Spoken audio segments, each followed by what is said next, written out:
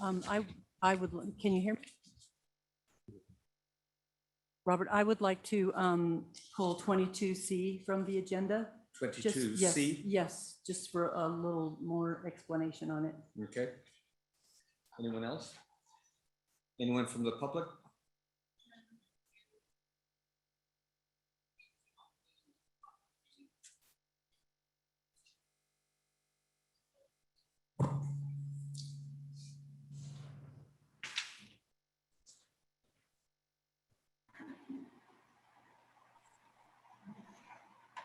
Hi, this is Mike.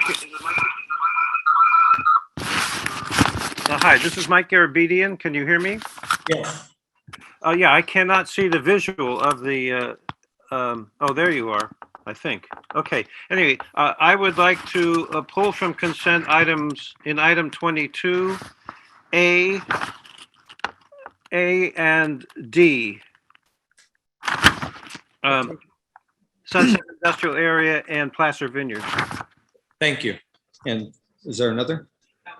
That's it? Okay, so what is the pleasure of the board with regards to the remaining items? Motion Holmes, second Gustafson. Could we have a roll call, please? Jones. Aye. Gustafson. Yes. Okay, let's take up item 22A first, which is Community Development Facilities District 2012-1 Sunset Industrial Area. Michelle. So, good morning, members of the board. Michelle Kingsbury with the Community Development Resource Agency. This action before you today is the second reading of an ordinance that was adopted on July 6th, annexing 1111 Tinker Road into the Sunset Fire and Emergency Services CFD 2012-1. This is the second reading of the ordinance that was adopted or read into the action after previous board meeting. And this action satisfies the development's condition of approval, which requires them to annex into the CFD to provide revenues for fire and emergency services. Sure. Is there anyone who has questions about this on the board or comments? Anyone from the public? Thank you for the explanation. That's it.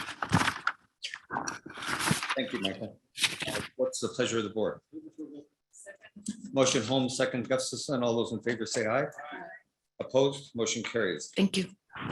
Item 22C, which is authorized chair to Premier Soil Plan Development Final Map. Yes, this is Leslie Amsbury with Engineering and Surveying. Let's see. This is the final map and a subdivision improvement agreement for the Premier Soleil final map. This is a 52 lot single family residential subdivision that is located about 500 feet east of the intersection of Auburn Folsom Road and Douglas Boulevard. It's on the north side.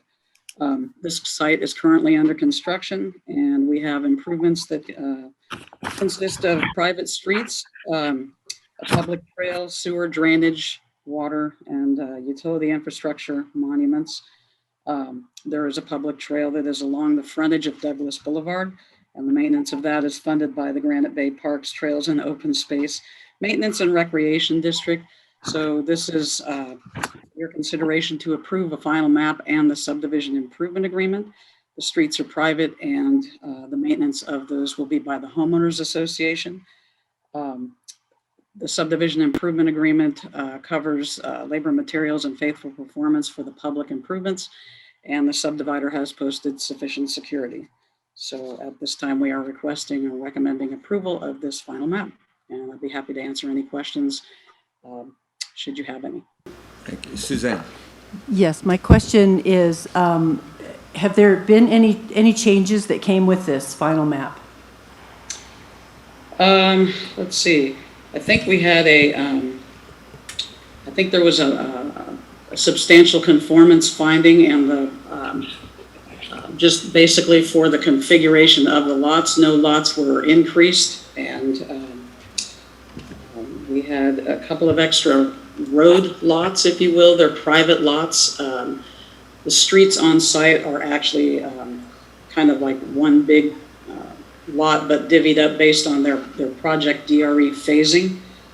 So the number of residential lots has not increased, and the planning department or division has approved this configuration. Okay, my only other question would be, this is one of the developments in Granite Bay that probably has had very little visibility with the members of Granite Bay. Would you be willing to come to one of our MAC meetings and just give a little overview of it to enlighten everyone what's going on? I mean, I know it's already been planned. It's been in the works for a number of years, but it's just a matter of reaching out and letting the community know what's going on.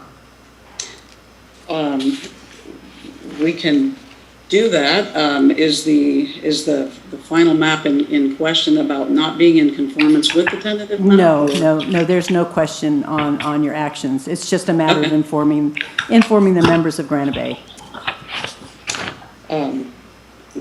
Sure, we can do that. We can show them what the project is and go over it. Yeah. It already went to the MAC, though, prior to the tentative map being approved.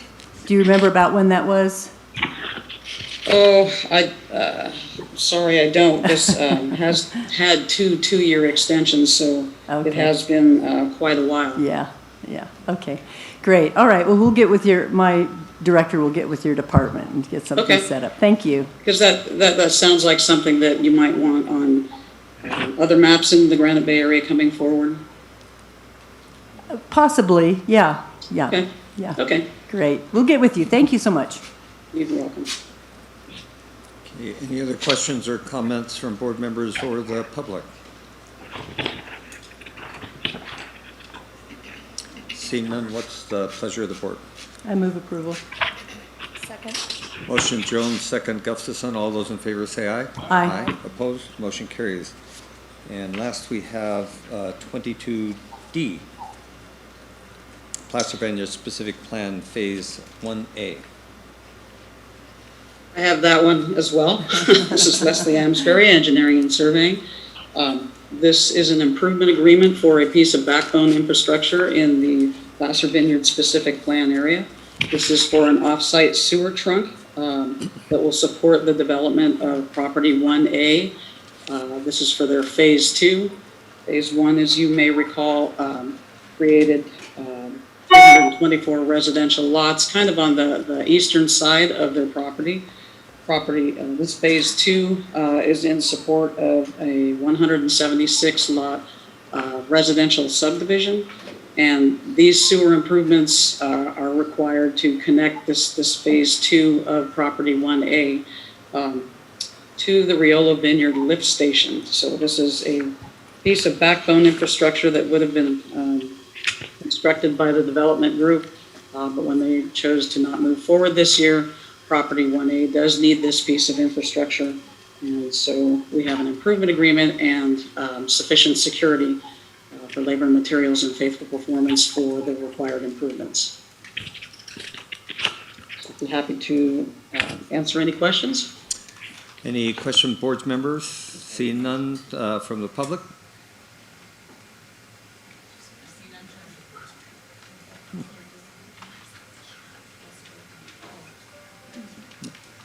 Michael, are you out there? You asked this item to be pulled?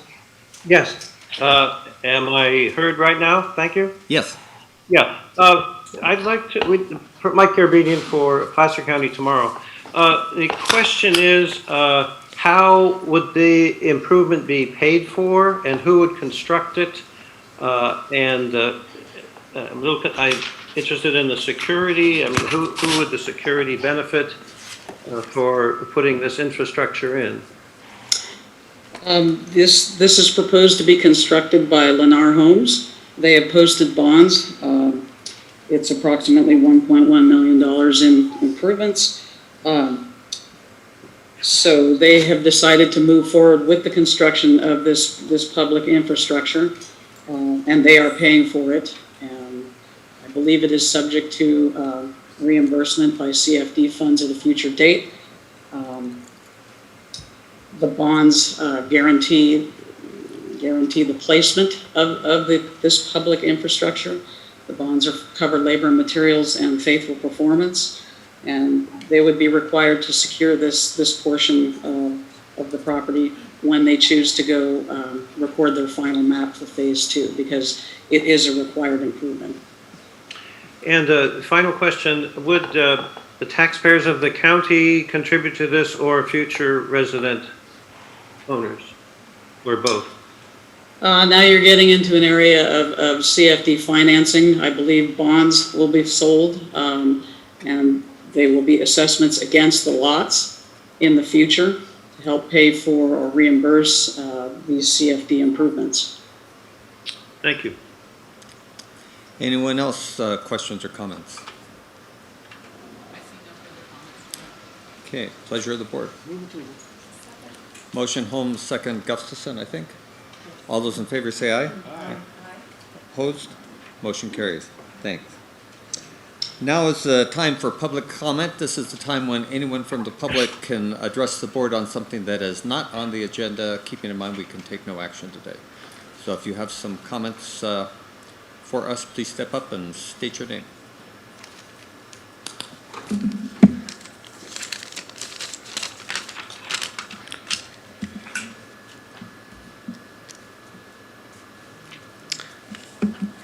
Good morning, Board of Supervisors, Mr. Todd Leopold and Ms. Karen Schwab.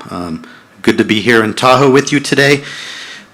I want to start off with yesterday there was a tweet that our Governor Newsom put out, and basically it says, "New, California will have the strongest state vaccine verification system in the U.S. and will require state employees and healthcare workers to provide proof of vaccination or get tested regularly.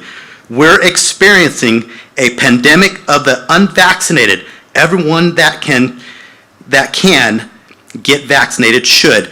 And then also he made a comment at another source where basically Newsom compares unvaxxed people in California to murderous drunk drivers.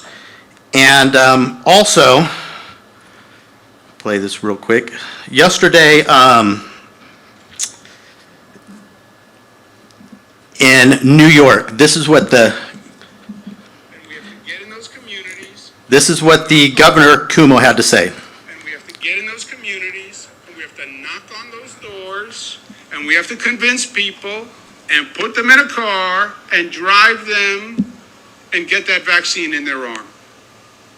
That is the mission. So as you see, what we've been telling you for a while now with this resolution we put in front of you for the vaccine passport to protect us, to protect the citizens of Placer County. Now we have 2 states, 2 governors that is forcing it upon us, that choose to not to take part of an experimental, which is not a vaccine, by the way. It is a gene therapy. And we should have rights, constitutional rights, to choose whether we want to take part in something or not. This is why it is important for you guys to pass this resolution that we put before you. Also, a couple weeks ago, I was in a meeting with Bonnie Gore, and she spoke. And she really talked about how recently you guys passed a resolution, which is great, which has given power back to the school systems on the mask mandates. But she went on and stated that doing any kind of thing like a resolution with vaccine passport is a little bit more complicated.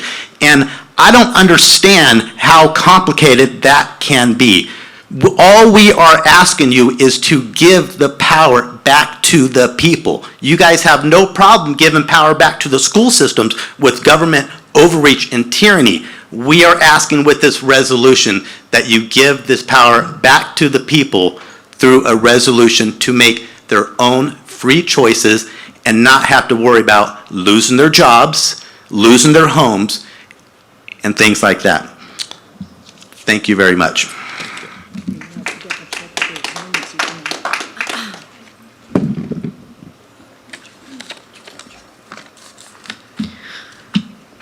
Hi, I'm Shelley. I live in Placer County. And I just want to share this. think it's important. On February 19th, 2020, before a single case of non-travel COVID-19 was in the USA, the Chinese government mandated that this drug be used for COVID-19. The drug chloroquine is recommended to be included in the next version of the guidelines for the prevention, diagnosis, and treatment of pneumonia caused by COVID-19, issued by the National Health Commission of the People's Republic of China for the treatment of COVID-19 infection in larger populations in the future. This was followed 2 weeks later by the printing of a successful trial of chloroquine in France, and another 2 weeks later by a report of 1,450 patients successfully treated with only 2 deaths. On March 22nd, the country of India had made it their national policy to recommend HCQ, hydroxychloroquine, broadly to its population, a policy from which it has never deviated, and it continues to enjoy a death rate, a fraction of the USA, less than 10%. Even in the most densely populated slums. It is truly astonishing to read articles by authors desperately trying to credit everything but this HCQ policy. Since February through December, there have been 195 HCQ studies worldwide, which, by the way, I sent this to all of you. 100% of the studies that gave HCQ early showed dramatic improvement, and 75% of those studies that gave HCQ late also showed substantial improvement. The Senate Homeland Security of Governmental Affairs Committee held a hearing on November 19th, 2020 on early treatment and heard testimony under oath from many physicians that if USA normalized its HCQ policy, deaths would plummet to a fraction of what they are. It is impossible to discuss any COVID-19 medications without understanding that there would be no international discussion on other treatments or vaccines. If all people hadn't been massively lied to that a cheap, safe drug was unsafe. HCQ derives from quinine found in tree barks and has been used many billions of times for decades across the world. It is considered one of the safest medications in the world, safer than Motrin or Tylenol, and is called Sunday to Sunday in much of Africa because people simply take it a pill weekly, no different than American taking Tylenol. It's sold next to vitamins in stores and is on the World Health Organization list of essential medications that all countries must have. All leaders must be aware of the following facts. Countries with HCQ is widely available, which are typically third world countries that have malaria or citizens who travel to malaria endemic. Severe regions have 1 to 10% of the death rates of first world nations where HCQ is severely restricted. HCQ availability correlates with COVID-19 death rates. We see this across the world and amongst USA. A typical headline from the Washington Post, April 6, 2020, was that Africa was going to be decimated by this virus. Coronavirus presents a crisis for Africa, and per the UN, quote, pandemic crisis may kill up to 3.3 million Africans, quote. Sorry, I'm almost done.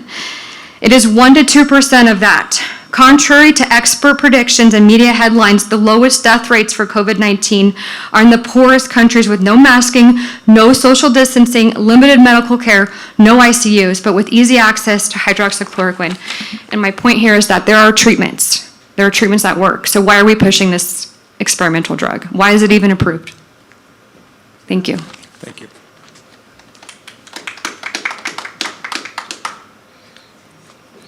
Hi, good morning. My name is Lynette. I'm sure you're used to seeing my face by now.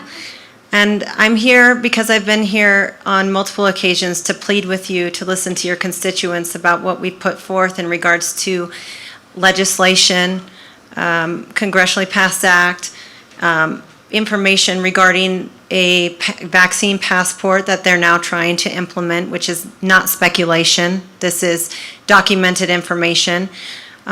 We've pleaded with you to listen to us and to pass a resolution. And the resolution is just simply asking to protect your residents, to reaffirm your oath that you all took, that the sheriff took, and to abide by the Constitution and our civil liberties.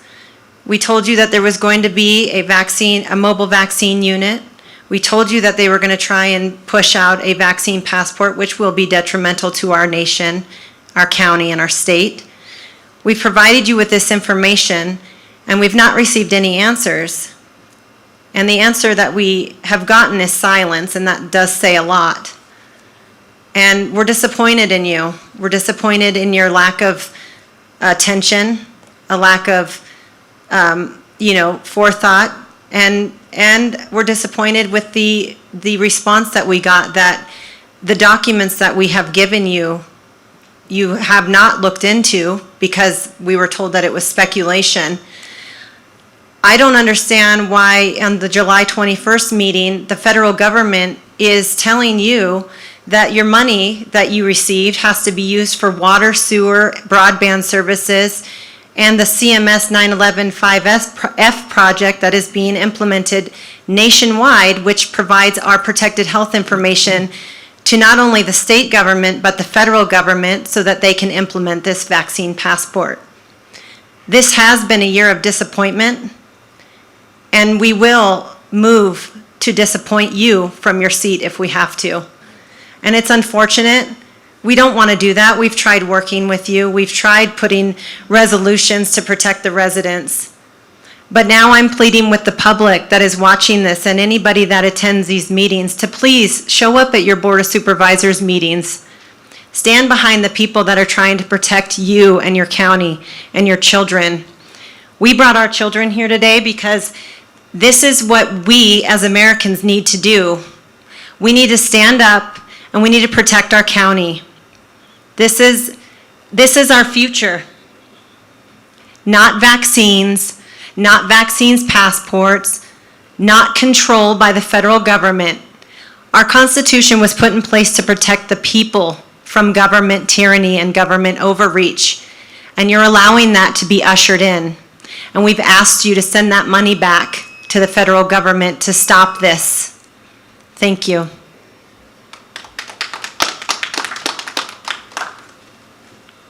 Hello, my name is Michael. I'd like to know what you guys are going to do about the vaccine passports.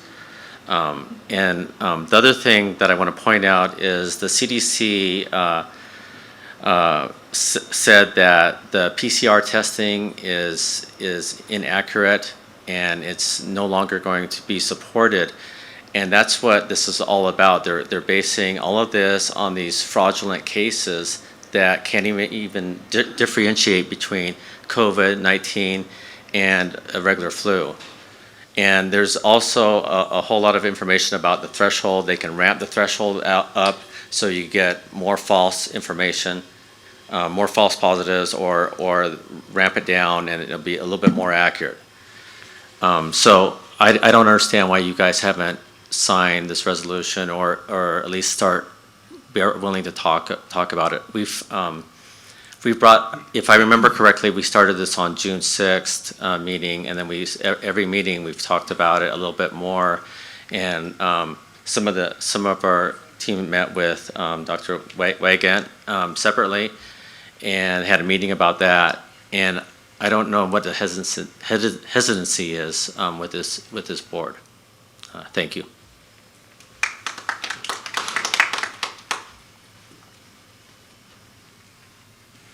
Hi, my name is Tina, and I have to echo Lynette's comments that I'm really frustrated with this board. Starting in June, we warned you that the vaccine verification system was coming, and we asked you, as our representatives, to take some sort of action to make sure that level of discrimination wasn't going to happen here in Placer County. And we've been summarily ignored this whole time. And now it's here. And now we're facing mass discrimination throughout the state for people who don't vaccinate. Of course, the next thing I'm going to hear is that, oh, they're private businesses. We can't tell them what they should or shouldn't be doing. And of course you can. If you can tell the businesses that they should require masking, you should tell them that they should not require masking. There's no reason that here in Placer County we shouldn't be able to put something in place that will ban vaccine passports. Or at least penalize the companies who do, or the colleges, or the schools. We need some sort of action. I have to admit that with Lynette, I'm willing to sit down with my friends and family and discuss what the next step should be on recalling this board, or going after your bonds, or filing affidavits of harm, or something. I don't know what it will be, but we're going to start talking about it because we're angry. You're supposed to be representing us. We have asked you to do something, and you have refused. So now you're in an ethical problem. If you are our representatives and we want you to do something, and you don't want to do it, You have to make a really hard choice there, and we're ready to start talking about the next steps. Thanks.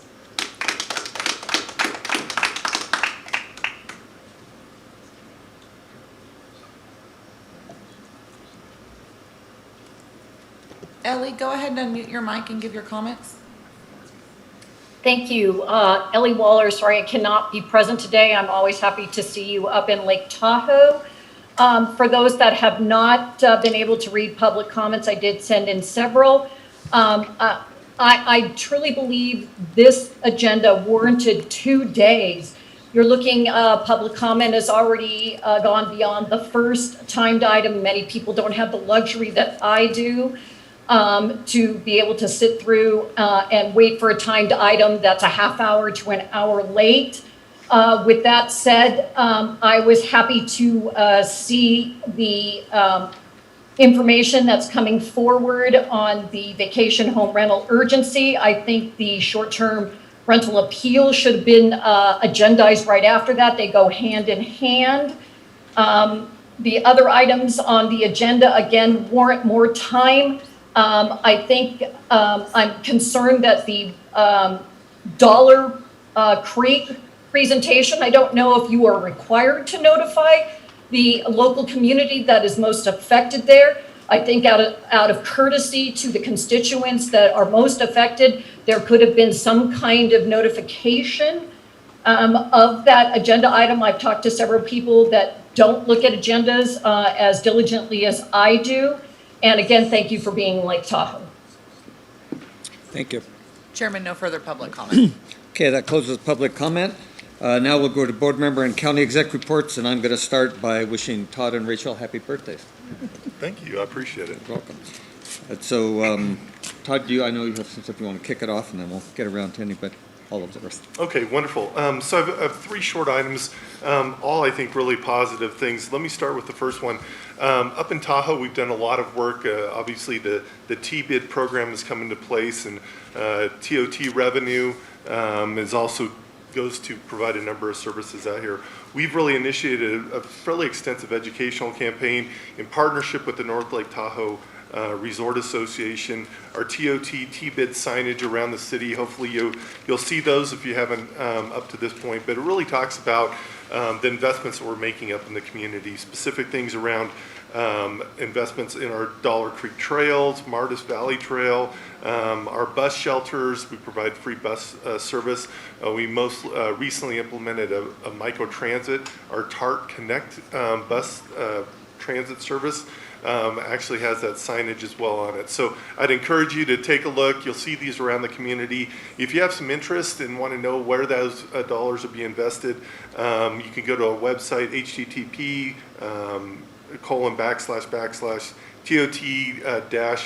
TOT-TBID-TBID@work, all one word.com. This just gives you a good opportunity to know what's going on in the community. So I'll start with that. Just wanted to give a quick update on what's going on in that arena. The second one is our chipper program, and I know a number of, it's been probably 3 or 4 board meetings, there was a conversation about how do we address the tremendous need for addressing kind of forestry health, forestry management on private properties. The county's had a chipper program for quite some time, and through the pandemic and just what we're seeing in terms of wildfire mitigation and wildfires around, there's been tremendous interest, and we want to maximize that service. And so Marshall Hopper's here. He's with our probation department. We have been talking about a program, and I'd like to turn it over to him right quick about what we're doing in the space. And Dave Atkinson is with our OES, the assistant director, and he can speak to this program as well. Just some really, I think, fabulous work on their part. Well, good morning. Marshall Hopper, your Chief Probation Officer. It's a pleasure to be here in Tahoe today and provide an update on kind of our progress. I think it's important to recognize that, the concepts regarding this chipper program of how we got here. And we got here with support of this board regarding our adult work release program, our CEO's office, and even our district attorney, with some changes in philosophy and allowing our clients and our services to be modified to best fit the needs of our community. So I think it's important to recognize that. Our adult work release program recently, we moved to a different type of a model, which we have done historically, but the changes that I just mentioned and the support allowed us to really revamp that into a mobile crew concept, meaning bringing mobile crews throughout the community and kind of approach work release in a different fashion than we have in years past. Since we started making these changes back in March, many of you have had many conversations with you regarding our programs, and many of you have commented on some of our sites and things that we've done. We've had over 40 work sites throughout the community, ranging from bark, shoveling bark at both Roseville and Auburn, working in the community at different sites, all the way up to Lake Tahoe, clearing trails for the Tevis Cup, which I think was last weekend. So a lot of different avenues that we've really been able to approach. And now that we have this process in place and we've really focused on getting the individual clients there, because unlike jail, work release people go home at night, right? So we wanted to focus on getting them there. And now we have a solid foundation and a solid plan in place. And with support of our CEO and County Council and Risk Management, we are starting a pilot project to bring the CHIPPR program to our adult work release program as well. So not only will we have multiple crews working in the community in the near future, we'll also have multiple work release individuals being assigned to the CHIPPR program and really getting out there in the community and hopefully doing what we can to serve our community and help some of that backlog that I know that it's been going on for a while. In addition, before I turn it over to Dave, I have some exciting news for the Tahoe region. We are also going to be adding a probation officer to our Tahoe office and bringing a mobile work crew to Tahoe. So we're about 30 days out, but in the near future, you'll see work crews in the Tahoe area doing the same type of services. So I'm going to turn it over to Dave real quick, and we'll go from there. Thank you. Thanks, Marshall. Good morning.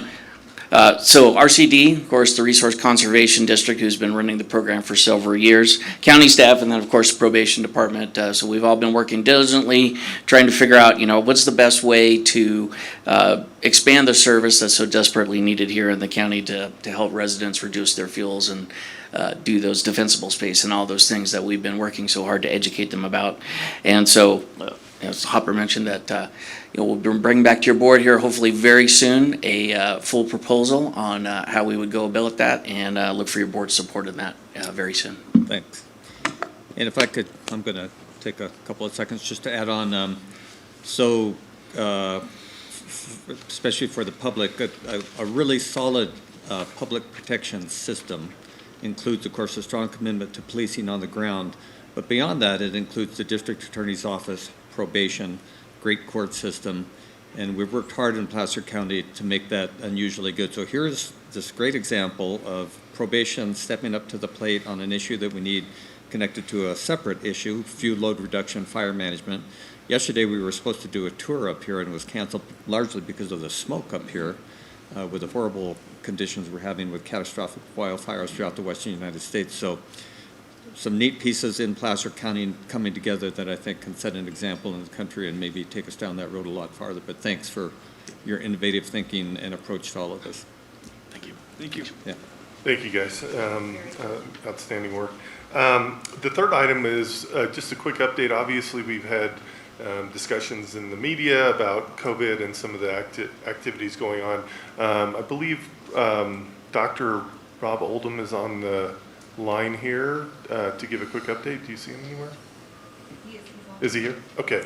Rob's going to just give you a quick update of kind of what's going on from a Placer County perspective. Rob, I'll turn over to you. Great. Thanks, Todd. Chair Wygant, members of the board. Good morning. Rob Oldham with HHS. I appreciate you carving out a few minutes for me this morning to provide a brief update on COVID in Placer County and the recent surge of Delta variant cases we've been experiencing. Actually, I'm joined on the Zoom by my colleague, Mike Romero, who will help me respond to any questions you may have. Just in summary, the Delta variant is posing challenges across the country, including here in Placer County, where it now appears to be the predominant strain of COVID. The biggest problem with the Delta variant is that it's much more contagious than the original strain of COVID. Recent studies indicate that people infected with the Delta variant are shedding over 1,000 times more virus particles than people infected with earlier strains of COVID did. And it also appears that the Delta variant has a shorter incubation period or time from when a person is first exposed until they get infected and begin to shed the virus. So these factors, along with loosening of restrictions, seem to be contributing to higher rates of spread.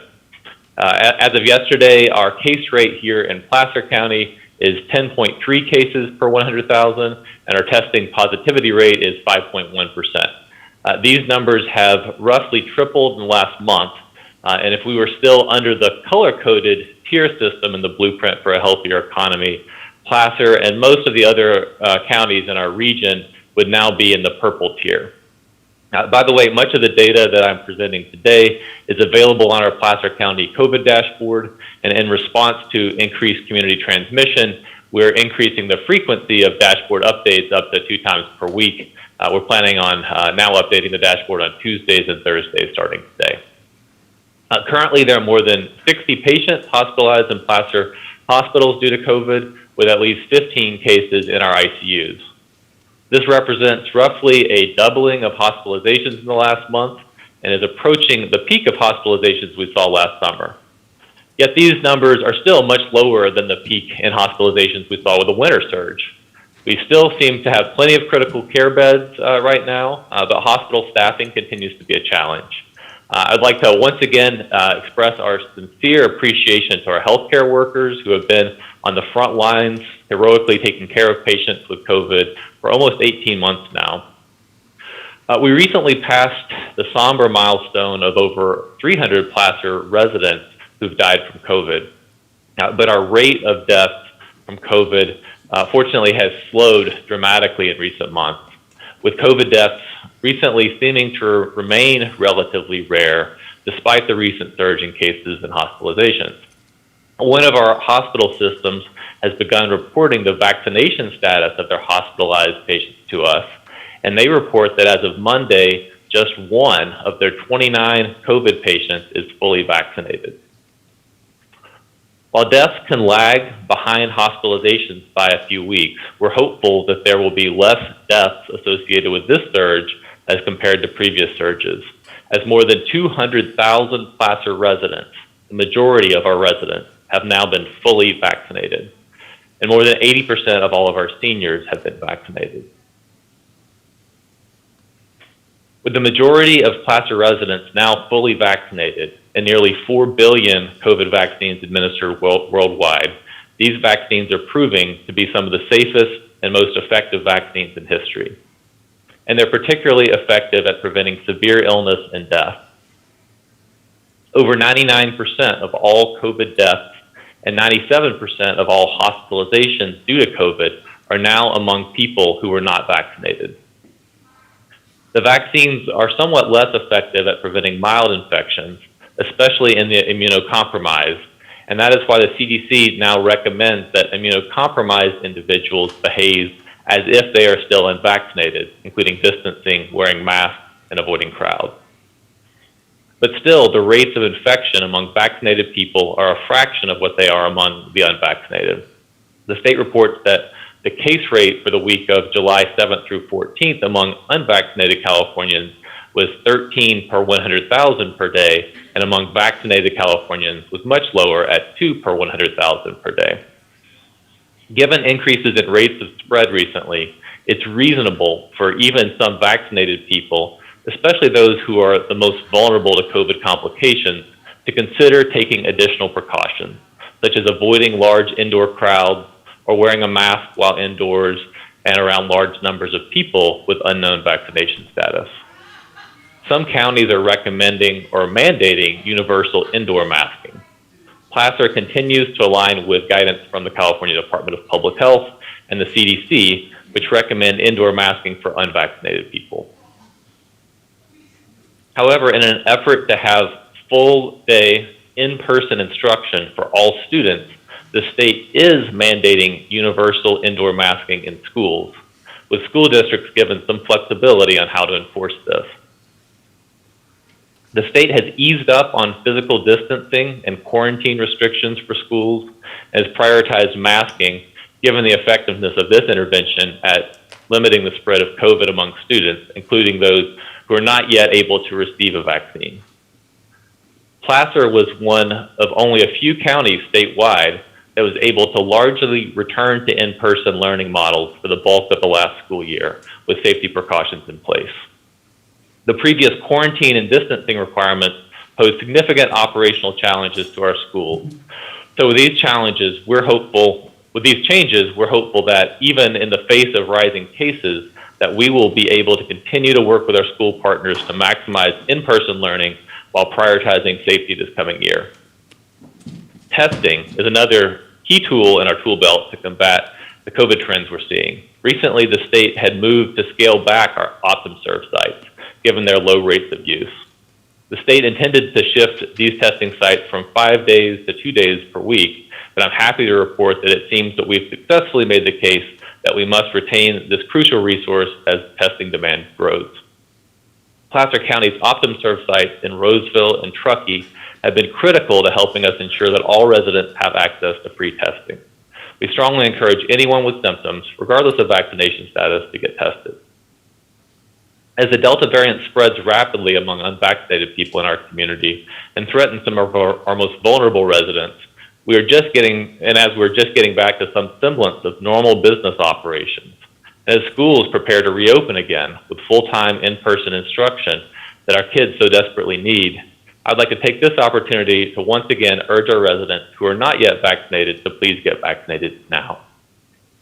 There's lots of reasons why some people haven't been vaccinated yet, but one of those reasons should no longer be access to vaccination opportunities. We now have dozens of vaccine providers conveniently located throughout the county, and there are regular community-based clinics to help make these free vaccinations more accessible. We now have plenty of all 3 vaccines. The state's contract with the SNAP Nurse mobile effort has now been extended through September. If you have trouble finding a place to get vaccinated, please go to our website or call 211. Another common reason we hear for not getting vaccinated is that a particular individual or family didn't get sick with earlier COVID surges, and so some people reason that they and their loved ones will probably still remain healthy with this surge.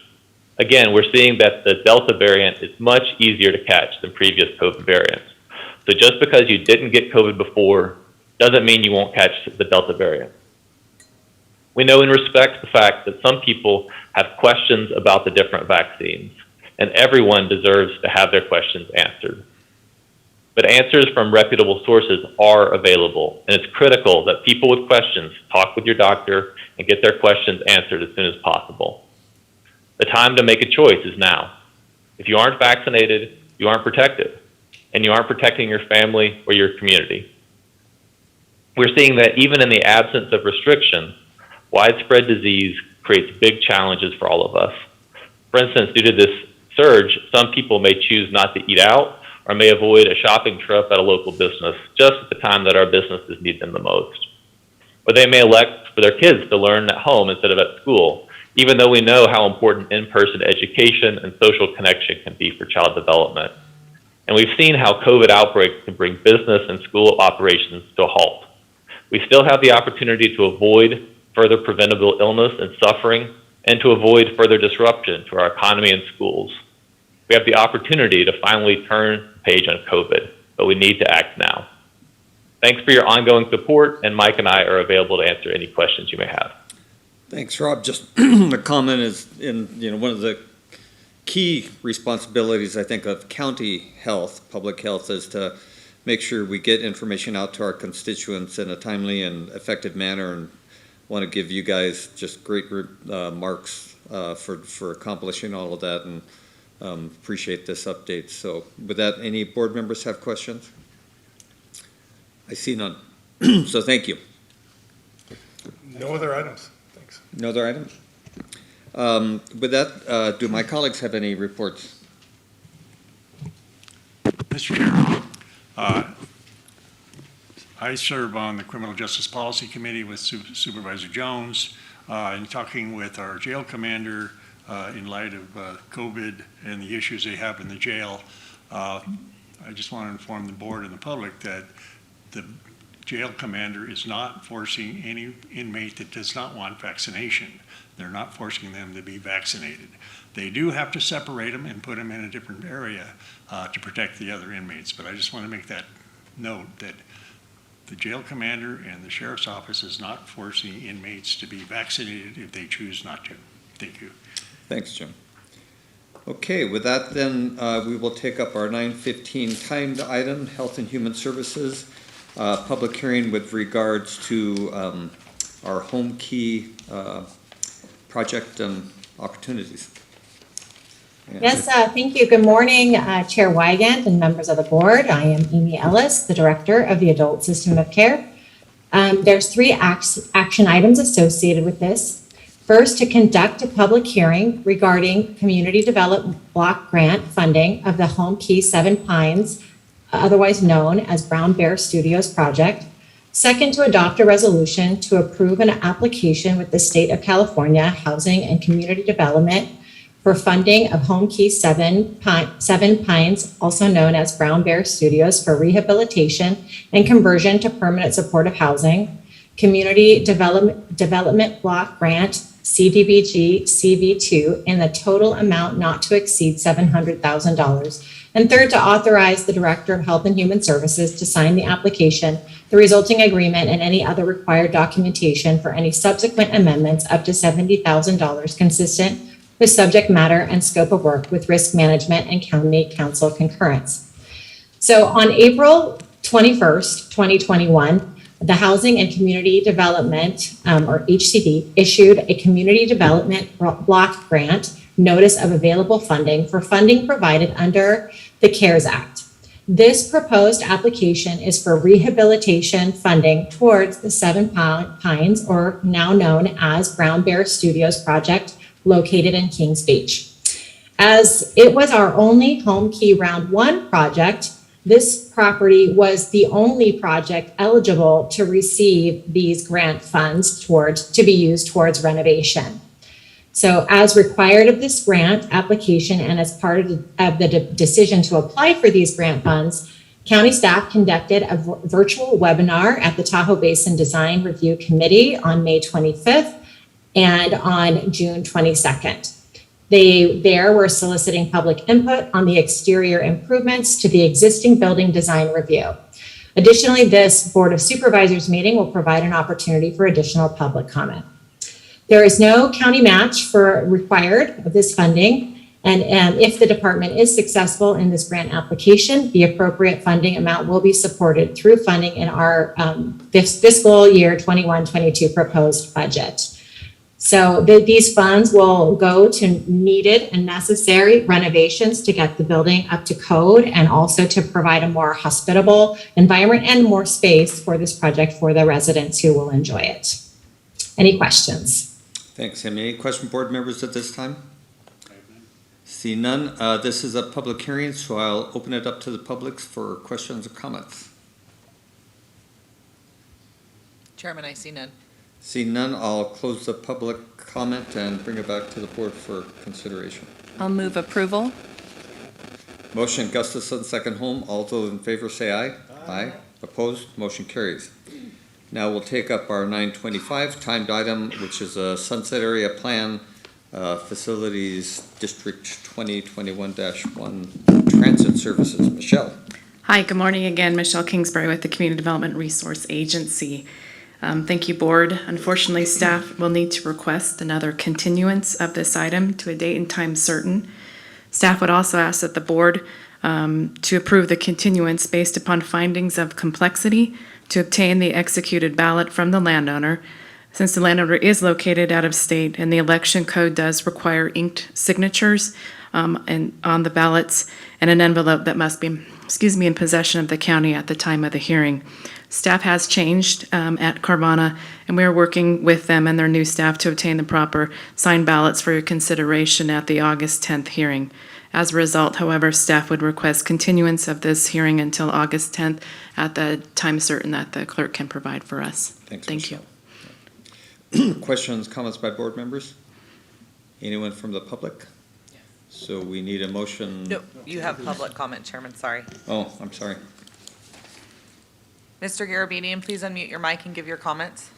Thank you. Good morning again, Supervisors. Mike Garabedian for Placer County Tomorrow. Our first concern about this is having this West-South County issue here in the far east part of the county.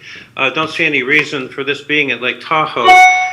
County facilities are planned for West County in the different plans. They aren't there yet. I mean, we could, maybe there will be county meeting facilities out that way at some point, although the Rockman Community Building is closed.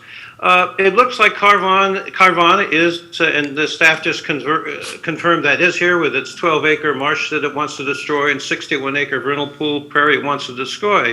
Now, this is called an election, but it looks like the boundary was drawn so there was just one voter, whereas the staff identifies 282 properties that would ultimately be in this district. The 1964 legislature created LAFCOs, apparently to annex properties to cities and perhaps special districts and so forth. And that, creating those LAFCOs and the legislature giving up its boundary-making authority is exactly what led to California's massive sprawl and urbanization that we see today. Because now, in 1970, they did expand LAFCO membership by adding 2 special district members, but it still doesn't represent, in the voting process, the county at large.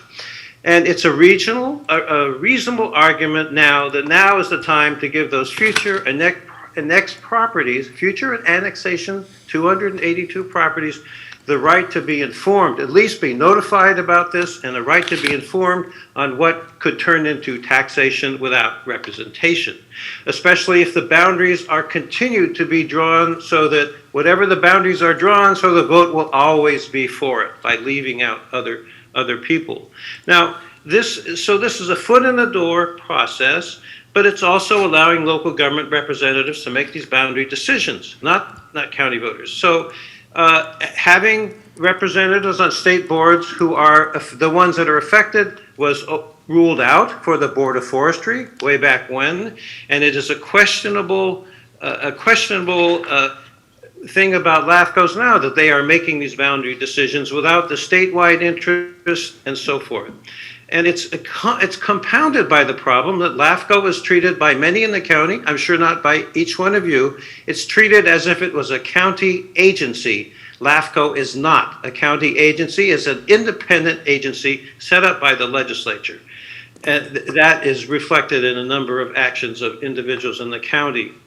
So the people out there and all residents need a voice in establishing community districts like this. That could put special taxes on them, and therefore the validity of LAFCO and the county action in this case, and perhaps overall under the California Constitution, is in question. And be sure when the vote is announced to do 3 things. Announce the number of voters for it, which you always do, the number of ballots that were sent out, and the number of voters who were considered to be eligible. Thank you for this opportunity to speak ahead of time on this issue before it comes to you again. I certainly appreciate that. Thank you. Thank you. Chairman, no further public comment. Thank you. So we are being asked to continue this to a date and time certain. With findings. With findings. Thank you. Thank you, Michelle. And We'll move this item to August 10th at 9:40 a.m. August 10th, 9:40 a.m. in Auburn. And that was a motion? Yes. Second. Motion Holmes, second Gustafson, I think. All those in favor say aye. Aye. Opposed? Motion carries. Thank you. Michelle. Next, we'll take up our 9:30 timed item, which is a presentation from Liberty Utilities with regards to wildfire mitigation program. So kick it off is Dave Atkinson. Dave. Good morning, Mr. Chair, members of the board. Unfortunately, the smoke outside is an unfortunate reminder that our climate that fosters this amazing landscape also fosters wildfires. Wildfires that continue to increase in size and intensity with each passing year. As we discussed this morning, our whole community has a role to play in keeping our communities wildfire adapted. We talked about the chipper program this morning. But we also want to talk about the role that our private partners have in that as well. And with that, I would like to introduce a representative from Liberty Utilities who will be talking about what they're doing to harden their facilities against wildfires, and also talk a little bit about public safety power shutoffs, which thus far we've been fortunate not to have on the east side here in the county, but the likelihood of that unfortunately is increasing. So with that, I'll turn it over to Liberty Utilities. Okay. Thank you, Dave. Good morning. I'm Lee Kilbasa, Emergency Manager for Liberty Utilities. We'll go to the next slide here. I've been with Liberty a year and a half, and we spent a lot of time working on public safety power shutoff procedures because it's important to us and important to you as well, I'm sure. We have 3 presenters listed here. I'm the only one. We have an active fire going in the Tamarack Fire down in Alpine County, and the Incident Command Center is open there. So Elliot, my boss, unfortunately is not here today, and Pat Dillon, our fire protection specialist, are both down in the Incident Command Center down there. We're rebuilding the line to Markleyville that we lost last week. This is our service area. All Liberty service areas are within the high fire threat district. Our territory extends from Portola in the north down to Truckee on the California side of the Tahoe Basin, and it continues down to the communities of Colville, Walker, and Topaz. We're located in 7 counties total with 50,000 customers, and 80% of our customers are in the Tahoe Basin. The map here shows the high fire threat zones. Orange are Tier 2 elevated threat, and Tier 3 are the darker zones that you see. And to manage these zones, we've developed a wildfire mitigation plan. I guess the point is that you can see that most of our zones, most of our territory is in a wildfire threat zone. Okay, here are the main components of our wildfire mitigation plan. They include vegetation management, infrastructure hardening, which includes cover conductor program, a fuse replacement program, replacing old poles and aging wire, and modernizing substations. We modernized recently the substation here in Kings Beach. Situational awareness includes installing equipment that provides real-time information about our electrical system. We've installed 10 new weather stations in 2019 and another 20 weather stations in 2020. And we're working to partner with organizations to install fire cameras on peaks, mountaintops throughout our service area to monitor for fire risk and ignitions. We're also using distribution fault anticipation, that's a mouthful, but to identify potential ignitions, and we're using public safety power shutoff. We haven't used it yet, but that'll be discussed a little bit more here in the slides. The danger for public safety power shutoff is a little bit higher this year. We receive our energy in the east part of the county here from NV Energy. And NV Energy, because of COVID and different things, had said that they would not do public safety power shutoffs last year. However, this year they're saying that it's not off the table. So we've been working extensive with the Tahoe Donner Public Utility District, NV Energy, and the community in the Truckee, Tahoe area to prepare in the event that we need to do a public safety power shutoff this year. If it goes off at the Nevada line from NV Energy, everything on the north side of the lake will be turned off up to Emerald Bay and to Incline Village. So a little background on that. Our vegetation management program is based on a 3-year maintenance cycle, meaning that we return to every area each 3 years. We have supplemental programs to identify dead or dying trees, and we regularly inspect our entire system for threats. We're required to maintain a minimum of 4 feet between trees and high voltage lines, and when we prune, we achieve a minimum distance of 12 feet.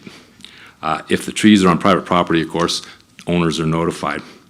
On the next slide here, slide 4, we have a covered conductor program as well. Let me see if I can get this. Okay, we have a covered conductor program as well. And as you may know, covered conductors are wires that are encased in layers of insulation that protect them when energized. And installation of covered conductors is currently taking place on the west shore of Lake Tahoe and in our Colville, Walker, and Topaz areas.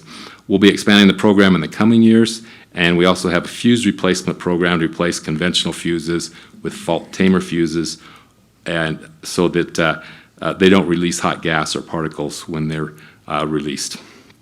We currently also clear vegetation around our poles in the event of sparks. We have a program to replace all fuses in the next 6 years. We also test and replace poles, and we're enhancing our grid topology to reduce fire risk, including adding grid sectionalizing devices and undergrounding lines where possible. There's a program to underground the line here in Kings Beach. In the North Tahoe area, in particular, we're conducting vegetation management inspections and installing weather stations to help with fire weather predictions. We conducted pole and other inspections on 25,000 poles in our service area, or all of the poles, in 2020, and we replaced more than 3,000 feet of gray service wire, or the wires that run from poles to homes. There's also an alert wildfire camera on the Bald Mountain area, and it can be accessed. All of our wildfire cameras can be accessed at www.alertwildfire.org.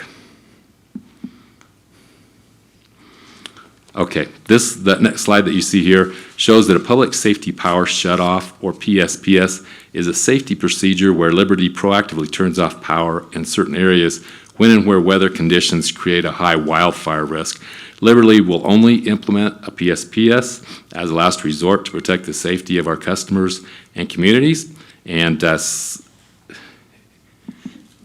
slide here, while not a factor in determining a PSPS, Liberty coordinates with fire weather experts to monitor forecasts for sustained wind and gusts, low humidity levels, dry fuel conditions, and red flag warnings.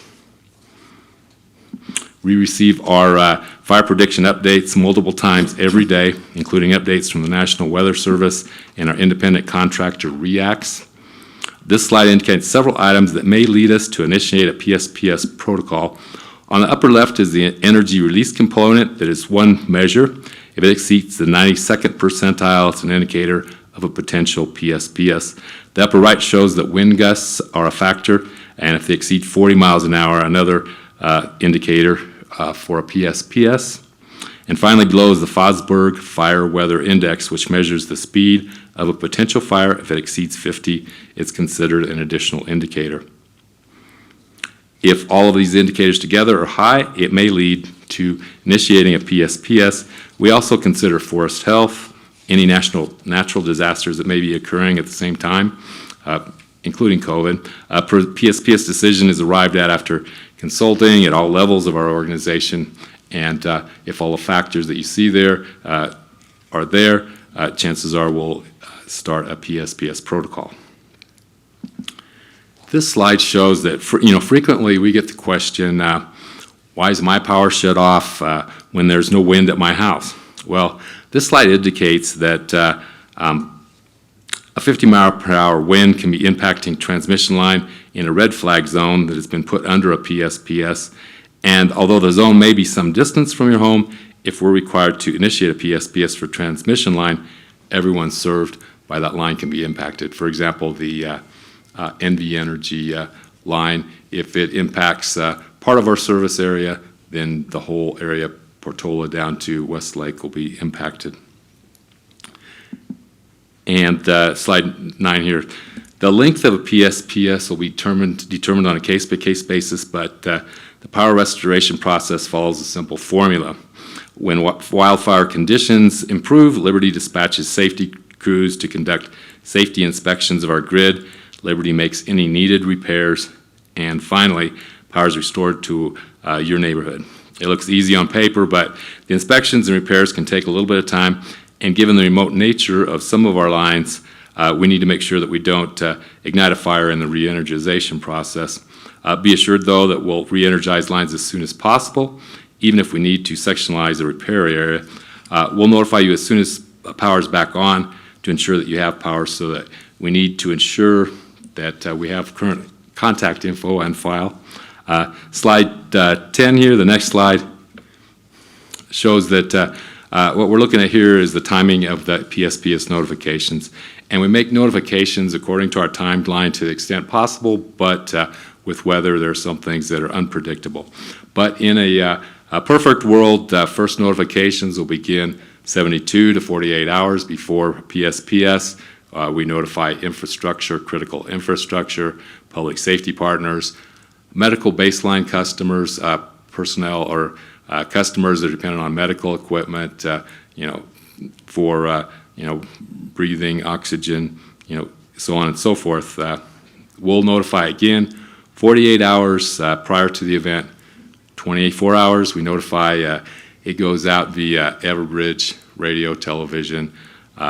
We have a protocol by OES that we're required to follow.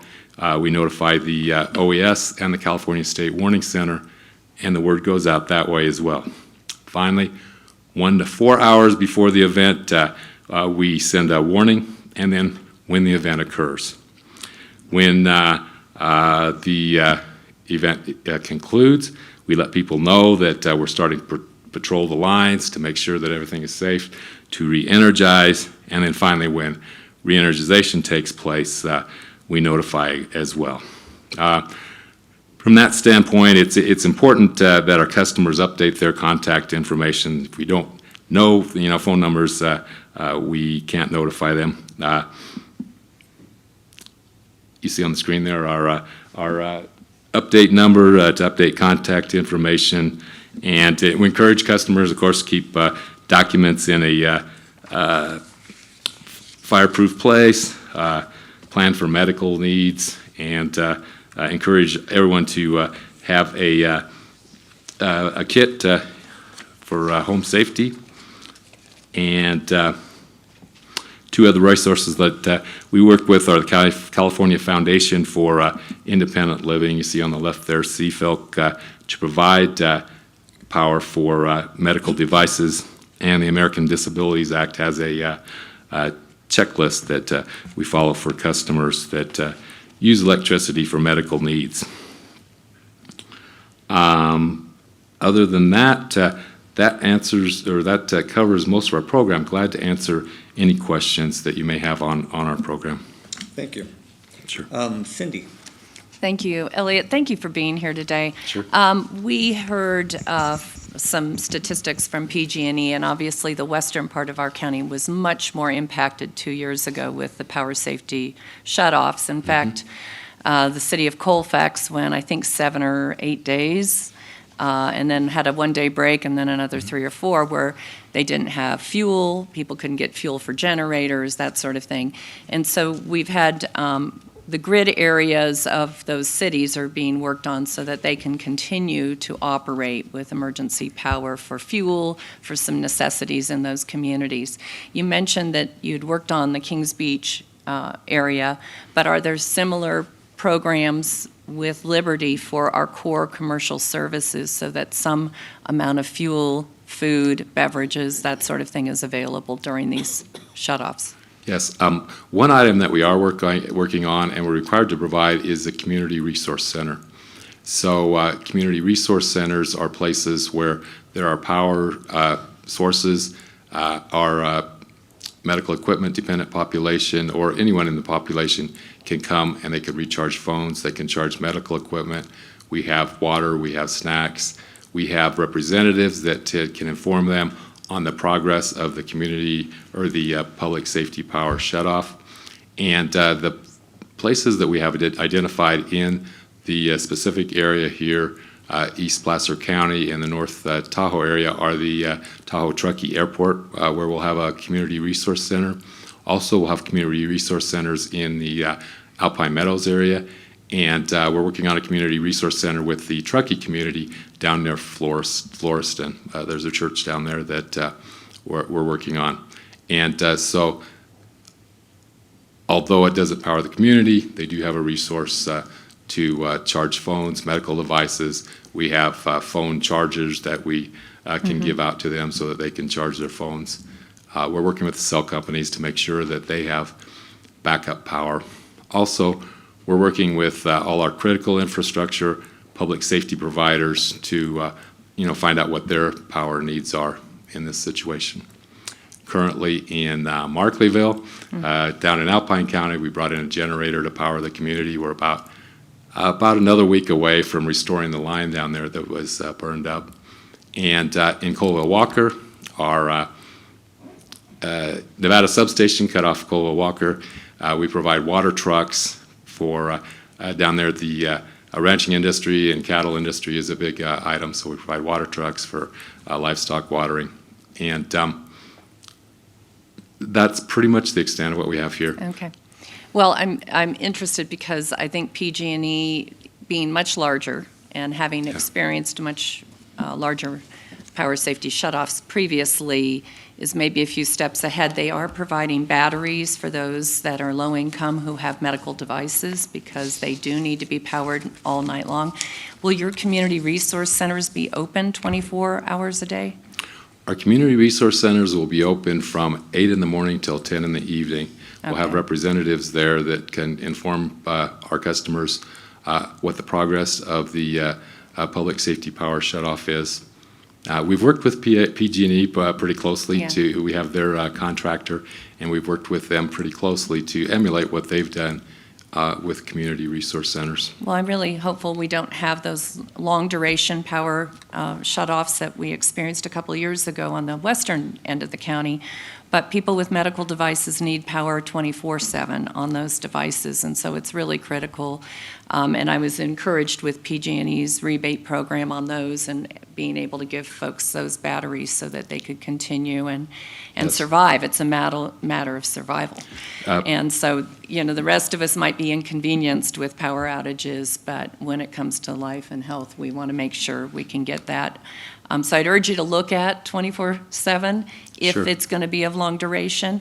The other issue is many of the people up in the eastern part of this county do have generators, but they do require fuel. And if the fuel can't be pumped at the gas stations, they can't refill the generators to try to keep things going at their homes. So again, I'd urge that we try to find a way to keep at least one or two of the gas stations in operation through some help so that people can get fuel to keep their generators going. It's not perfect, and I hope it never happens to us the way it did for the other areas, but as you know, the temperatures were down in single digits for some of those shutoffs for the folks up in Serene Lakes and Sugar Bowl area, and they were down at 8 and 9 degrees during some of those power safety shutoffs. So it was really challenging. They were relying on generators, and fortunately, they could get down to Truckee and get fuel. But if we're all shut down up here, that could be really challenging for people to make those trips out of the area. So I appreciate all the work you're doing, and that we haven't had to have any of those yet, but watching what others went through in other areas, we can learn from it. And thank you for the presentation today. Sure. Any other questions, comments by board members? Anyone from the public? Thank you very much. Really appreciate the presentations next day. Thanks. Yep. We'll now take up our 9:45 timed item, which is a proclamation declaring August 2021 Child Support Awareness Month.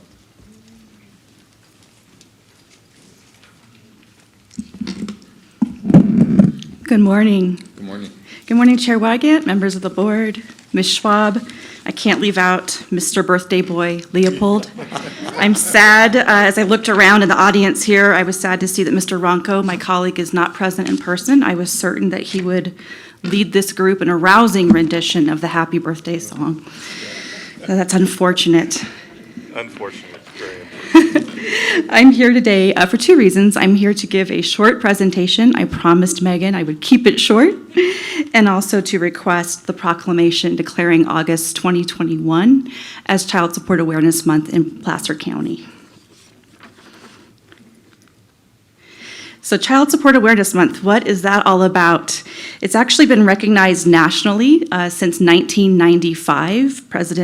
Then President Clinton was the first president to introduce the idea of honoring a month as Child Support Awareness Month. He did that to mark the 20th anniversary of the federal-state partnership that we know today as the Child Support Program. It's been recognized by the state of California for many years as well. And of course, it's been recognized here in Placer County because of the support of this board. So I want to thank you for those years of support, for helping us and to getting the message out to the community, to the people we serve, about what it is that we do and how we can help.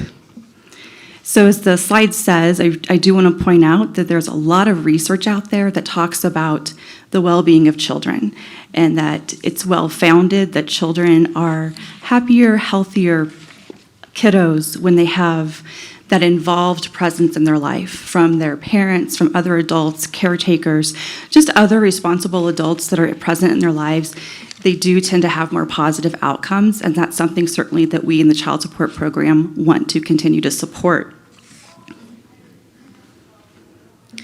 Child Support Awareness Month also provides that opportunity, as I kind of hinted at, to let the community know what we are here to do, how we can help them, but it's also a great time just to thank those individuals, those adults who are in our community taking care of those children.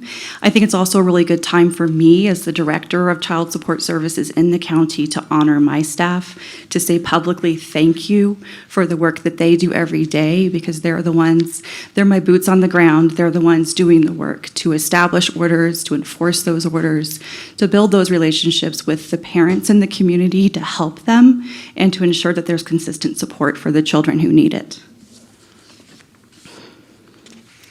I wanted to provide just a very brief funding update because we had talked at the budget presentation several months ago about the impact statewide and in Placer to the child support program because of COVID. The State Department of Child Support Services did reduce our budget, so Placer was affected by to the tune of about $330,000. But every county just about throughout the state, their child support program was also affected by those COVID reductions. But I'm here today, I had given you kind of a little peer into the future several months ago at the budget meeting, that we expected to not receive that cut again. And in fact, we have seen that come to fruition. And so with Senate Bill 129, there was $56 million in funding that unfortunately, of course, does not all come to Placer. My goodness, what would I do with all that money? I can dream. That's to be distributed statewide. So Placer's piece in that is, instead of that $330,000 cut that we saw last year, we instead had our budget increased $500,000 over state fiscal year 2020. So that is a tremendous help in getting us to be able to stay funded, to be able to do the work that we need to do, just to keep our employees, retain those really great employees who have been working in our program for many years in a lot of cases and are there to serve our community. So with that funding, as I've kind of hinted at, we use the bulk of that funding for salary and benefits for our department. And it's those individuals whose salaries and benefits that we're funding who do the work of establishing orders for support and paternity and then enforcing those orders. What that means for you practically is that the last federal fiscal year, so ending September 30th of 2020, we collected $29 million in child support. So this is again going mostly, thank God, that's where we want it to go, into the hands of the families who need it. So you may read a lot in the newspapers about how some of the monies come back to the government, some of them come back to the county and to the state to recoup dollars that have been paid out in assistance. And while that is still the case, there's still a federal framework and a state framework that provides for that. What we see in Placer is that we're very proud to say that the vast majority of the funds that we collect get distributed back out into those families in Placer who need that support to take care of their children. And I would be remiss if I didn't mention our performance. And so there's just a little bit of a sneak peek at it. Thank you, Supervisor Holmes, for that thumbs up. I hope I have to say that thumbs up goes to all of my staff and not to me, right? They're the ones that are doing the work to get that performance. So even though we did have those challenges over the past year, and we still have some challenges working through the pandemic, trying to see what telework will look like in the long term, how we continue to be innovative in serving our customers, when we know some of our customers don't feel comfortable coming into our 2 office locations. We're working through those, and while we're doing that, our department really still remains focused on providing services to families. I should just skip ahead to it. There we go. As you all know, we were #1 last year in the federal performance measures in the state of California. We were also #1 in the federal fiscal year prior to that, ending September 30th of 2019. And the credit goes to my staff for the work that they do every day, coming into the office in some cases. For the vast majority of my office over the past year, it's been working from home and figuring that out, and finding a way to still reach our customers, to be really productive, and do the work that's required to meet those performance measures. And I want to just mention too on this slide, if you can see it, if you look all the way to the left there, I think what's really impressive about my team is that they've come from number 36 just 9 years ago in 2012. That's where they were. And so the program manager, Susan Dunlap, the leadership team, including Jeff Thompson and Tammy Euler, who I know you're aware was interim director before I was appointed here, did a lot of work with our team, with those boots on the ground, to do that amazing progress to get from number 36 in the state in 2012 to now where we sit at #1. But I'm sure what you want to know is, where are we going forward? The good news is, and I think I had it on the previous slide, that we are on target to reach our collection and our performance goals. And Susan, the program manager in child support, informs we are in fact on target to take that #1 status again. So I want to shift a little bit from talking about collections and performance to vision, who we are as a department, who I see us as a department, and who we want to make sure that we message we are to the community. And so what I've included on this slide is something that happened well before I came here, before I arrived in Placer County a little over a year ago. This is a word wall that exists in our department, in our Rockland office. And this was actually the brainchild of interim director Tammy Euler, who worked with our staff at the time and surveyed them and said, what are the words you think about when you think about where you work? When you think about this department, what comes to mind? And so this word wall was created from that survey, and it's really moving that it's there for all the employees to see on a daily basis in our Rockland office, to remind them of who we say we are, so that we can make sure that we are in fact being that to each other and to the public, and also to our county partners and other child support departments throughout the state. And so part of my vision, or intention, I should say, over the next year is to make sure that we share that news. A lot of work was done before I even arrived here to make sure that our employees thought of those words when they thought of the work they did every day. But have we shared that vision with our community partners, with other departments, with other local child support agencies throughout the state, and with the public? We have done some work. Some work was certainly done before I got here.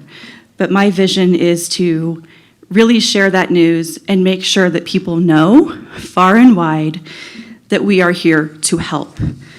There are a lot of horror stories about the child support program, and it does me no good to pretend like I don't know about those. It does me no good to put my head in the sand and not talk with my staff about it, because that's the reality. Not necessarily as much in Placer, but certainly we have customers who have had terrible experiences with child support. And that exists, I would say, here and there throughout the state, throughout the nation. As leaders, it's our responsibility to acknowledge that, to talk openly and honestly and candidly, because someone did have that experience. And so we need to talk about it, get it out in the open, and figure out how we ensure that another customer doesn't have that experience.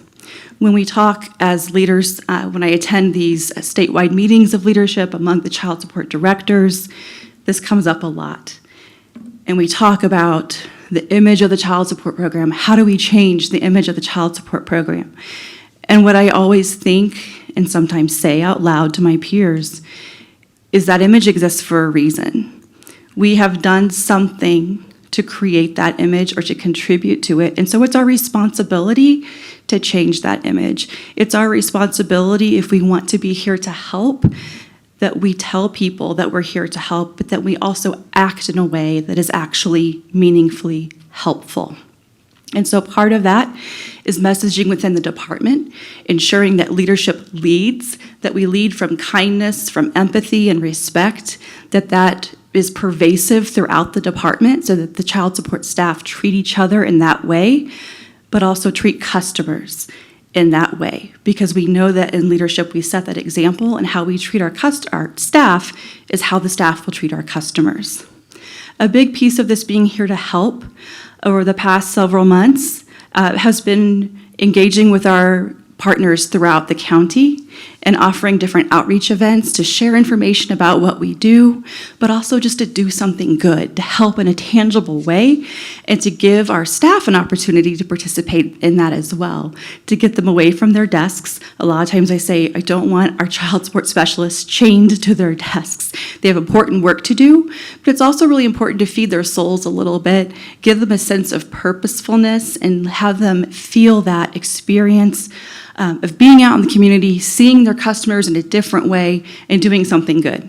And so on this slide, you'll see an event from earlier this year where we partnered with CSOC and we planted a blue pinwheel garden in recognition of Child Abuse Prevention Month. You'll see a picture of myself and my executive secretary, the fabulous Andrea Lee, who's present in the back and probably shifting down now in her seat now that I said her name. We delivered those Easter baskets to Kids First. And then the other one is a backpack giveaway flyer. I would have pictures, but these events were held just last week, so it was a little bit too soon or too close in time to this presentation to be able to get those pictures in there. I do want to announce, though, that the event was very successful. We gave away 360 backpacks filled with school supplies to anyone in the community who needed them. So there are no eligibility requirements. You didn't have to be a customer of child support. We had 3 different events. The first one was here in Tahoe exactly a week ago today, and we gave away 105 backpacks in Tahoe. And then the remainder were given away the following 2 days.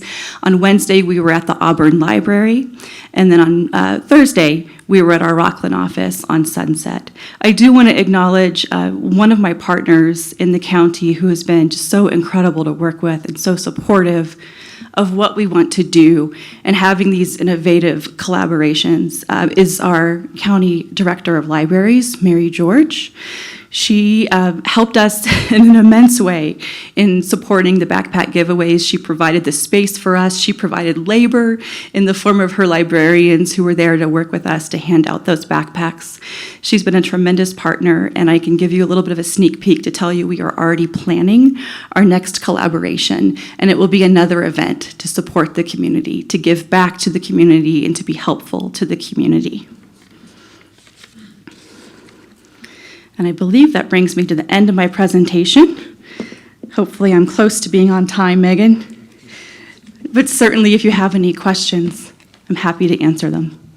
Thanks for a great presentation. Cindy. Laura, thank you for joining the team. And obviously the team has done a lot of work getting us from being one of the lowest in the state on the bottom half to being at the top now for 3 years in a row. That's pretty incredible. And what a great outcome, $29 million in child support this year for the kids in our community, and that's who it's for, right? Absolutely. You know, that's really the results, not the numbers that we get in the statewide numbers, but how we affect those kids' lives. So thank you for what your team do. Can you give me an idea of how many cases you deal with annually? I know. Sure. So right now, you know that. Yeah, it's up here. But I also have a nice handy handbook here filled with information if I need it. So right now it's at about 6,000. And that's something that Mr. Leopold and I have talked about repeatedly, and I've talked with my colleagues as well throughout the state, because we do see this national decline in the child support caseload, and it's been present for a number of years. We certainly also see it statewide. And so that's part of my mission. Just last week, I was turning in some goals to the birthday boy for myself over the next year. And while it's not a written goal, kind of a goal in the back of my head is to increase that caseload if it should be increased. Had a really great conversation with our analyst last week as well, I think it was last week as well, with CEO about that declining caseload. And what she asked a really great question. She said, is it a bad thing that it's declining? Doesn't that mean people don't need your services? And I said, yes, maybe. If people truly don't need our services, then yes, that's a great thing. My concern, the concern of a lot of my colleagues, is that people would benefit from our services, but they don't know how to access them. They have some misconceptions about what it is that we do or how we do it. There's a lot of fear there among people who don't want the government in their business. And so, to the extent that there are cases out there where we could help individuals, but they have anxiety, they have that fear. Maybe they know somebody who's had one of those horror story experiences and they don't want to mess with us. It's those folks that I really want to target and say, please come talk to us, give us a call, shoot us an email, because I would hate to see the caseload decline because of those misconceptions that could very well be well-founded based on previous experiences. That's part of my being here today and wanting to make sure that I was present in person because Child Support Awareness Month is in large part about getting out that message about what we do and how we do it. And so I would encourage the community, if you know someone or if you are that person, we really are trying not to be ogres. That's not officially our mission, but it's really important to me and to my staff and to the leadership team that we listen to individuals, that we build a relationship with individuals, no matter what your relationship is to the child support order. We care, we want to know what's going on in your life so that we can help. Again, the vision is that we're here to help. And I really appreciate that. I do think there's another component, and that is the other parent not wanting and taking it out and creating angst for the child. And some moms I know avoided that conflict. Yes. Yes, absolutely. And that you're touching, Supervisor Gustafson, on a very real conflict that we deal with, because one of the methods or strategies that some counties and some states have talked about to address the declining caseload issue is mandating more government programs. So TANF is a mandated program, meaning if you're receiving TANF for a minor child in your home, that other parent isn't present in the household, you're mandated to cooperate with child support services. One of those strategies that's been batted around is mandating food assistance, SNAP. And it's a controversial subject because you're right. There's that element of you're then forcing someone into a potentially dangerous situation, at minimum unhealthy situation, and that's not something that I would be in favor of. One of the other strategies that we've talked about a lot in the state of California has been what we refer to as concierge services. So we've talked about the reality that a lot of parents who are the custodial individual who are supposed to be receiving support don't want an all or nothing approach. So they may want their order enforced, but there are certain unpalatable tools that are available to us as a federal program that they don't want to take advantage of, like driver's license suspension, also very controversial, right? And so we've batted around this idea of concierge services, that the parent who's supposed to be receiving support could receive some services by coming to child support, but could opt out of others. In theory, that's a great idea, and I like the idea of giving more control and individual choice to that parent, but, this is a big but, it gives me pause and it gives me cause for concern. And it kind of reminds me of the days when a domestic violence survivor was given the authority and the discretion to determine whether her batterer would be prosecuted.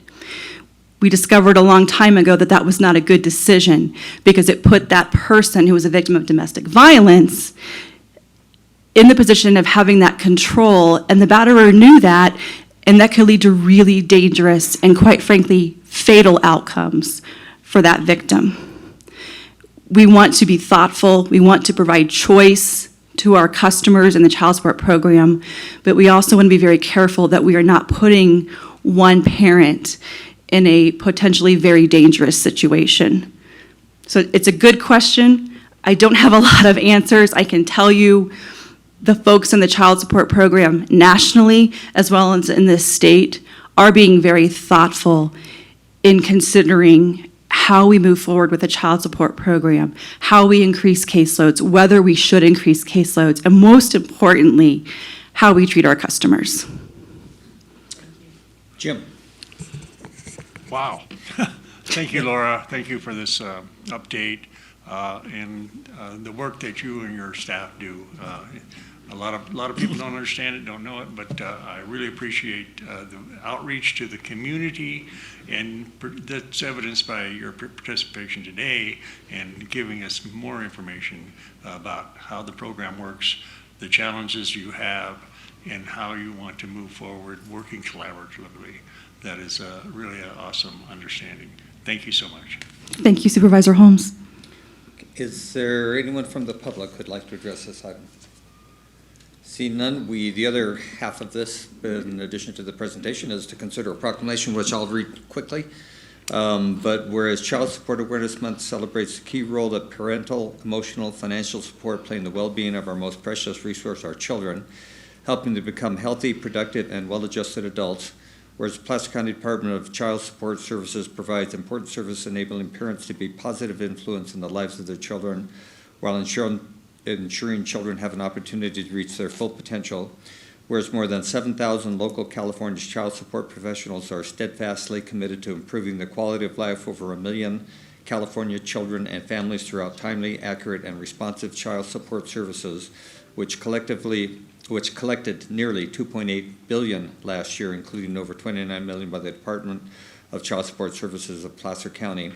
Whereas these crucial payments not only fulfill a legal responsibility, but also reduce the need for public assistance, provide everyday necessities such as food, clothing, shelter, and medical care, and whereas increasing public awareness of the importance of this issue through education, outreach, media attention will reinforce the position that all parents must take responsibility for the financial, emotional, and physical support of the children. Therefore, be it resolved that we're proclaiming this as Child Support Services Month. So what's the pleasure of the board? Move approval. Second. I have no idea who said what. Motion Gustafson, second Jones. All those in favor say aye. Aye. Opposed, motion carried. Thank you. Thank you. We'll now go to our 10 o'clock timed item, which is Community Services Resource Agency Annual Mountain Housing Council Update. Shauna. It will Emily. actually be It Emily says Shauna. Setzer. Good morning with Cedra. I'm going to tag along to Tara Zuardo's presentation today. She is the project director for Mountain Housing Council, and they will be giving their annual update. And then I will be tagging along mostly to talk about our current housing challenges in East Placer and some of the work that we could be doing and are doing for housing in the region and how that coordinates with Mountain Housing Council efforts. I believe Tara is on Zoom today.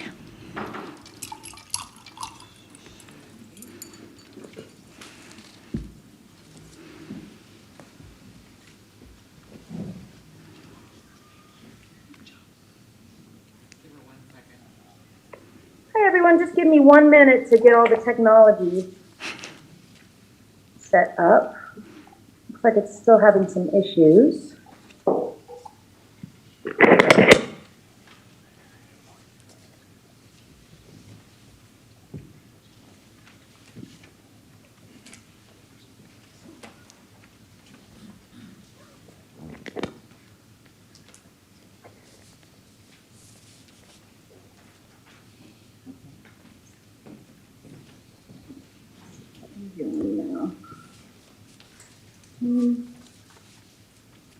If it'll let me join.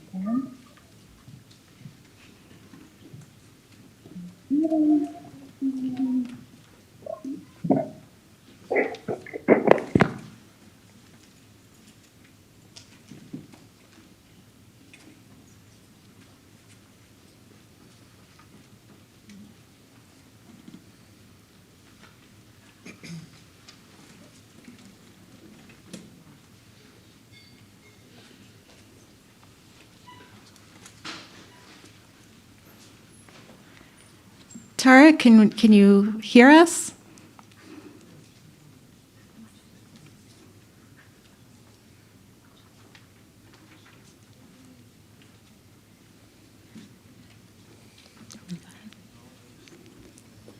Okay, I will go ahead and start and cover for her.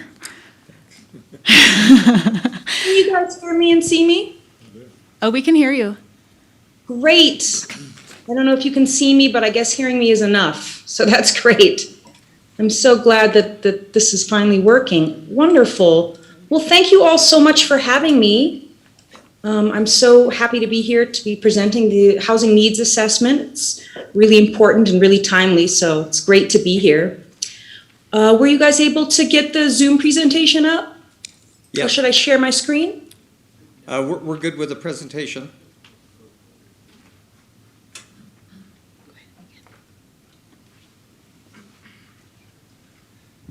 Tara, go ahead and begin your presentation. Oh, great. Can you guys see my presentation? Yes. Excellent. Wonderful. Okay, great. Well, thank you so much again. I'm just going to go through a little bit about what the Mountain Housing Council does, just in case any of you are unfamiliar with what we do. I know all of you probably are pretty familiar with us, but again, just in case. If you guys can go to slide 2. We're a program of the Tahoe Truckee Community Foundation, alongside a number of other programs that are related to providing important services in our community. Slide 3, please. Mountain Housing Council in particular has tried to adapt to what is most needed to help solve the housing crisis as time has gone on. So whether that's forming working groups, providing webinars on housing topics, engaging in advocacy efforts at the state legislative level, because it's kind of a coming together of 29 different stakeholders, whether that be businesses or citizen groups, nonprofits, at local jurisdictions, we regularly also come together to assess whether we're effectively responding to whatever the need is at the time, in this case housing, and whether we need to change direction. Next slide. So our speaker series is one example of that. We realized that people really needed more outreach and education on housing issues, not only kind of complicated, confusing housing terms that they may need to know in order to take advantage of housing that's becoming available, for example, housing at Hopkins Village and kind of what does a deed restriction mean and things like that, but even awareness about kind of the many basic programs that our partners like the local jurisdictions are offering and working on to help with the crisis. So for example, on August 16th, we have a webinar on the new California state budget and what's been allocated for housing, how that's going to be provided to our communities. Also so that our nonprofit, government, and business partners will have access to that information to kind of streamline their own housing solutions. So, in a nutshell, we've made Achievable Housing for All our mission, and this Lunch and Learn webinar speaker series is part of that. It's helping to prep the community for housing that's opening up and encouraging homeowners and all citizens to contribute to and shape local workforce housing, even by participating in local public meetings as well. Next slide. So this is a list of our partners. We're now up to 29. As you can see, it's a very diverse group representing businesses, homeowners associations, nonprofits, local governments, utilities, citizen groups. It's a great assembly of partners and folks with different interests and different strengths. Next slide. Before there was even a Mountain Housing Council, just to give you a little bit of a background, that looks like that's not even. Is that slide showing up as blank? It's weird. Oh, there you go. So before there was Mountain Housing Council formed in 2017, there was a regional housing needs assessment done as kind of the first step in order to find out what types of housing was most desperately needed for what income levels. And as you can see, included here are some of the eye-opening discoveries from that initiative in 2016, with perhaps one of the most alarming being the percentage of homes that were vacant most of the year due to being secondary vacation homes. Meanwhile, our local workforce was desperate for housing, and the percentage of people commuting into work was also pretty alarming. Next slide. As a result of this data, those who work on housing in the region realized, like other localities, that we really needed a regional housing implementation plan, which is basically just a fancy name for a plan to meet the needs of everyone in the community. So this is the current schedule for not only when the plan is going to be released, but also all of the associated work that kind of comes along with the plan. So that's our community meetings as well, whereby we'll not only be discussing this data that I'm going to discuss with you today, the housing needs data, but also the results of the employer-employee surveys, which was another area where partners wanted more information, specifically on what effect housing is having on employers and employees. So our community meetings are slated from 4 to 6 p.m. on August 25th and September 30th as of now. All right, so next slide. Let's dive right into what the data says. Please note also that while I'll try to answer specific methodology questions, if you have them as best I can, we did hire a professional consultant team, with urban planners to gather and break down this data. So there may be instances where I basically have to go gather the answer and get back to you at a later time. This is a breakdown of what the latest needs assessment essentially indicates, as broken down by several different categories. Resident workers who are inadequately housed, so overburdened, as in paying more than 30% of their gross income on housing, for example. Overcrowded, so that might include more than one person per room, or underhoused. That might include some kind of incomplete housing element, like an incomplete kitchen or plumbing. Then you have in-commuters who would rather live where they work, but they can't find housing, seasonal workers, and finally homeless. Next slide. The total needs assessed came to 9,582, and this reflected approximately 1,000 more units than the assessment in 2016, most of the increase being at the resident worker level. This table shows things broken down based on a percentage of area median income, or AMI category. And please note in this table, what's really important is that where you see HH demand, that represents the total number of workforce households in the area, regardless of housing situation. It was a term that was used in the 2016 study, so we needed to use it again this time around. So the column you really want to pay attention to basically are the ones on the right. Next slide. This is just a close-up of that current resident worker need based on the unit itself. So as you can see, the highest concentration is need 1 and 2 bedroom units. And we have very low numbers in terms of need for 3 bedroom units, presumably because families who would need 3 bedroom units were likely priced out of the region some time ago. Next slide. Here's that same info in the form of pie charts and separated out based on AMI on the left and unit need on the right. As you can see, more than half of our households fall between 60 and 120% AMI, with demand being most acute for households earning between 30 and 68% AMI and 80 to 120% AMI. Next slide.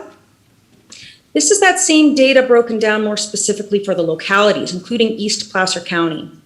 As you can see, the data is very similar, and I think you can just attribute that to people moving in and out of both areas, supporting the notion that we really do operate as one large community.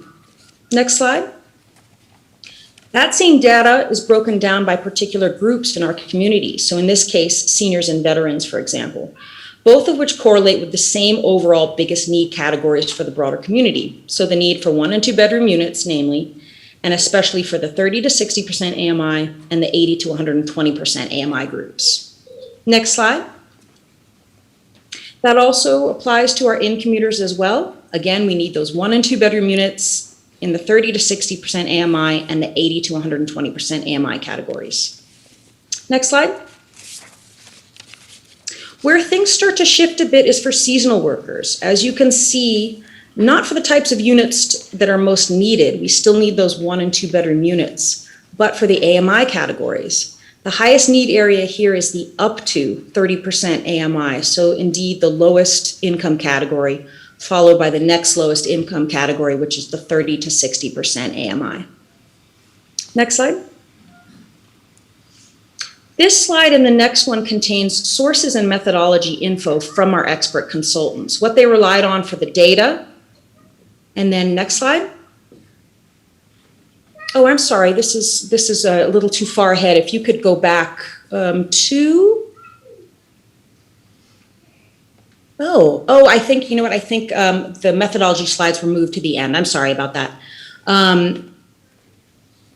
Okay, so you can go ahead to the next slide. And the next one. Okay, so what are we doing about all of this data? What's been our response? Everything that we know about the current crisis and how we're adapting to it. Basically, our first instinct in light of kind of some of the emergency information we've had was to hold emergency meetings where we gathered all of the brainstorming our partners could come up with on immediate solutions needed to bring about kind of both short and long-term solutions. And we formed these 5 Tiger teams as a result. And that was the purpose of those, was to follow up on all of the ideas that our partners brought together. They all kind of fit into these 5 different categories, and kind of what could we do right now prior to our July 23rd quarterly meeting, and then what can we do after that as well to follow up on those ideas. So we just held our quarterly meeting on Friday, and we provided a pretty good update on kind of where we are with some of these ideas and to the broader community as well as our partners. Next slide. Another important element of what's being produced that, again, folks, our partners really wanted as part of kind of Mountain Housing Council 1.0 were these pitch sheets. And what you can kind of boil those down to is basically a how-to manual or a list of options for particular development sites in terms of helpful partnerships, financial opportunities, financing mechanisms, whether you want to develop in Truckee, Placer County, Nevada County. Basically, it's a map, it's a roadmap of how you as a developer approach this particular site and what you do to get through that process. So that's basically it. I think, I'm not sure if there are additional slides or if methodology, right. Okay, so the methodology slides are going to be included at the end of all of the slides. So I can answer questions about that later on as well, or I can answer some questions now as well. And I just want to thank everyone here for letting me present the data, and also let you know that if there are any materials, written materials that you'd like as well, I can also send those. Thank you. Thank you, Tara, thanks so much for presenting. If it's okay with the board, I'll go ahead and keep going, and then we can answer questions afterwards. Yep. Okay. Thanks, Emily. So as Tara said, the Mountain Housing Council did convene that meeting on June 25th to talk about some of the immediate solutions that could be done in our region. So I'm just going to kind of tag along on that same theme here. Just to give you some background first about what staff have been doing in this region. We've been doing a lot of work, but as you know, some of these things do take some time. So from the regulatory perspective, we brought forward accessory dwelling unit amendments to our zoning ordinance in April of 2020. We brought forward a single room occupancy zoning text amendment in December 2020 that allowed hotels to more easily convert to single room occupancy units. And then we have also been coordinating very closely with the Tahoe Regional Planning Agency and brought forward accessory dwelling unit amendments to our Tahoe Basin Area Plan in February 2021. And along those same lines, the Tahoe Regional Planning Agency will be considering amendments to their regulations in the basin. I believe it's this week, actually. And we will then hopefully have some more updates to help allow accessory dwelling units in the basin. We also brought forward are bringing forward a countywide zoning ordinance for housing amendments. You've probably been following this, but they would allow things like cluster housing and tiny housing and encourage more mixed-use development throughout the county. And we are looking at a potential board consideration in August for those amendments. On the programs and projects front, we did launch our workforce housing preservation program a couple weeks ago with an initial funding of $500,000. We've had a few applicants so far in this market. It'll be an interesting experiment to see how that works, but that is the model that we gathered from Vail, which has been very successful there. We also have additional units available at the Hopkins Village development, which is in Martis Valley. It's a 40-unit for-sale development only for local workers who are earning 180% or below of area median income. And the county is accepting applications for those. They should be all built by spring of 2022, so very soon. And we have about 20, 25 applications already. So we do have some more availabilities there. Also on an exciting front, in our region, we have over 200 affordable housing units that will be built between Placer County and Truckee in this next year. Meadowview Place should open this fall and winter, and that is 56 units in Martis Valley in Placer County. And then Dollar Creek Crossing, our project in just north of Tahoe City, we should be beginning environmental review by sometime this summer. We just hired an environmental consultant, and I know that is on the agenda for later as well. So just some background, we are actively working on all of these other things, but because we have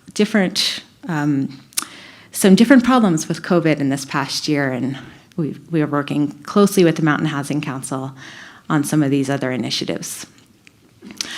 Out of that program, or that meeting on June 25th, one of the ideas that came forward was a long-term rental grant program. The town of Truckee has been implementing this for about a little over a year now, and the idea is to unlock our existing rooms and houses for long-term rentals. We would model this program after Truckee's. We're bringing this forward as a concept for you today to get feedback, and then we could bring this forward as a program for adoption at a later date. How it would work is the county would provide a grant to homeowners who agree to rent to local workers for 12 months. And then we have a local company, Landing Locals, which is a home matching company.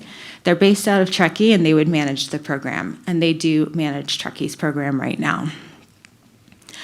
Half the grant would be provided when the lease is signed, and then the other half would be provided at the 12-month mark. Truckee provided $3,000 per house rented to local workers in their program. In the first year, they had 15 houses secured, and at the time of submitting this, they had 6 more houses being finalized. And they just brought forward to their town council some changes to that program, and so they're working to refine that program. And they are going to a per local worker incentive versus just the entire house financial component.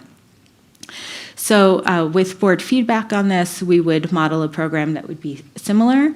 The financial incentives and income restrictions may vary a little bit from the towns. But this was an idea that was heavily suggested towards us from that June 25th meeting.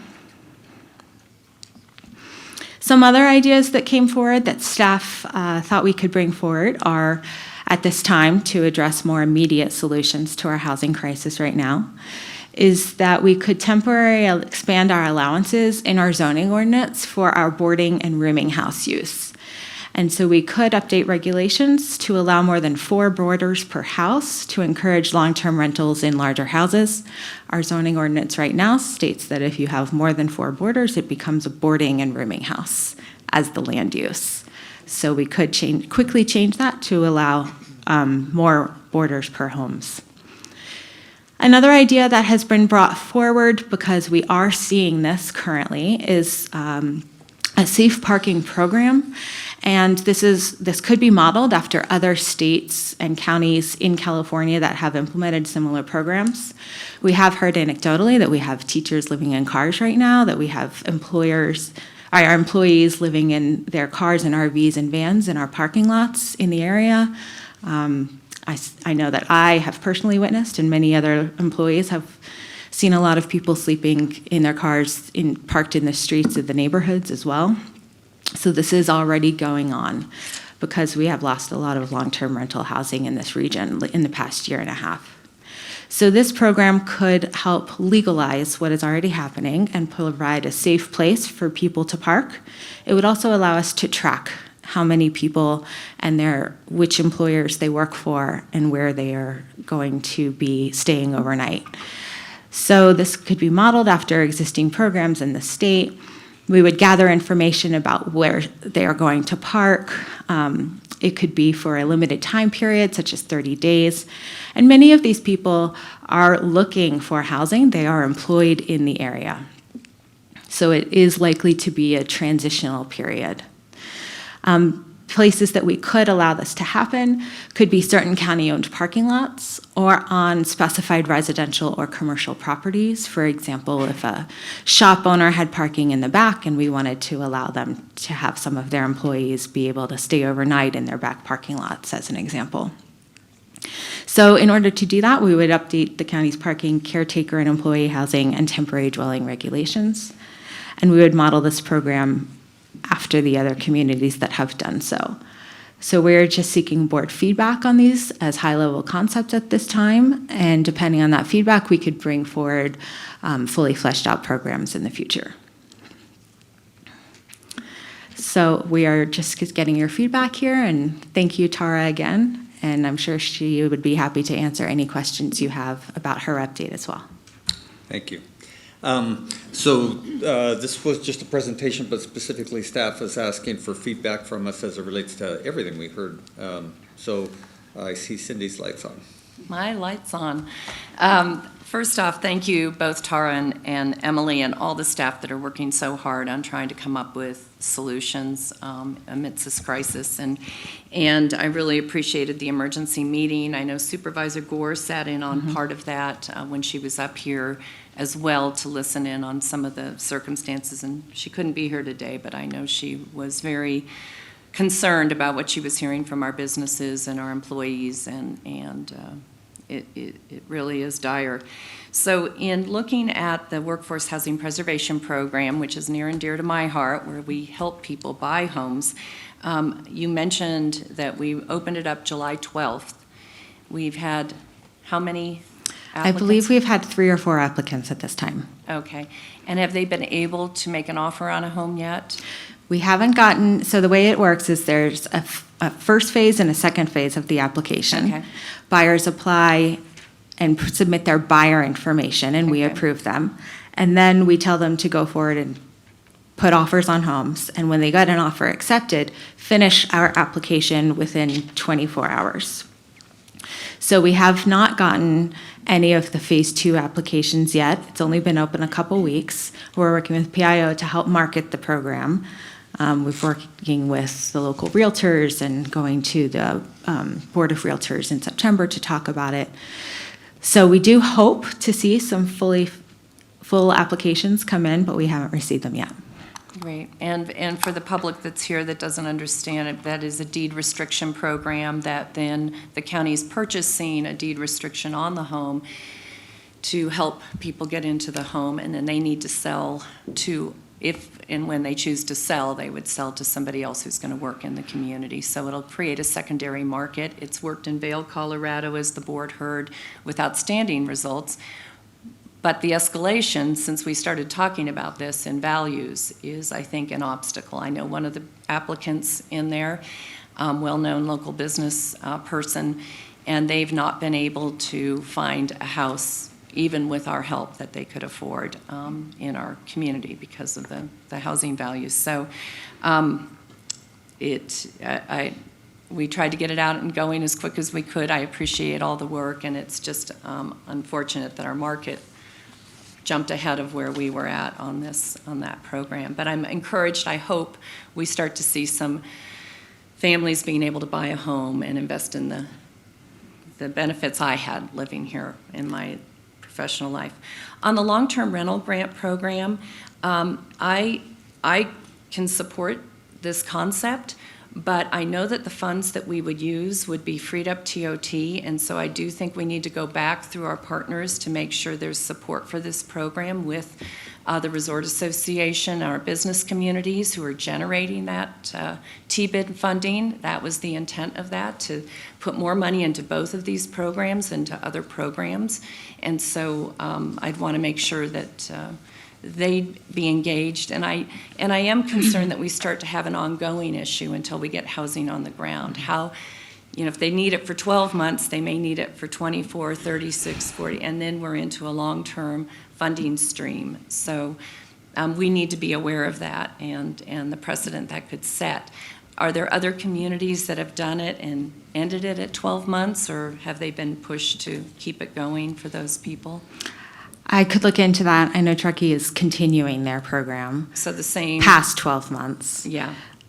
We do have some CEDRA funding that we could start the long-term grant program with, and then work with the Resort Association on recommendations for our freed-up TOT funding. Okay. Great. Well, I would be supportive of trying anything right now, but with the understanding it may not be able to go on and continue. Again, it'd be like a pilot program. Exactly. That we may not be able to continue to fund indefinitely, but we could certainly see if it makes a difference and that we've tried. Okay, and then on the temporary parking, I expressed this to staff already. I'll say it to the public and the rest of the board. The one concern I have is wintertime. We had an unfortunate death at one of the ski areas from an employee that kept their car running for heat, and the snow accumulated, and there was a carbon monoxide death in a vehicle for safe parking. It's really hard in our winter months to have safe parking. Certainly in the summer months, it might be an alternative. I'm sure whatever neighborhood or area we designate, we'll have pushback, and we're going to hear that, especially if it's a county lot. I'd like to look at our churches, our other faith-based communities, because that's what's happening in the western part of the county in these circumstances where safe parking areas have faith-based churches and synagogues and others helping the community with homelessness. This is trying to prevent homelessness, and in many of them, well, they are homeless, but they're working in our community, and we want to find ways for them to be safe. So those are just my thoughts on the feedback you asked for. Thank you. Thanks, Cindy. Any other comments by board members? I'll just add that I'm open to anything and everything, I guess, but I'm going to rely heavily on staff, and particularly Cindy, I think, up here for some of the details as we go forward. Just got back from a vacation, Montana, fishing, and it seemed to me that the dynamics were similar, but the more tourism-based solely the economy was, the more dramatic the problem was. So I saw everything from horrible service to businesses that had really good service, but they were open 2 or 3 days a week.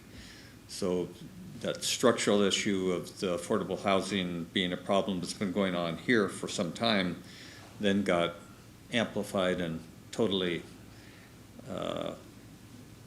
incredibly volatile under COVID, and where that all plays out, you know, I have no idea, but I think we can play a very constructive role if we really get our act together and try to work with the community to get some of these things done. So appreciate all the work that's gone into this.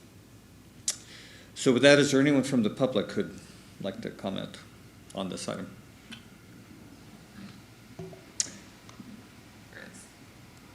Mr. Garavedian, please unmute your mic and give your comments. Good late morning, Mike Garavedian, Placer County Tomorrow. There's one point I wanted to address that I'll introduce, and the fundamental question is dealing with the fire hazards, wildland-urban interface, and that kind of thing. How, in your work to expand existing use of existing houses and new development, if you have a method, approach, or policy or recommendations to deal with that, so that this housing is not making the fire hazard, fire safety culture more difficult.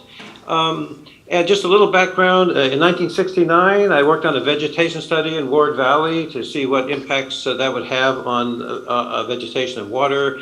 In 75, I had a friend doing training social work living in South Tahoe, had a real headache having shared apartments and things like that. And then 15 years later, when she was working in hospital community services in North Tahoe, same problem. So it's obviously a long time. And now the Tahoe area has one of the most effective and well-executed fire prevention, prescribed burning, and other programs, both in terms of the Conservancy and the fire. I see fire district people there now, maybe CAL FIRE, maybe district.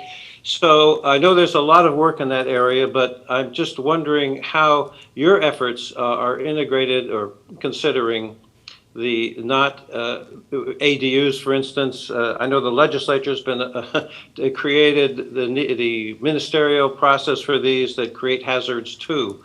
So that's my question. If you figured out how to integrate fire prevention with expanding housing. Thanks, Michael. Have any reaction to that on the fly? Thank you. I can say that we are working with any state codes and local fire jurisdictions closely on anything that we have brought forward, as well as ADU regulations, and we will continue to do that. And the concepts we've brought forward for today's discussion have not, to be very clear, have not been vetted through all of the different departments and partners at this time because they are initial discussions.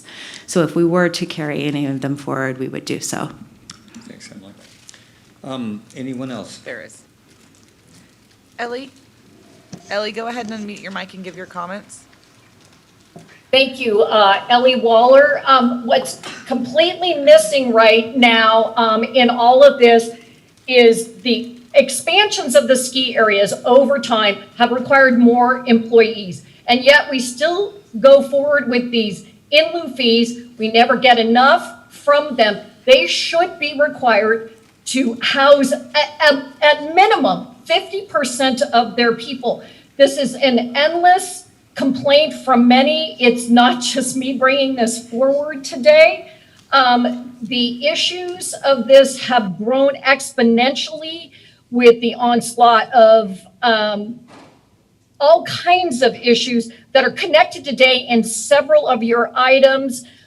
You can't just segregate it to the need for the missing middle and the AMI that has gone up. There's lots of problems that need to be addressed in the weeds, not just at this 10,000 foot look-see. I mean, we've been doing this for a long time. And I think many people out there are confused about how to get involved. I don't think we do a good enough outreach to the general public. Again, I'm one of those unique individuals that reads and continually reads and has got some historical perspective of failures. And then there is projects that are on the horizon that we hear little tidbits about, the old Garney, the Tahoe Inn. Placer County should not be paying for that. I think that in the future, when that project comes forward, we need to strongly urge you as a board to go forward and sit down with the ski resorts. If it's going to be set up with a dormitory style for transient occupants, just for the ski resorts, we really need to be looking at some of these other solutions. Also, there's some conflicts with general neighborhoods that actually have CCNRs that Placer County is allowing people to violate those CCNRs by allowing short-term rentals. And again, all of this housing issue is tied to the short-term things you're going to be talking about in the future agenda items. And I think we need to connect those two issues. The severity of the problems, we're promoting long-term rentals on one side, we're promoting short-term on the other. There's no way to accurately and adequately explain it to the general population how all of this is confusing and has created havoc in the community. And we should stop comparing ourselves, and I've said this endlessly, to places like Vail with successful programs. Carson City, Carson Valley, Reno, everybody's housing prices are extraordinarily exploded. So it's not just Tahoe. Lots of people have moved to those outlying areas, but it's not like Colorado. It's not like Idaho. It's not like Montana. We are unique, and we need to continue to focus that our issues need to be handled that way. Thank you.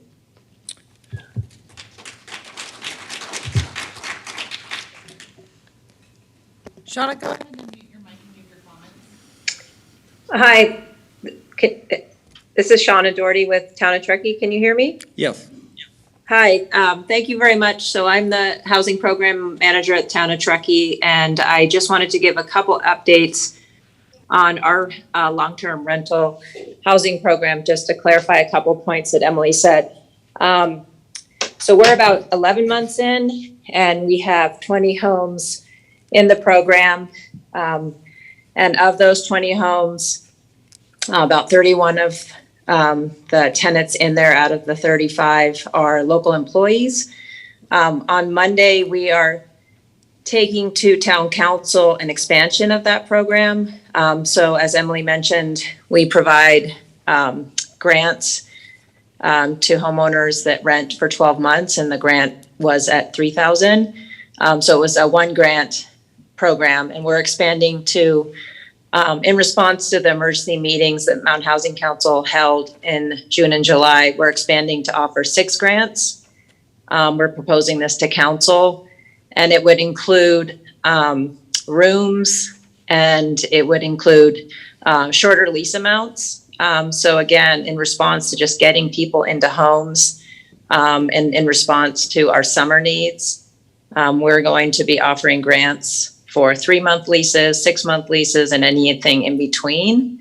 And like Emily said, we are moving from a grant model that is based on unlocking a house to providing grants based on the number of employees that you're serving. And so the base amount becomes about $3,000 per person, with the maximum amount being up to $10,000 if you're serving 3 or more employees. So I just wanted to give that sort of hot off the press update for your deliberation on sort of where Truckee's going.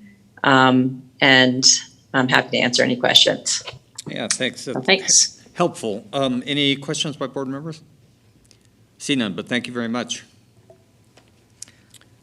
Tara, go ahead and unmute your mic and give your comments. Oh, okay, thanks. I just wanted to, in response to the call for more outreach, I just wanted to let folks know that's what we're trying to do with our speaker series. We record everything, and we're trying to do as many housing topics as people really want to hear about. And so some of the things that we've done presentations on are, for example, all of the housing projects that are coming available between now and the fall, all of the short-term rental ordinances throughout our region and kind of how to understand them and what exists. All understanding kind of key terms and how they work, like deed restrictions and achievable and affordable. All these things are recorded. So if anyone in the community ever wants to watch them or send them out to be watched, just go to our website, mountainhousingcouncil.org, and click on speakers and webinars. And you can watch all of those and kind of help disseminate this information just so that more and more of the community can kind of get some of this outreach and kind of start to understand some of what's already in place and what's coming.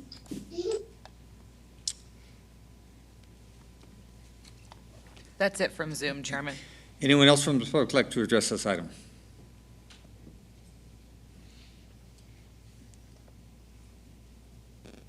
Good morning, Board of Supervisors and county staff.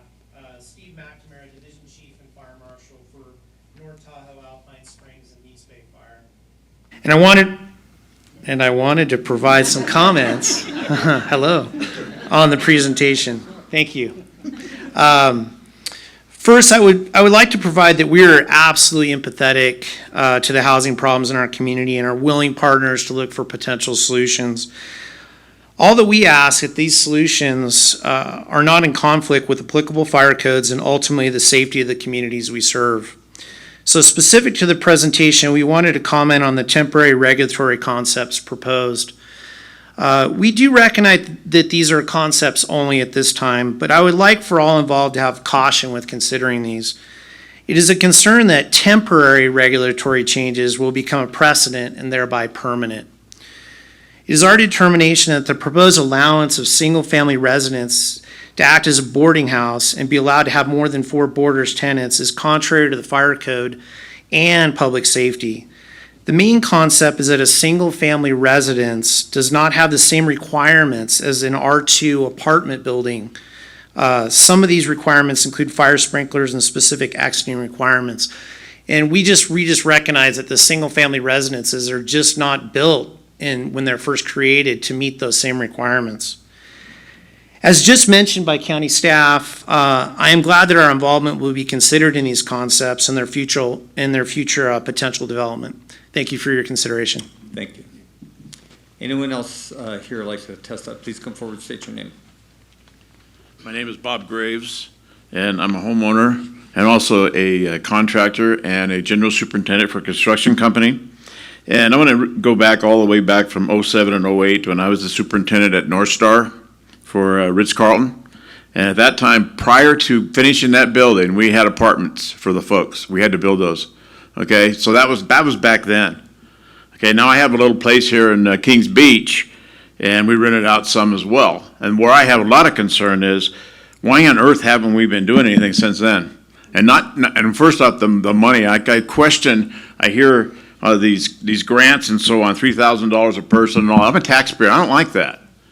So I pay for everything and where I go and what I have to do. And I've had hard times as well. But when I start hearing that we're going to give money to folks and then put a bunch of folks in buildings, because I can tell you right now, my little place I have in Kings Beach, which I had to clean up, it looked like it's ready to burn down. It's that way. All you got to do is take a drive and go. It's a fire hazard, first off. Just drive down those streets. Go down Salmon, go down Bear, go down Loch Levin.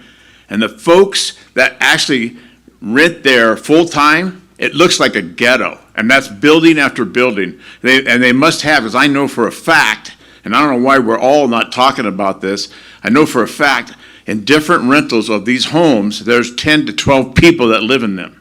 That's a fire hazard, plus all the vehicles that are parked at each one. And why on earth haven't we done anything about that? I mean, they need a place to live, I agree. But why don't we start on affordable housing, talking more serious about that instead of giving money to people to buy one house? Let's get some affordable housing built. I mean, there's a few of them there in Kings Beach. We need more. And that's what we need to put the folks and keep them safe, because it's not safe.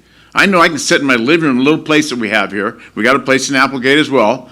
But you sit in there and you look across the street, and there's literally trailers and campers and cars and folks, a lot of folks living in this one little, well, it's a 3-bedroom house, I understand. But the point is there's 10 to 12 people living in it. Or right behind us was the same situation. That's the concern that I'd have. And there is a fire hazard. And we all know, I know when I just did a project in Napa, and we had fires up there big time. Well, the first thing we did was, before we could even finish that house in Napa, we had to finish 22 units of affordable housing, because people that work there can't afford to actually stay there. So that's something that I think this whole board and all of us need to talk about. And it's all about safety and fire. And we all know fire is a big issue. And I know from being in Napa for 4 years, trust me, we've had to really deal with it. And this thing about the short term and the long term, I literally did my own survey, and all of the short term houses, or whatever you want to call it, are cleaned up, and the fire hazard is so slim. But you drive to the folks that are, like I said, compiled into one home to another home, it's a fire hazard, each one of them. Between all the cars parked there, the folks. Anyway, just that's really my concern as a taxpayer and a citizen concerned about people's housing. And I see it because, like I said, that's my life. I'm a builder, and I see it in every town or everywhere I go. It's the same situation that we all have to deal with it. Thank you. Thank you. Anyone else?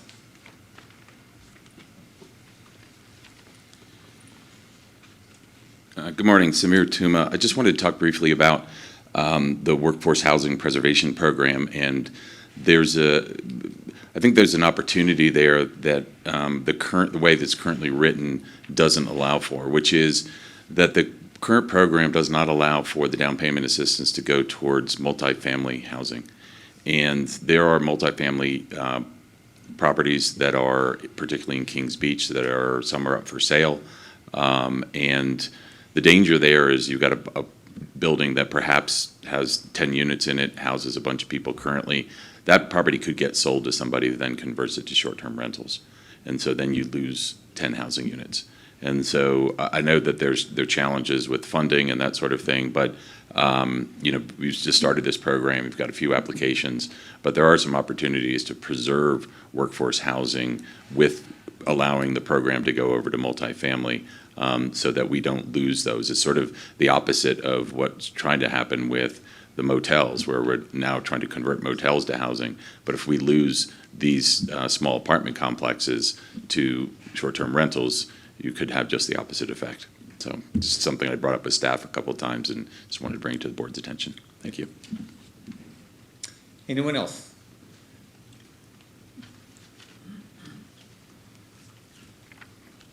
Good morning, Brett Williams with Agape Realty, and also I sit on the Mountain Housing Council. I just wanted to, since we're talking about solutions here over a pretty complex topic, we're not the first, obviously, to run into workforce housing problems within resort areas. And one of the solutions that Santa Barbara established was when they established a housing authority, they were able to offer motel owners the ability to be exempt from capital gain. So what Santa Barbara did is they would go to a motel owner, and let's just say that the property is worth $1 million.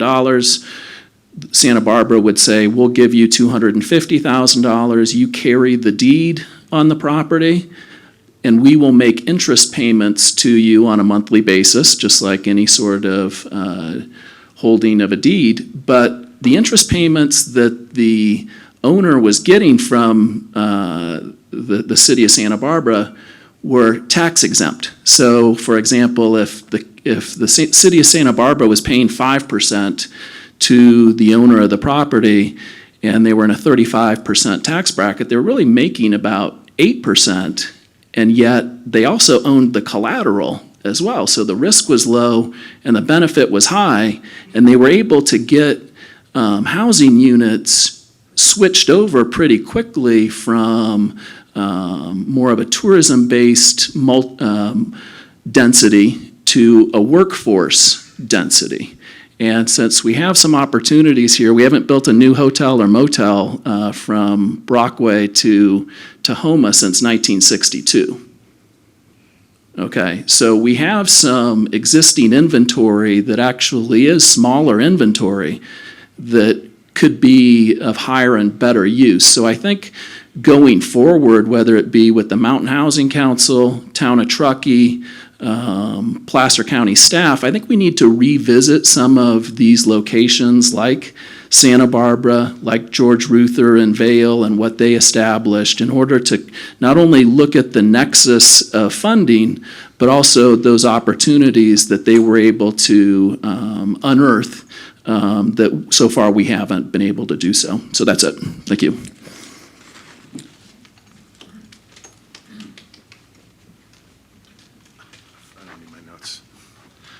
Good morning, everyone. Alex Morolatos, owner of the Morolatos Lakeshore Resort, but I'm also on the board of directors of the Mountain Housing Council. I'm sorry, on the Tahoe Community Foundation, which the Mountain Housing Council is part of. My comments are one of perspective. I think you all, most of you know that we've brought affordable housing projects forward in the past, and what today represents is an acute pain point in a long, long struggle. And I would emphasize that this board needs to put more focus on an entity that can manage the full life cycle, not just the outstanding initiatives that are being brought forward to basically address some of the hemorrhaging. But the problem is not going to go away unless we have a sustained public sector presence solving the solution at all levels. You're here hearing a lot of pain points for short term.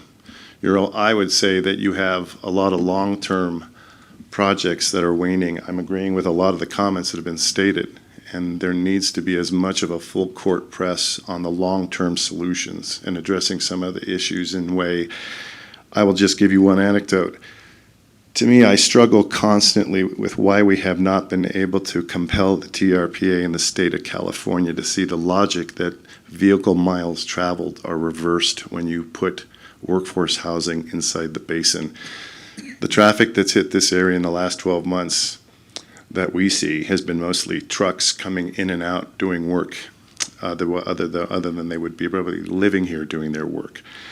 But I do think the point of an overall organization that focuses on both long-term and short-term is a critical need that has not been addressed by this board. And I would implore you to give that some thought and maybe give further direction to staff on that type of entity. Relying, frankly, on the town of Truckee, who's done so much and has come so far, and frankly holds almost all of the critical mass of our housing and will in the future, should not go lightly. There's a responsibility that Eastern Placer County deliver on multiple units. So there's a roadmap that has to be laid out and delivered. Thank you. Thanks. Anyone else on this item? Chairman, we have one more on Zoom. Okay, thanks. That'll be our last public comment on this item. We'll go on to 10:31. Ann, please unmute your mic and give your comments. Yeah, can you hear me? Yes. Hello? Yes. Can you hear us? Hi, can you hear me? Yes. Oh, boy. Hello? Okay, Chairman.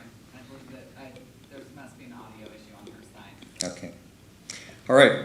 Let's now take up our 10:30 timed item, which is consideration of membership in the Truckee Tahoe Workforce Housing Authority. And Emily, it says you're going to do this one too. Hey, Robert. Thank you. Robert, excuse me just a moment. I just wanted to make one point, and I want to thank everybody who spoke on this last item. But one point in defense of the Tahoe Regional Planning Agency, because I'm now your appointed official on that board, VMT is not a factor for affordable housing and workforce housing projects. So it is not counted against the developer, just so it's clear. One small point, but we're working on ADUs, we're working on coverage, we're working on all the other items, just like the county is. So I just wanted to let you know. Thanks. Okay, thank you. Emily Setzer with Cedra. I also have Deputy Director Shauna Purvines here with us. And we have Executive Director Emily Vidas of the Truckee Tahoe Workforce Housing Agency on the line. She's kind of playing double duty today because Nevada County is bringing forward their request to join the Workforce Housing Agency at the same time as us. So hopefully she or another board member will be able to answer questions. So the Truckee Tahoe Workforce Housing Agency, I'm just going to give you a little background on it and why we are requesting to join. It consists of 4 agencies in our area: the Tahoe Forest Hospital District, the Airport District, the Unified School District for Tahoe and Truckee, and the Truckee Donner Public Utility District. They formed kind of as side conversations from the Mountain Housing Council because they were having a lot of challenges retaining, and recruiting new employees for their agencies. And all of their agencies provide critical public services for our region. They've been active for about 14 months, and just between their 4 member agencies, they represent over 2,000 employees in our region. The Workforce Housing Agency and the town of Truckee both conducted staff surveys to determine their own housing needs. And then we, as county staff, released a survey a few weeks ago that was modeled very closely after theirs to help determine our own county staff housing needs for our Tahoe offices.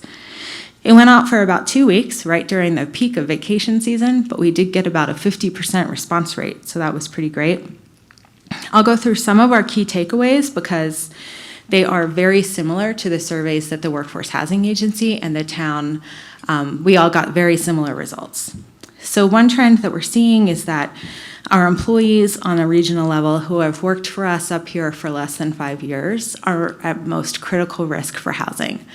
They're most likely to be renters. They're most likely to not have been able to purchase homes during the downturn when homes were more affordable.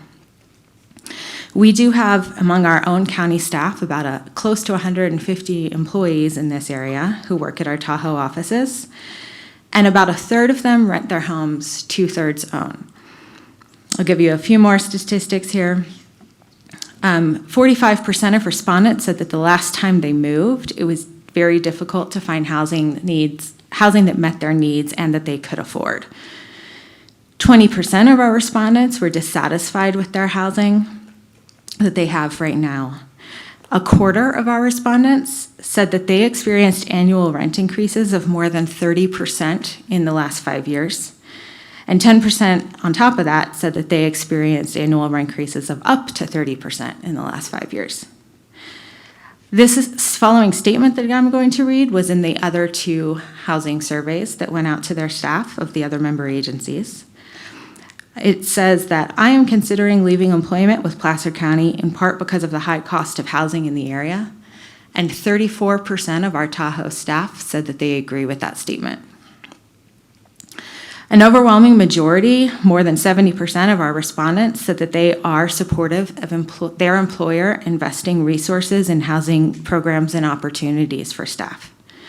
And to Cindy's point on the Workforce Housing Preservation Program, 50% said they would be interested in purchasing a deed-restricted home. And another 18% said they maybe or would like more information on the program.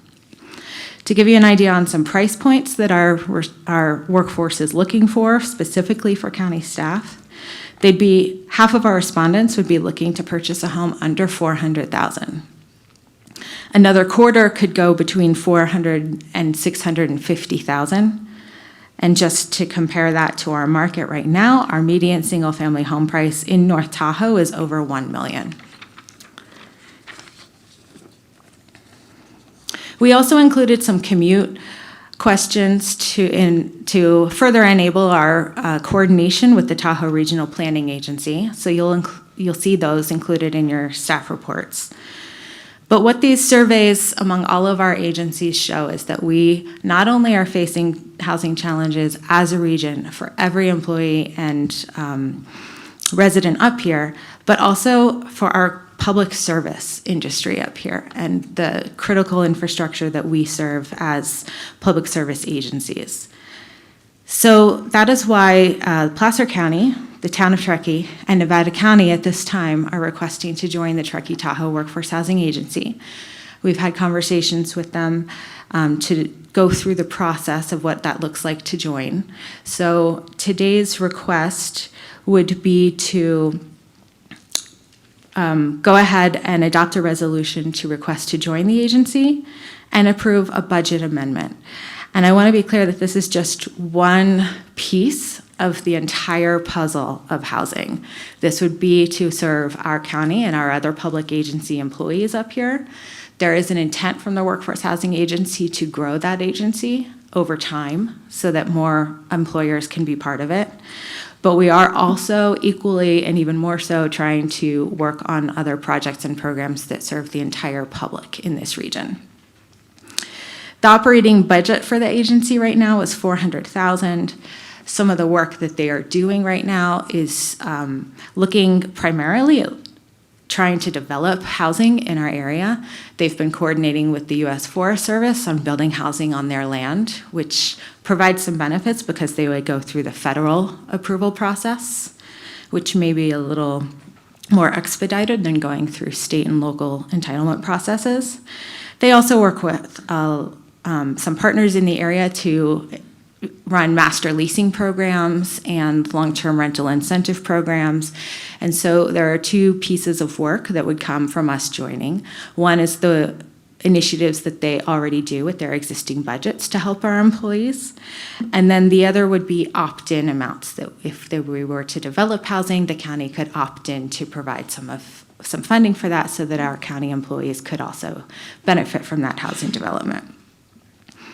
So next steps for this would be that if your board requests to join today and approve a budget amendment in the amount of up to $50,000 for the membership contribution, and that covers the initial member buy-in fee as well as the annual contribution to the operating budget. And then their Workforce Housing Agency would approve our resolution at their next board meeting, which is August 18th. And then we would return to your board to bring one more final resolution stating that we understand and accept the bylaws and agreement, and that would probably be at the end of August. Nevada County is hearing and considering the same resolution today, and the town of Truckee already agreed to join the Workforce Housing Agency. So that would increase the membership to 7 agencies within our region. And then the idea is to grow and expand this Workforce Housing Agency over the years to include more employers. But at this time, they're just accepting these 3. And I'll answer any questions you have. Shauna Purvines, Emily Vitus, and I, and Todd Leopold have met so that we are aware and trying to understand exactly any questions that you may have. Yeah. Thanks, Emily. Sure. Cindy. Thanks, Robert, and Emily, and our staff, and Todd. I want to thank you for moving this forward. We know we met pre-COVID with the group and said we wanted to join. It took them this long to come together and say, yes, we want the county and the town involved. So we've been pushing on this for, a year and a half, almost 2 years. I'm glad to see it happen. I know it's only one small piece, but if the public employees that are essential to services, if we can help them, that's a huge segment of our full-time year-round folks in our community. Through all these employers, it's all our teachers, it's all our nurses, doctors, and our county employees as well. If we can all work together, we'll start to make a difference. It's going to take us all doing a little bit to get over this huge hurdle. So thank you for your efforts on that. Any other questions, comments by board members? Seeing none, anyone from the public? Yes. John, please.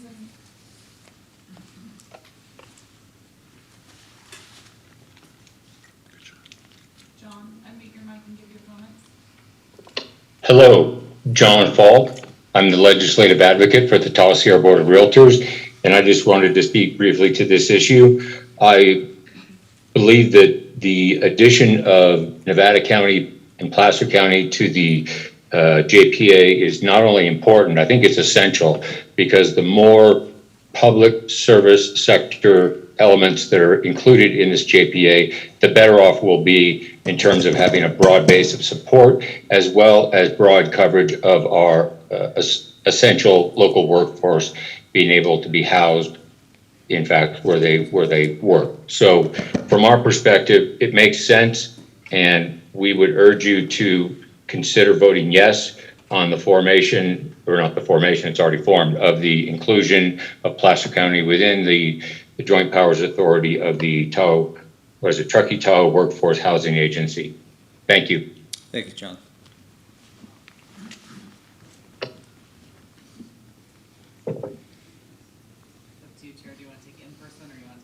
Go ahead, Alex. Yeah. Oh, there was a cue. Sure.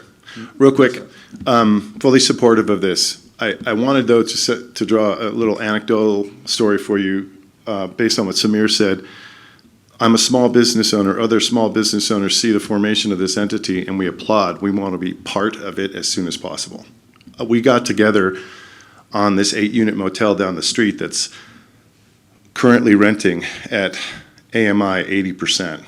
$1,400 a month, and it's being sold as single or a short-term rental investment property. We've been using it as a lightning rod to try and come up with various alternatives to acquire. We worked with the county staff did yeoman work, but determined that the funding that was available was not for multifamily residential commercial, but for single-family residential. In other words, we are going down the list of enabling capabilities in our region to try and stop the bleed and prevent the loss, and we don't have the tools. But an organization like this that's already going out and getting master leases for rentals, or something similar in the way of a master joint venture that those of us who want to opt in and pay capital can do so, and then we can go out and acquire these motels and stop them from converting. It's a parallel story to what you're hearing. So yes on what's being proposed right now, but your small business owners also want to be here too. Thank you. Thanks, Alec.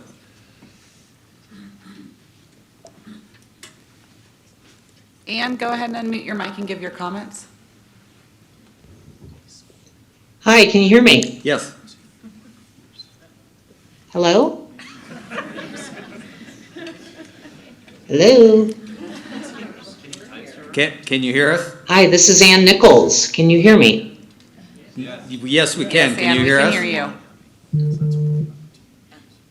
Okay, I guess I can be here. Well, I don't know why I can't hear you. Anyway, the point, if I'm still on, I hope I am, is I think we made a real mistake being reactionary on purchasing these motel units and then giving them to developers who then create expensive condos. So I think that was a huge mistake. We have to stop doing that. Placer County's been buying these motels, turning them over to developers, and when we really needed them for employees, for the temporary housing. And I hope that, or permanent housing, I hope that we will, if this idea of living in the parking lots is just a terrible idea, I hope that you'll supply restrooms and shower facilities in these areas. I mean, I saw a guy urinating on 28 in full view of everyone Sunday afternoon. So anyway, I hope that we will stop buying up motels and giving them to developers for condos. Thanks. Thank you. Ellie, go ahead and unmute your mic and give your comments, please. Hi, this is Ellie Waller. I would like to add that it is a good idea to explore this type of opportunity. I also support Ann Nichols' comments. If we are going to start promoting neighborhoods and parking lots, we do need to provide facilities for people. It doesn't appear that any of you are hearing because you're talking amongst yourselves. I'm not sure what's going on. I don't know what the issue is. I have unmuted, much like Ann Nichols did, and I did hear her comments. I don't know if we're on a delay. I guess I'm just going to end my comment. Thank you, Ellie. Chairman, we have no further public comment. Okay, please come forward, state your name for the record. Brett Williams with Agape Realty and also the Mountain Housing Council. Love the idea of the regional agency. I think two things that I would maybe look into a little bit more. Does this agency now or in the future have the same opportunities as the Housing Authority in Santa Barbara? I think instead of buying properties, the ability to give the landlord the down money and let them carry the note will open up some more inventory. We'll be able to leverage some more dollars. And then I think the other one really would be, how would this housing agency work with the T-bid that has just been formed? So for example, if this $4 million that gets collected in the T-bid, is that now this $4 million of the T-bid going to go to this agency, and the agency is going to open up these regional opportunities, or how does that interface happen with the collection source of the T-bid and helping the community housing issue? That's it. Thanks. Anyone else wish to address this item? Seeing none, we have two items in front of us. Adopt a resolution requesting the approval of the membership, and then a budget amendment of $50,000. And I'd like to move approval of both items and with the understanding that the JPA will be moving forward to do more work in this area. Second. Motion Gustafson, second Holmes. We need a roll call vote. Gore absent. Holmes? Aye. Jones? Aye. Gustafson? Aye. White, yeah. Yes. Okay, we'll now take up our 11 o'clock timed item.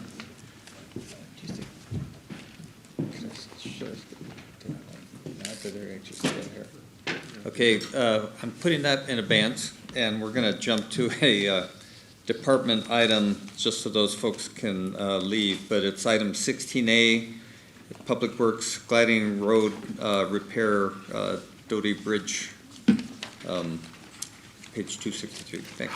Thank you so much. Good morning, everyone. I'm Alice Atherton. I'm an associate civil engineer with the Department of Public Works, and I'm here this morning requesting two items. The first item is I'm requesting the board authorize the purchasing manager or designee to execute amendment number 2 to task order SCN 103783 with Quincy Engineering Incorporated for engineering services for the Gladding Road over Doty Ravine Bridge Repair Project, increasing payment from $28,000 or by $28,554.10 for a total amount of $127,182.54, and authorize the purchasing manager or designee to execute subsequent task order amendments for a total amount not to exceed $150,000 in accordance with procurement policy and public contract code. The second item is authorize the Director of Public Works or designee to approve plans and specifications, to advertise for construction bids, and to award and execute a construction contract for the Gladding Road over Doty Ravine Bridge Repair Project to the lowest responsible and responsive bidder upon risk management and county council concurrence for an amount not to exceed $500,000, and to execute changes to the contract up to $37,500, consistent with Public Contract Code, Section 20142, and the County Procurement Policy Manual. I think we have a slideshow at this. Is it Should be. available? We have some pictures for you. Yeah. Show you what's going on out Yeah, there. And while we're waiting for that, just briefly, this item is actually down in my district on the valley floor, and I'm expediting it so that staff can get back to work. And it's an emergency issue that came as a result of an accident. Thank you. Yes. So 16A is the item.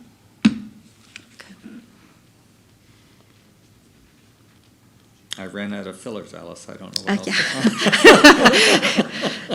I was going to make a joke. We ran out of those big Band-Aids, so we have to repair it, right? Okay. Here we go. So let's go.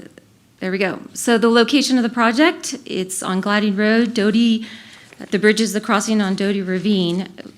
Traffic has been detoured over via Merritt Road and McCourtney Road because Gladding Road is closed currently. So this is what happened. The southeast corner of the bridge was impacted by a solo vehicle. And you can see that there's been damage incurred. That member right there will need to be replaced, and it took out the guardrail as well.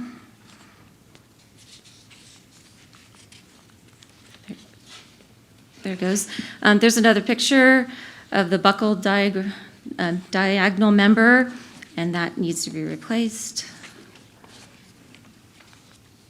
That's a close-up of the connections that were damaged, and the rivets will be replaced with high-strength steel bolts.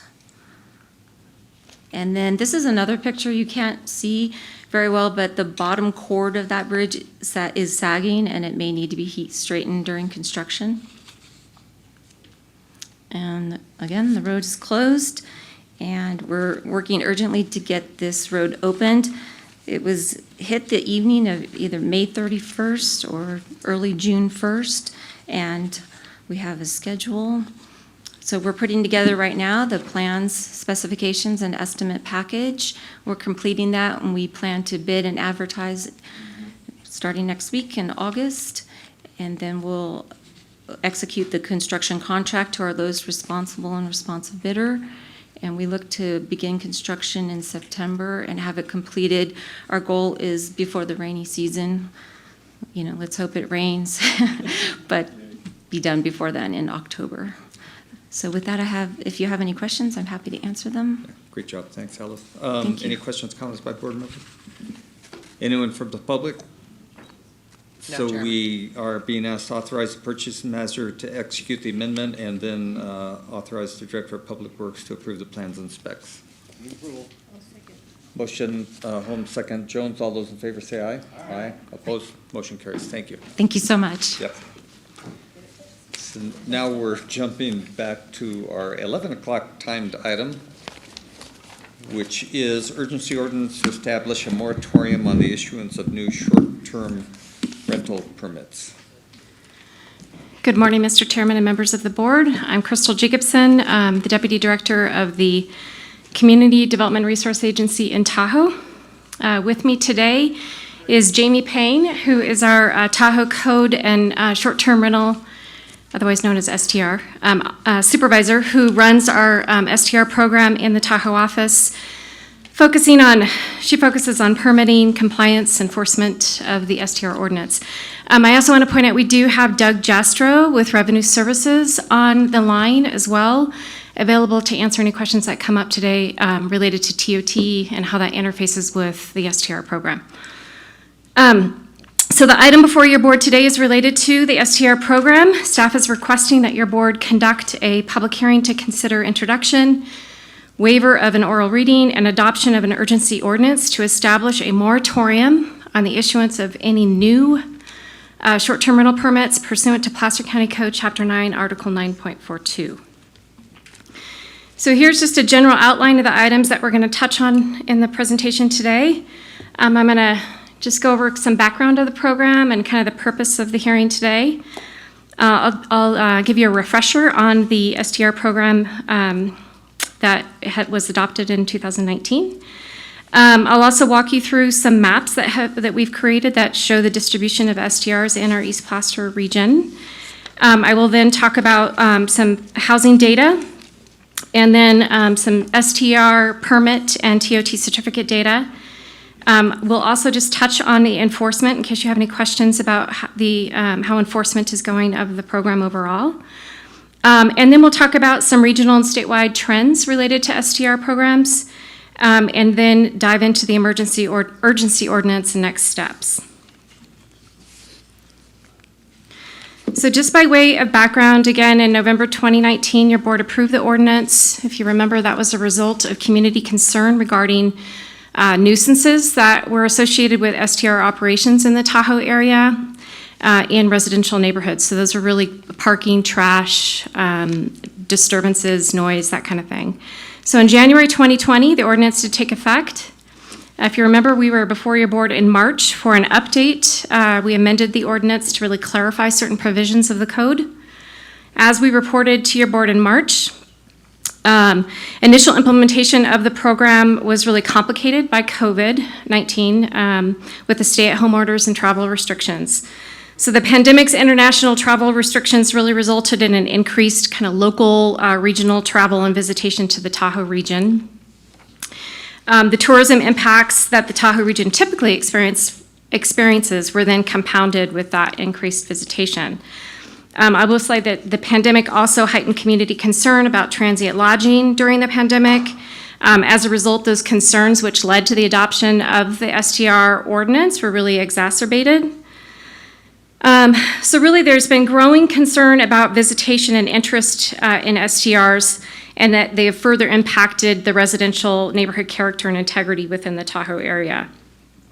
Additionally, as you just heard in your former presentations, the pandemic has also exacerbated the housing crisis in the Tahoe region. One crisis that we've been experiencing for years is now definitely pronounced.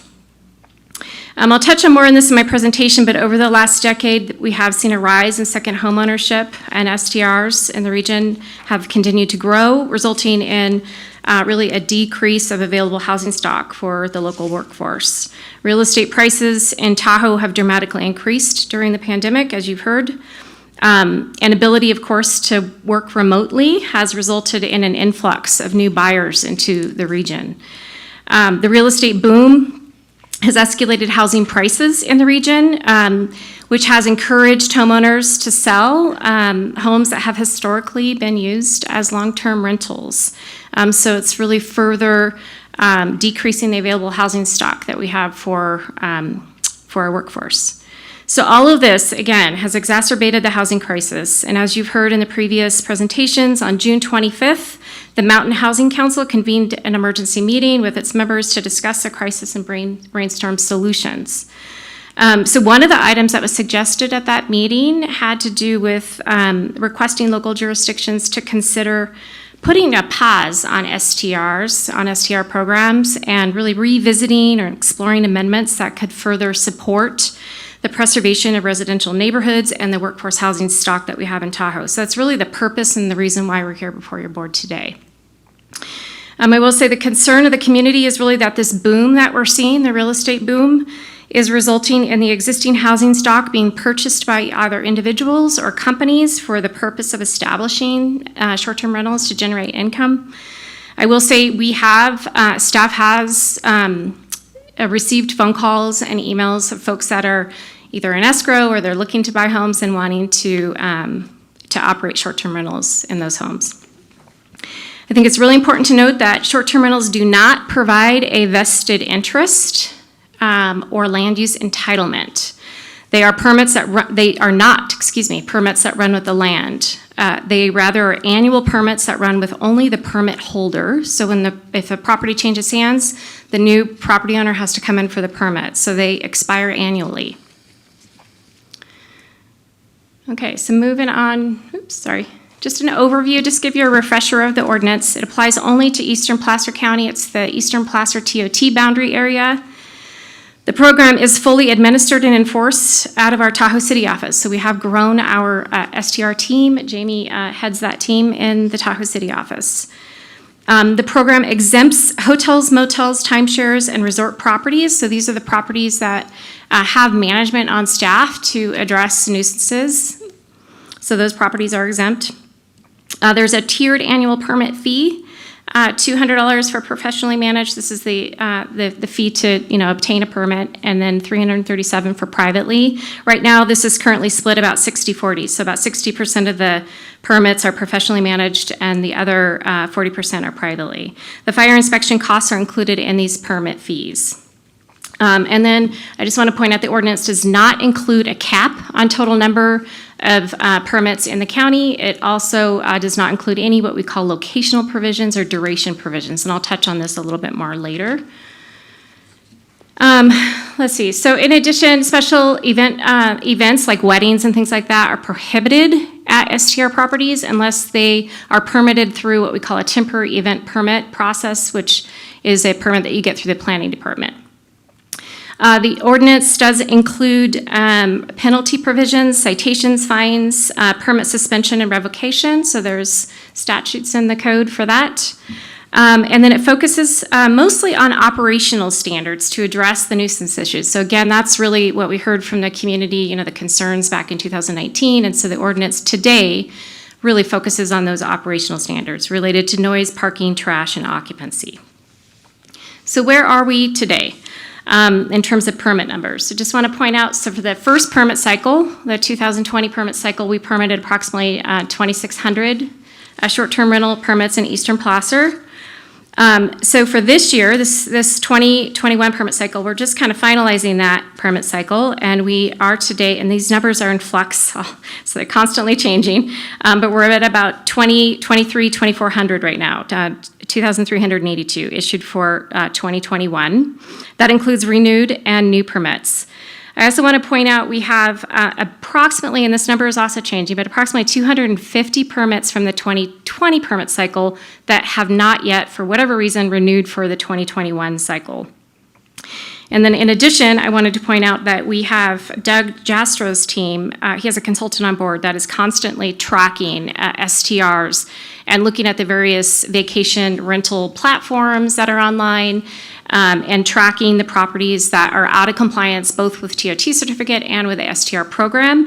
And at any given time in the last few weeks, it's been fluctuating around 200 to 230 properties that they have identified that do not have an STR permit. So what we're currently researching is, of the 250 that haven't renewed from last permit cycle, are any of those included in that 230 number that we're getting from Doug Jastrow? So we're doing some cross-check right now, but there is a potential for us to have approximately, we think, and this is an estimate, 500 units that are not operating with a permit that could come in the future.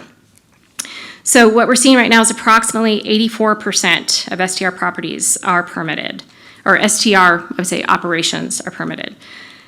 And then I also want to point out that these numbers are constantly in flux. So we receive permits all year, and so they're really prorated. So permits can kind of trickle in throughout the year, and then they all expire at the end of March. So we could, again, the numbers change every day. Jamie has noted that we've been seeing approximately 15 to 20 or so permits per week that are trickling in. And then again, we have a consultant on track that is, checking properties, checking all of the different platforms online to see about those properties that are out of compliance with our code. And what we've noticed that those numbers are constantly changing. And really that's because of market conditions, real estate transactions, and people turn their properties on, they turn them off, they pull them off a platform, and then they put them back on. So those numbers are continually changing, and it's hard when you're trying to report out on data, and it's a constant chase. And then I also want to point out one thing is that these numbers that I am describing here on this slide are different than what has previously been reported out to the community and to your board. And that's because we had an estimate back in 2017 from a different consultant that was tracking permits. And they estimated that we had approximately 3,500 STR operations in the county. It's looking like it's, like I said, we're permitted right now at 2,382. We could potentially have as many as, 2,800 to 3,000, but it's not, doesn't look like it's as high as what we had initially estimated back in 2017. And then let's see, I also want to just point out that our permit numbers, for STRs, it does look like it's stable, it's fairly stable from last year, but definitely lower than what we thought we had back in 2017. Okay, so moving on to, these are the maps. I've included these maps just so that you can get an understanding of really the distribution of STRs in our region. I will say we know, so this obviously is the Kings Beach, Highway 267 here, into Kings Beach, and then Tahoe Vista and Carnelian Bay. We know we have done some work to demonstrate that we've got about 1,700 STRs in the basin. So of the 2,382, and that's an estimate, so but it's about 1,700. So approximately 71% of the short-term rentals that are permitted in the county are in the Tahoe Basin area. So I'm just going to go by these really fast, but if anybody at the end of the presentation wants to hone in on one of these maps, I'm happy to do that. But here's Tahoe City, Dollar Point. Here's the West Shore. These are the resort communities of Alpine and Squaw, and you don't see as many there, but keep in mind that a lot of those properties are exempt because they are either hotel motels or they're resort communities, so they're exempt in the ordinance. This is the North Star area and Martis Valley. Again, you see a lot in North Star, but not necessarily in the village area. And then this is the last one. This is up at Dollar Summit, so you'll see some in the Serene Lakes area right here. And then we have a little slice over here in the Placer County portion around Donner Lake. Okay, so turn to some housing statistics real quick. Total housing units in East Placer, this is the East Placer TOT boundary area, is 15,747. This came directly from our assessor's data. I do want to point out that this number, there has also been some other numbers that show this number a lot higher. So the previous reporting, we have tried to true up these numbers. We've seen a number as high as 25,000, and we've tried to figure out where that number came from. And we do know that this is an accurate number from our assessor's office. So just a heads up on that. So what we have here is STRs, what we've included, the 2,832 number there is the permitted, and what we suspect we might have that is unpermitted. So about 18% of housing units in the Placer County, East Placer is our STR operators.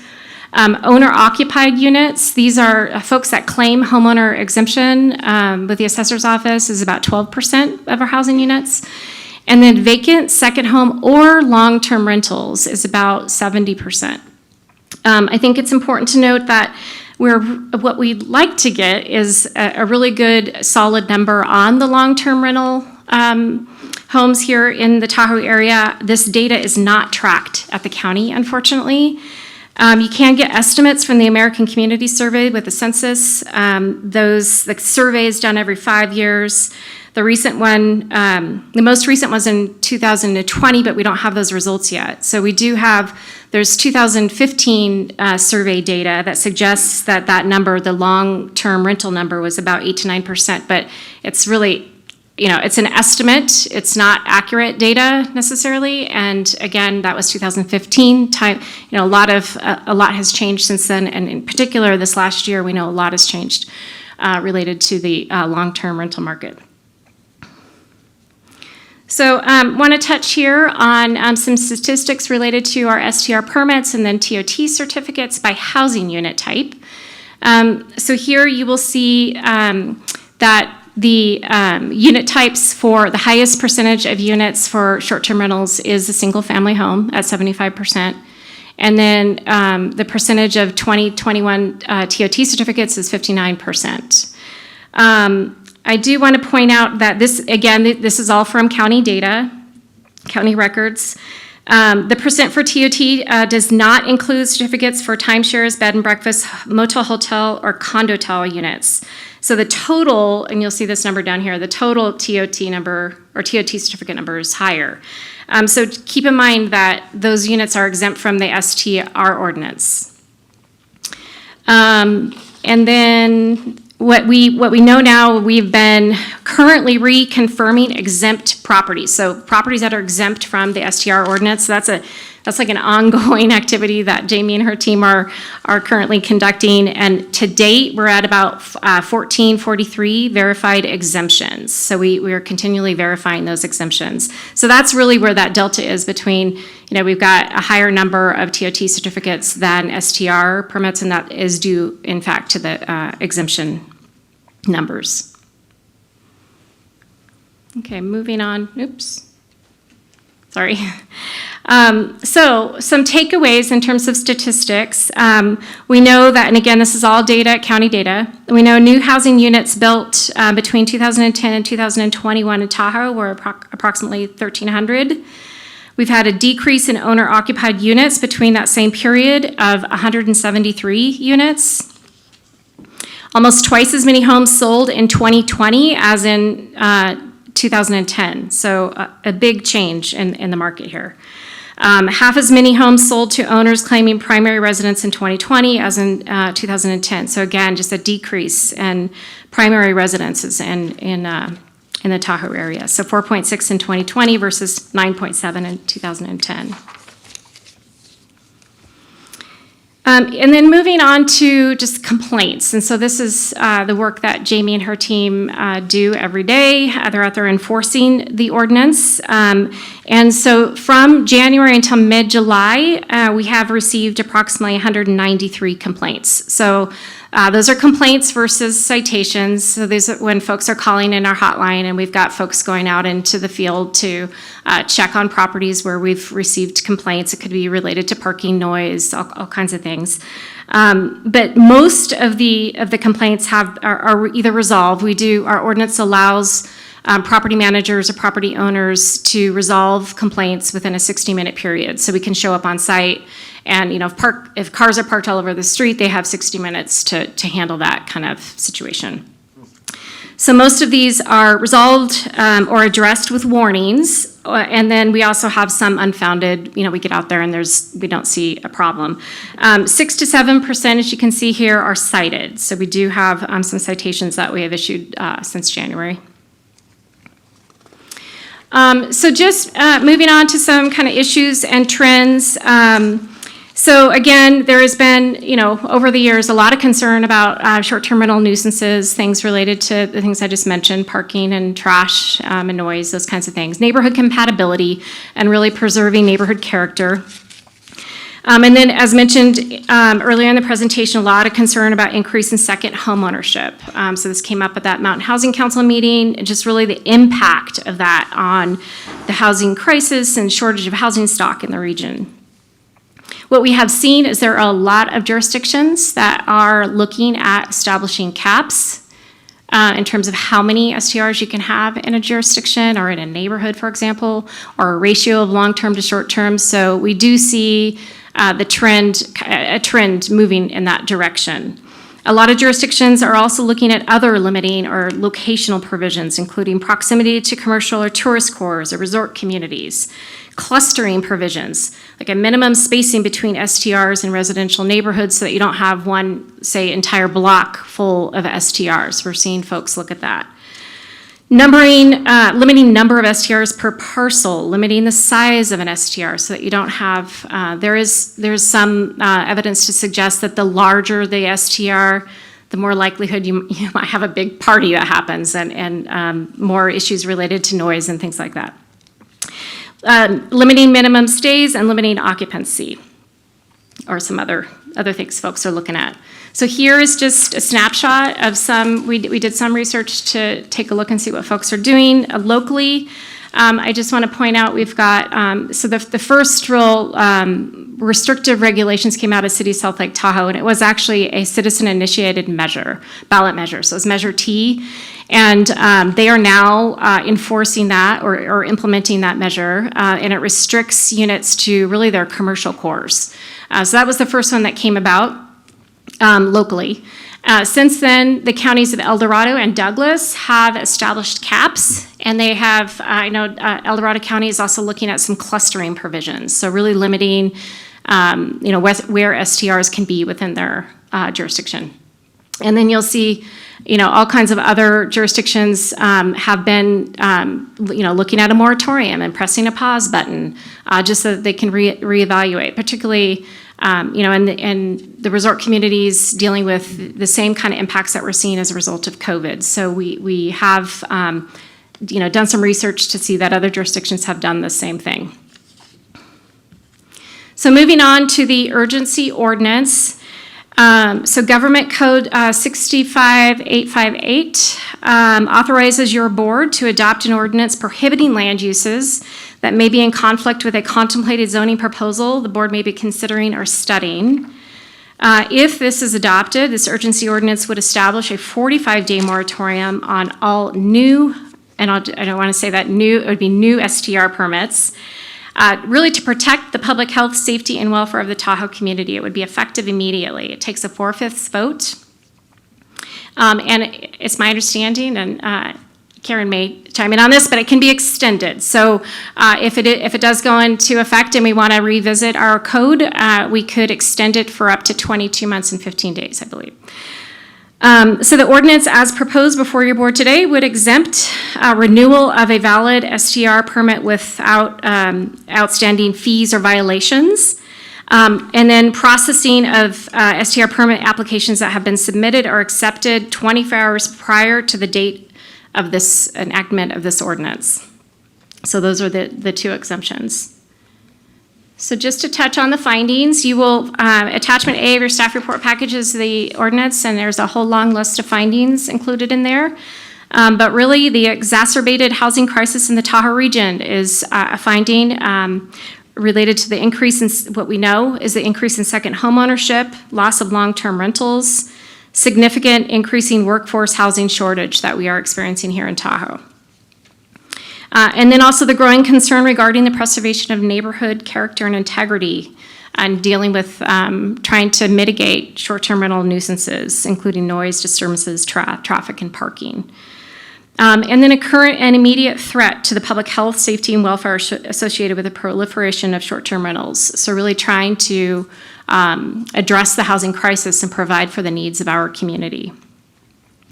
The urgency ordinance is needed. Also, you'll see this here in the findings to avoid a rush or a major influx on short-term rental permits so that staff can focus on review and revision of the program to address the issues described today. So what could a potential ordinance update look like? So again, we are currently finalizing the permit application process for the 2021 cycle and have been reviewing the ordinance for potential changes. And I mentioned that in March. I think this ordinance will continue to evolve and will continue to come to your board to make revisions and amendments where needed. But based on that review, we are exploring an update to the short-term rental ordinance, and the revisions could include improved alignment with the TOT certificate process. There is always a lot of confusion about a TOT certificate versus an STR permit, and so we've talked internally about an opportunity to really modify the short-term rental ordinance to improve that alignment and eliminate confusion. Also modifying and clarifying exemption provisions. This is a challenging, there's exemption provisions related to hotel, motel, and resort communities. A couple of those are really challenging to implement, we have found. Jamie has really struggled with that. And we feel that there could be some opportunity to clean that language up as well, just to provide better clarification and to make it a little bit easier to administer. Expanded regulations to limit short-term rental permits. If your board desires, this is also something that we could consider. And again, those are similar to the items I discussed, looking at caps or limiting location of permits, that kind of thing. And then adjustment of STR fees to align with the program needs. We do know we've permitted fewer properties than we had projected, and that was because that first estimate that we had back in 2017 was a lot higher. And so we do know we need to go in and take a look at our fees. So there is some work to do on the ordinance. And we have been kind of keeping a list of things that we'd like to update. So with that, I'll move on to the recommended action. So staff is asking you to conduct a public hearing to consider the introduction, waiver of oral reading, and adoption of an urgency ordinance to establish a moratorium on the issuance of new short-term rental permits. And with that, I'm happy to answer any questions. And again, Jamie's here to answer questions. She's working on this daily. And then Doug is also on the line. Thanks, Crystal. Great job. Karen. Mr. Chair, if I might just, if I could clarify the procedure that Crystal has mentioned. An urgency ordinance, again, has to be based on the findings. Findings have been proposed to the board. The first round of an urgency ordinance it's effective for 45 days. In order to extend it, staff needs to bring back, and the board must adopt another ordinance within that 45-day period before the initial urgency ordinance expires to extend it. Because we are taking this as a public hearing, the extension could be up to 22 months and 15 days. Again, that would again have to be a notice of public hearing, and we would bring it back to the board. Also, just for the record, if this was adopted today, it would expire on the 10th of September, which means the board meeting before that is August 31st. Good. Thank you. Cindy. Thank you. Crystal, great presentation. I know a lot of work has gone into this, and I know it's a moving target, but I just want to go back to slide 13, if we could, real quick, because I think this gets confusing to, there we go, to the public.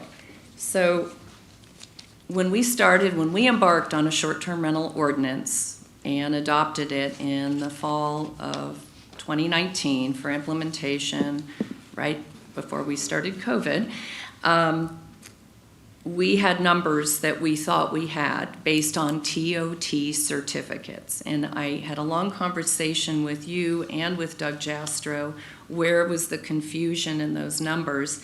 And Doug, if he wants to chime in, can, but what he told me, if I'm correct, was that there were many people holding TOT certificates that were not actually activating those. So some of the numbers we estimated going into the short-term rental program and permitting were inflated because there were a lot of zeros. And once people had to pay a permit fee, they said, oh, I'm not really interested in renting. So that number came down. But on top of the 2832, we still have 1,500 short-term rentals that are in the exempt category. And part of the discussion that we may want to have moving forward is making sure those exemptions which gets us up to 4,300. Those exemptions, what are the criteria? Are they in commercial zoning? Are they in residential zoning? What are those exemptions? But I want to make sure we're clear that we don't think the numbers dramatically dropped. In fact, maybe the reverse.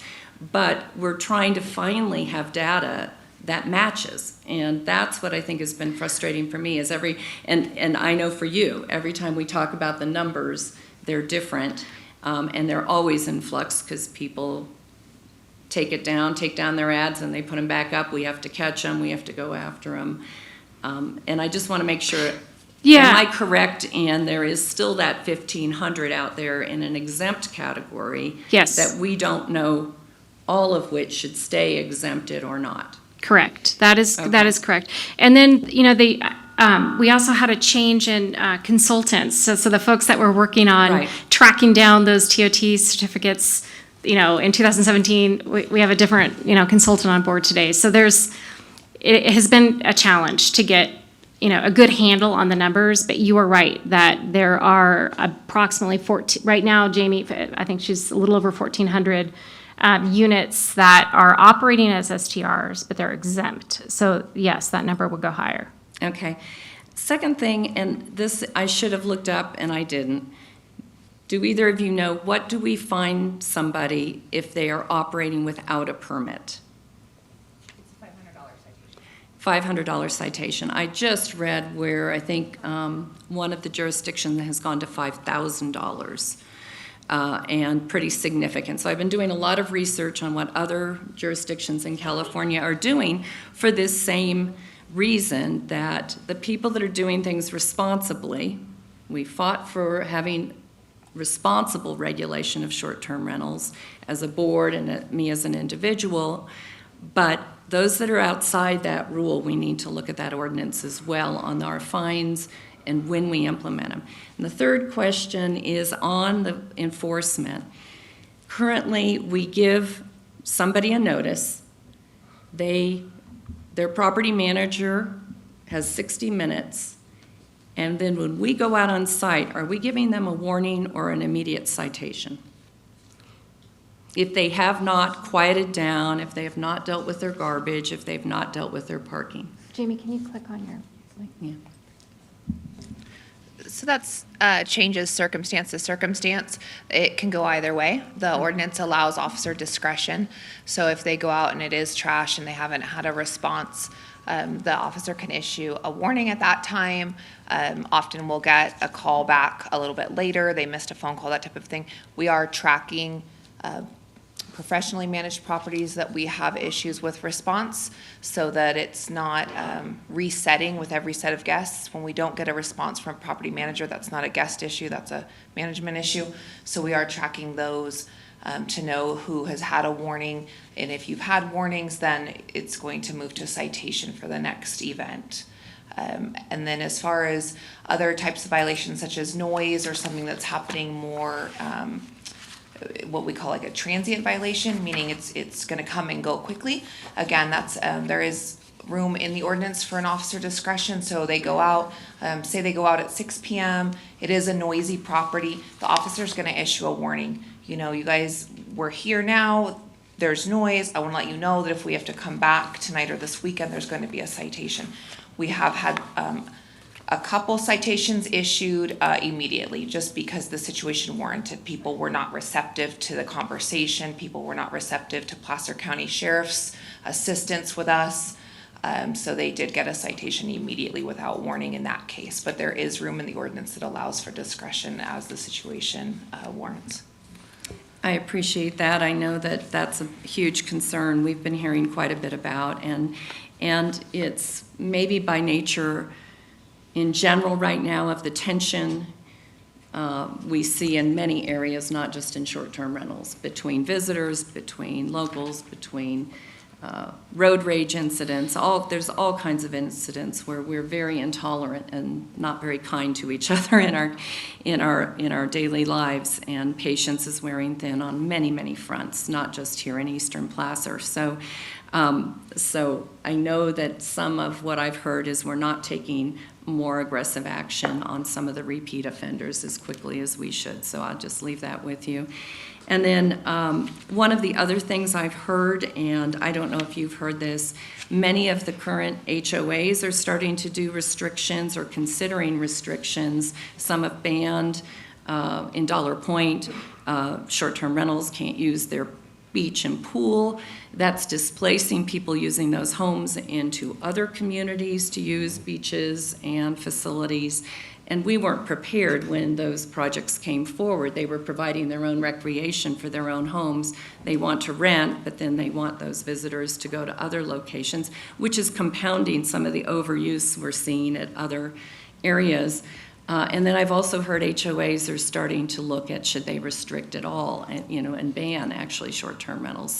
So people are taking it into their own hands within homeowners associations, but many of our homes are not in a HOA. So those are some of the other things I've heard are underway right now that I think we need to consider, and any changes to our ordinance to make sure that we address those as well.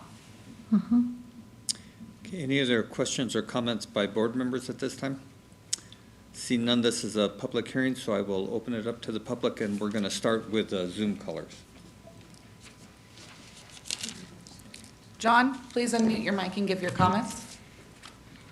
Thank you very much. Thank you, Mr. Chairman and fellow members of the Board of Supervisors. I appreciate this opportunity to speak to this issue today. The Tahoe Sierra Board of Realtors opposes this could you state your name for the record? and asks you in the strongest terms possible to reject it in whole, because it fails, frankly, in our opinion, to adequately address the need, and it really just puts an unnecessary temporary placeholder in an issue that is not the principal driver of the housing crisis being faced by our region. I don't think anyone would disagree that we have a lack of affordable and available housing, both for sale and for rent, for our workforce. The question is, how do you address it? And when you look at STRs as the thing to regulate, it's seen as the low-hanging fruit in so many jurisdictions, but it has little to no impact on the overall housing stock. That's just a fact. In fact, of the slideshow that staff put up, 70% are vacation homes or currently long-term rentals, what you're looking to see more of, not STRs. So you're chipping away at best at that de minimis percentage that's left. And when you look at the group of people that have vacation homes that are STR-ing on occasion, if disallowed that opportunity, it's not going to open up their home. The reason they occasionally allow it to be utilized as an STR is to offset expenses. They still want to have access to that unit. So it'll just sit vacant, or it'll be sold outright. It's not going to be added to the housing stock for long-term rental by and large. And when you look at people that can't afford to let it sit vacant, again, sold outright. And that doesn't add to your housing stock that's affordable and available for locals to rent or to buy over the long term. And I actually am a member of the Mountain Housing Council board, and I was the person that spoke strongly in favor of a declaration of emergency or an urgency ordinance by local government. But it wasn't for this. It was actually to help government get out of the way so that we could accelerate the creation of additional housing opportunities, not ratchet down the existing housing that exists. And so we would ask you to take a look at how this creates really overregulation of a commodity that creates a scarce commodity. And the scarce commodity, the artificial commodity production, has brought us to this point. Government restriction, prohibition, fees, fines, yada, yada, is what government does, but it oftentimes doesn't solve the problem. If anything, it sometimes exacerbates the problem. And so my question is, how is more government regulation going to cure that which government regulation has already created in the form of artificial scarcity? And the answer, it's rhetorical. The answer is it isn't. And the grave consequences economically of disallowing new STRs when we don't have the backfill hotel space means that a lot of the people you're trying to house will be irrelevant, because a lot of those jobs and businesses will become irrelevant if we don't have the ability to have overnight and long-term, 3, 5, 7, 10-day, 12-day guests. We need more hotel rooms, if anything, high-quality ones, on the North Shore before you were to even consider reducing or regulating this activity, which is already relatively de minimis. All the issues in the past were nuisance. We agreed with you on all of them. We supported all the abatement proposals, And we would just ask you to reject this proposal as going down the wrong road that will lead to a result that we think will end up blowing back and damaging the county and the economy of the region. Thank you. John, could you state your name for the record, please? Oh, I'm sorry, John Falk. Thank you. I'm the legislative advocate for the Tahoe Sierra Board of Realtors. Thanks, John.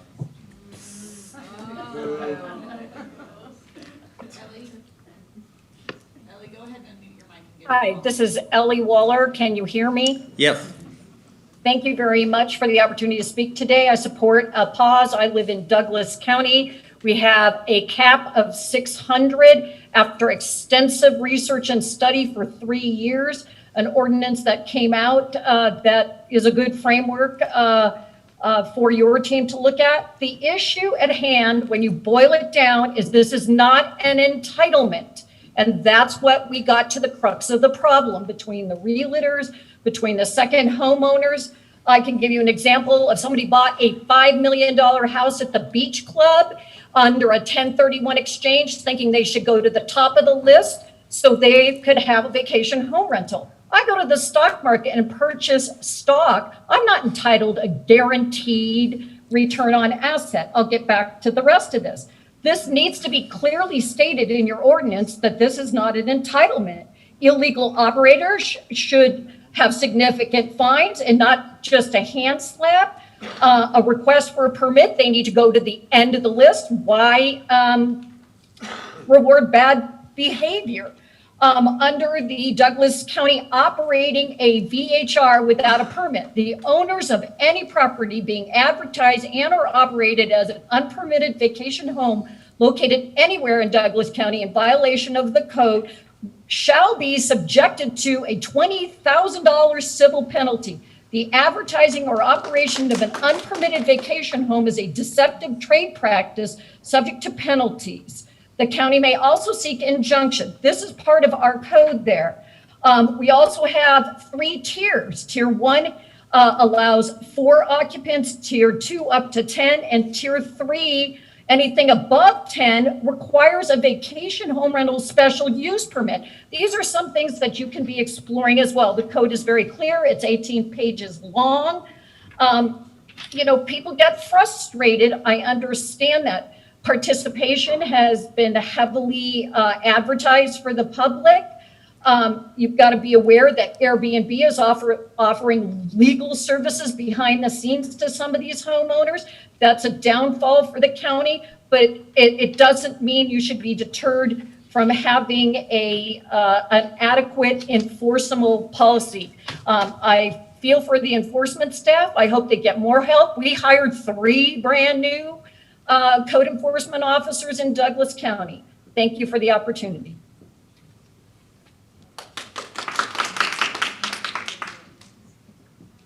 Barbara, please unmute your mic and give your comments.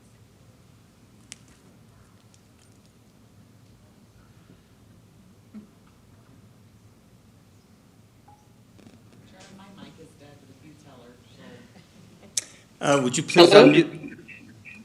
Hi, this is Barbara Christian. Go ahead. Yeah, I thank- agree with the need for an urgent moratorium on STR permits in Placer County. I live in the Kingswood West subdivision, and according to our HOA CCNRs, Article 7, Section 1 states that nothing but a single-family dwelling shall be allowed on any lot. The term single-family dwelling is intended to include every form of multifamily dwelling, boarding house, or lodging. Article 15 states that no obnoxious or offensive activity shall be carried out on the property, nor shall anything which shall become an annoyance or nuisance to the neighborhood. And lastly, Article 7, Section 2 prohibits business and or commercial activity on any property. An Emory Law Review article concludes definition of commercial activity includes STRs, particularly since they involve collection of DOT money. These declarations were reported by Tahoe Title Guarantee on January 23, 1970. So each time Placer County issued a vacation rental permit in Kingswood West, they are induced breach of our CCNR. We respectfully request that no additional STR permit shall be issued in Kingswood West. and that the current permits shall not be renewed. We ask not only because of the degradation and loss of neighborhood character we've experienced due to the allowance of STRs, but also because of the shortage of housing for the people that work here that cannot afford to buy property or find long-term rental properties. Freeing up the 2,000 plus homes that are currently being used as STRs could possibly put many of these homes back on the market, lowering the prices of homes, or may open them up for long-term rentals. Thank you. Thank you. Board of Supervisors, I have to go to work and I wanted to add comment to this. Do you mind if I jump in here above the Zoom calls? Sure. Why don't you come up? You have 3 minutes to make your comments.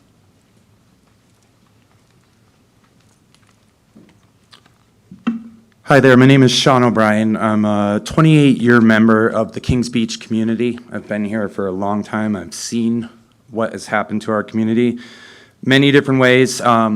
My story is one of a kid from Massachusetts that came to Tahoe on a Greyhound bus on January 7th, 1993 with $60 in my pocket. I came here to shovel roofs because the pay was so good. My sister lived here, and that was my dream and my story, and I ended up building a life, a business, a family, and falling in absolute love with this community. This community was one that was about working class families for a long time. One of the reasons why I chose Kings Beach as my roots for my children to be raised here is because of how small of a community it is and how we all work together in our integration from Hispanic to Caucasian and everything in between. This community is being ripped apart by hotels in our neighborhoods. Next door to me, next door to everybody in this community, we call the hotline, nothing happens. At 2 o'clock in the morning, people wake up my kids from a hotel next door. We call the hotline, nothing happens. There's 12 tents on the lawn next door to my house from a lacrosse team that rented a 2-bedroom house to stay here because they couldn't afford the hotels. Nothing happens. This community is frustrated so much, it makes me want to cry. Because we used to be, I've watched family after family after family moving out of here, going to Reno, going to Carson City, going back to the East Coast where they came from. The reason why I chose my home here is because of those families and because of this community. And I'm not saying that I'm against short-term rentals. With all due respect to John Folk, I hope he's still listening on the line. Short-term rentals are the problem. They are the #1 problem in what's happening in this community right now. We talk about expansion and short-term housing for short-term employees. We do not need more people in Kings Beach right now. We do not need more people in this basin right now. This basin is outgrowing itself. You can look at the traffic on Saturdays and Sundays and realize that this is a tinderbox waiting to happen. And with thousands of people coming in that weren't coming in before, we have a serious problem. And I appreciate you guys coming here today, truly, and listening to us, because we are frustrated. We love our home. We love this county. We love this town. And one thing that I would like to add to all of this and all of the numbers and everything, put a cap on short-term rentals and stop letting people use this area as an investment property. We are a community. We are not an investment. And we will continue to support this county as long as you stand by us, please. Thank you. Thank you.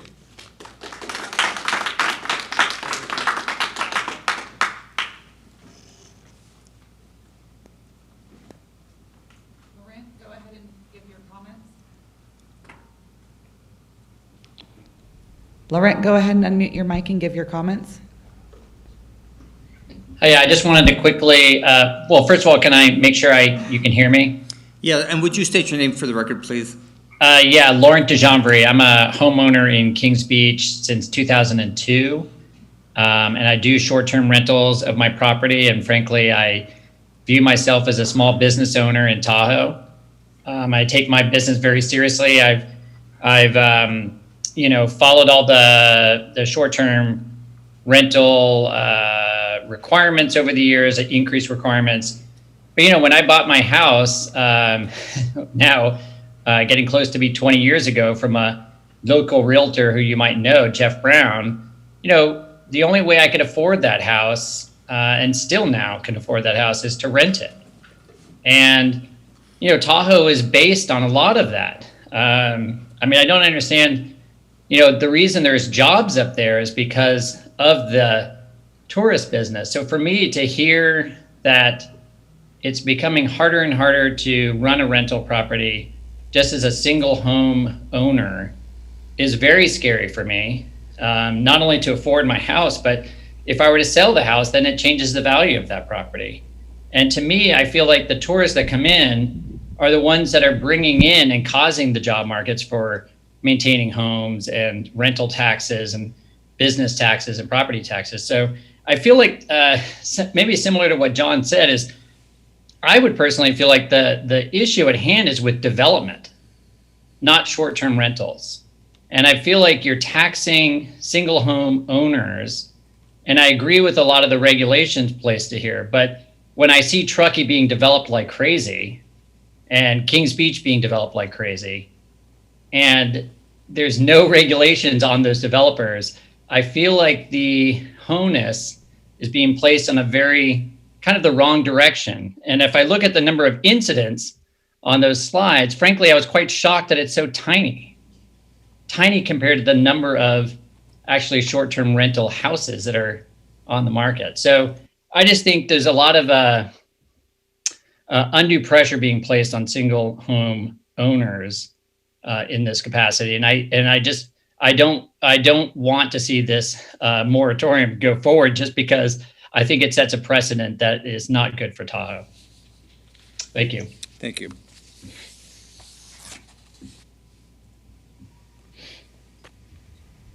Terrell, go ahead and unmute your mic and give your comments.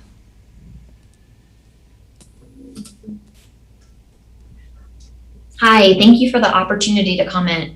My name is Toral Patel, and I serve on Airbnb's public policy team. We're committed to working with local governments to develop fair, reasonable, short-term rental regulations. And we believe that a balance can be struck here that addresses local residents' concerns while preserving the economic benefits of short-term rentals, which we just heard about, which in turn can fund potential solutions for housing challenges.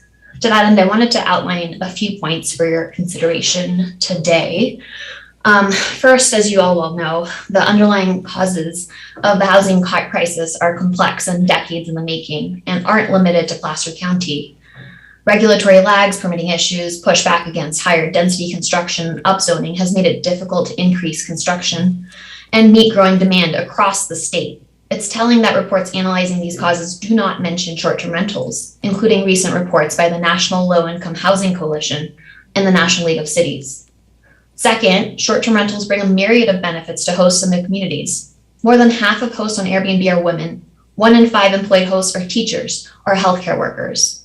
In 2019, Airbnb directly supported 300,000 jobs in just 30 destinations. And then also travel on Airbnb has generated over $3.4 billion in tax revenues for tens of thousands of jurisdictions around the world. In places like East Placer County, which has long been a vacation destination, short-term rentals allow homeowners to use their home to earn additional income while they're away and also generate tax revenues for the county instead of sitting vacant. Third, and related, while short-term rentals did not cause the affordability crisis, they can and should be part of the solution. They can generate the much-needed revenue to build affordable housing. To that end, the county could consider dedicating a portion of its transient occupancy tax revenues to support a housing fund, following the path of cities like Portland and LA. In addition, we encourage the board to consider a tiered permitting system that differentiates between primary residences and non-primary residences. This has been an effective approach for a number of communities in striking a balance between different use types. We hope to work with the county to find the right balance here. Thank you for the opportunity to comment and your consideration of our feedback. Thank you. Charlene, go ahead and unmute your mic and give your comments. Hi, my name is welcome and thank you, board, for hosting this and taking the opportunity. My name is Charlene Farrell. My husband and I own a single family home in Tahoe City. We've owned it since 2006. And we feel like it's a small business for us and have been supportive of the regulations and the permitting process that you've been putting forth. But however, today we feel, one, we weren't provided ample notice of this meeting and that this was going to be on the agenda. I feel like all the TOT occupancy folks should have been notified that this was going to be a topic and something for consideration. We are opposed to this and totally support the viewpoint of John Folk, the legislative body for the real estate board. As you looked at your slides, I watched your previous presentations, and almost none of your housing problems are for a 3-bedroom or larger unit. It's all for condos, studio, 1 and 2 bedroom units. So I concur with the Homewood homeowner that this does not solve your problem. You will not see, we want to use our home just like everybody else does. We use it when we're not renting it out, and we enjoy Tahoe. We would not be open and would not rent our home to a long-term renter. Thank you for your consideration as we oppose this ordinance. Thank you. Scott, go ahead and unmute your mic and give your comments.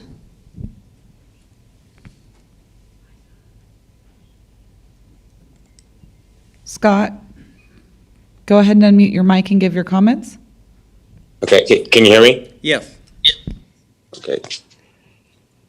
Thank you. My name is Scott Zumwalt. I'm the owner of the Bridge Tender and West Shore Market in Delhi and Tahoe City. First want to thank the Housing Council, Board of Supervisors, and county staff for their efforts and acknowledgement of our local housing crisis.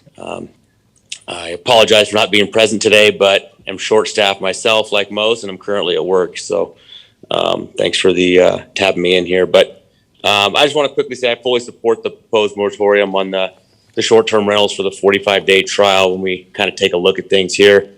I do want to make sure that we are, however, enforcing the penalties immediately, and otherwise it kind of doesn't matter. And I do think, to Supervisor Gustafson's point, we need to raise that fine up from $500. $500's pretty much nothing when we're kind of looking at the amount of income that's being brought in right now. I'm not saying this is the ultimate solution to what is going to fix everything, but I do feel that we need to at least pump the brakes a little bit, step back and take a look at things and see where we're at. I do 100% echo the sentiments and great points brought up earlier by Brett, Alex, Samir regarding the basin's issues and what we're up against. And I want to thank again the Housing Council and the county staff for their presentations. I guess I do want to say this summer's almost behind us. And, it's been a rough one for most, and a lot of guys are shut down, if not indefinitely for multiple days of the week. But we really need to kind of dig our heels in the off season here and figure out where we're at and what we can do so we're not doing the same thing again next summer. So thanks for your time and appreciate it. Bye. Thank you. Peter, go ahead and unmute your mic and give your comments. Hello, Peter Fenoglio here with the Contractors Association of Truckee Tahoe. Just wanted to thank everyone for your time and, let everyone know that the Contractors Association is generally opposed to this restriction. We understand it's a urgency ordinance, and so it's limited to the 45-day time period. I would strongly encourage, if this is adopted today, that urgency ordinance not be extended anything past that 45 days. We really need to have a community process that explores the policies, and I encourage the board to engage with the Contractors Association, with the Board of Realtors, with the Airbnb policy group on what makes real sense. And the ultimate charge here is to actually show that putting a moratorium on short-term rentals will actually increase the housing supply, which I think there's been a lot of comments today that highlight the fact that people simply would just not rent out their homes because they want to use that home. So, if you want to think about one of the latent effects of that, we're talking about reducing the supply of transient occupancy options. In essence, you're going to be pushing up the cost of hotel rooms, reducing the attractiveness of that, and in essence, creating more demand for actually purchasing second homes. So there's a lot to consider here. I understand this is an urgency ordinance and we haven't had a lot of time to discuss it, but I'm just going to encourage the board to engage with us, engage with the other parties before going anything down the route of extending this past the 45 days. And ultimately, I'd actually advocate for not approving this today and having a more robust community dialogue before we go forward. Thank you.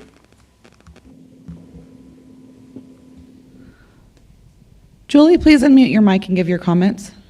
Hi, my name is Julie Bocho. I have a house in Kings Beach that we've owned since 1986. And kind of seconding what other people have said, we do rent it out occasionally, but it is also a vacation home and we come up a lot. My family and I do, our siblings, our friends. And if we weren't able to rent it out short term, we wouldn't rent it. We wouldn't rent it because we want to use it as a vacation rental.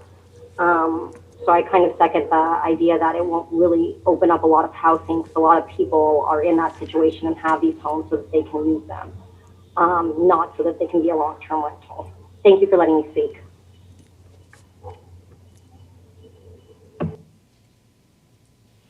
Julie Thompson, please unmute your mic and give your comments. Hello, can you hear me? Yes, we can. Great. I want to thank everybody for your time and presentations today. I just popped into this meeting out of curiosity. I wasn't planning on speaking, but I figured I should share my story too. I do own a short-term rental in Kings Beach since 2016. It is a vacation rental for me, but it's mostly a short-term rental.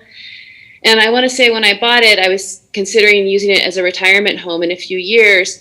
But it was in such poor condition. It had been a long-term rental for years and years and years with the previous owner. Like such poor condition. It was horrendous. I had to put huge amounts of dollars into it, and it really made it so I had to long-term rent it to pay, or short-term rent it to pay the bills.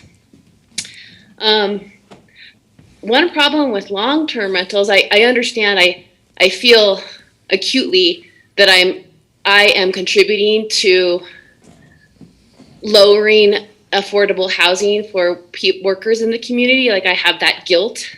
But I have rented to long-term folks before, like a condo I owned in another city where I live. And like 5 out of the 6 long-term tenants I had completely trashed the place, completely trashed it. And that's one reason why I know, like, I take excellent care of my home, and it's a very small home, 2-bedroom, 1 bath. I had to redo everything because it was in such poor condition. And like, I don't want to bring someone in there that's going to trash it. With short-term rentals, I get to, manage that regularly. And so I'm in there taking care of it. My biggest fear for my guests that come up is the across the street long-term rental that's a 4-bedroom, 2-bath, where there's like 10 young guys living in there who are out partying and screaming at 3 a.m. many nights. So like it's the local residents that are causing me headaches, not me causing them headaches. I have a 2-person limit on my place, very clear in my rules that they cannot disturb the neighbors, even if they're being disturbed by the neighbors. So I feel for the folks, everyone who has spoken today, like the tents in the yards next door to your family home, like that should be that permit should be immediately revoked and not allowed to be renewed until that owner takes some serious steps to make sure that won't happen. So, I don't know which way I would advocate for this emergency ordinance because I see both sides of it. But as a responsible short-term rental operator who wants to retire in this home, I just wanted to share my story to see if it helps you folks make your decision today on how to move forward with this. So thank you. Jennifer, please unmute your mic and give your comments.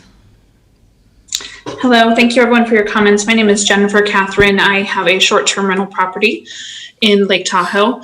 It's really sad to hear things about people having, these massive tents in their yard and everything. But as hosts, we love hosting. We love having a relationship with our guests, where the second they pull into the driveway, we're checking our cameras.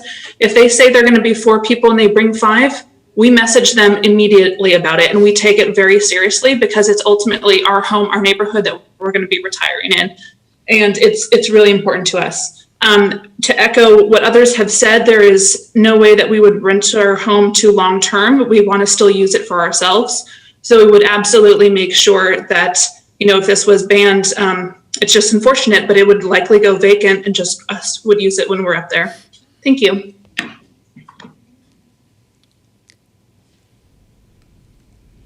Okay, we'll take one more Zoom caller and then go to in person. Janet, go ahead and unmute your mic and give your comments. Hi, can you hear me? Yes. Yes. Okay. My name is Janet Harley. I live in Tahoe Vista, and across the street from me, I have not one, but 2 Airbnb houses where nobody lives. In fact, when I thought I saw people moving in, I went over to welcome them to the neighborhood, which is what used to happen. And now, of course, that isn't happening because there is nobody living in those houses until they're rented out. They're short-term rentals, but no one lives there.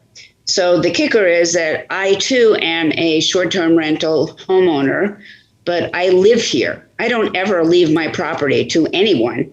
So I have people who come in, they live in a room with a private bath, and they come and go as they please. I make them a breakfast typically, and I don't worry about it because they don't make noise because I'm here. They know the rules. They know where they park. They know where the garbage goes. They know that they can't leave any exterior lights on. And they know that when they're sitting in the hot tub, they have to talk quietly because otherwise everybody hears everything they're saying. So I feel that I think I'm in agreement with this proposal, because I see that what's happening is, you're right, the neighborhoods are completely changing. I don't recognize my neighborhood. I don't even know who lives here anymore. The other night, I heard a dog barking and barking and barking, and it was terribly sad. I went over there when I saw the people come home, and they don't even live here. They just came here to rent the property. They went to the beach. They came back and left the dog here in the house. So not here in my house, but in the house they were renting. And of course, I was completely freaking out because I'm a dog person. So anyway, there's a lot of stuff that goes along with all this. The thing I wanted to recommend is that there's 2 separate things: short-term rentals and hosted short-term rentals. Hosted short-term rentals are very different. And we're here, we live here. We have complete control over what happens in our homes. And I'd like you to take that into consideration too when you come into making rules out for short-term rentals. And we're not all the same, because if we live here, we have to be in control. It's our home, so we have to be in control. Anyway, thank you very much for letting me speak. Good luck with this, and have a great day. Thank you. Okay, let's open it up to in-person public comments. So those who want to, just step forward and state your name for the record, please. Lipsky, and I'm with Hauserman Rental Group. I've been a long-time resident of Lake Tahoe. Hauserman Rental Group is a company that manages both short-term and long-term rentals. I happen to be the person at Hauserman who brings new properties onto our program.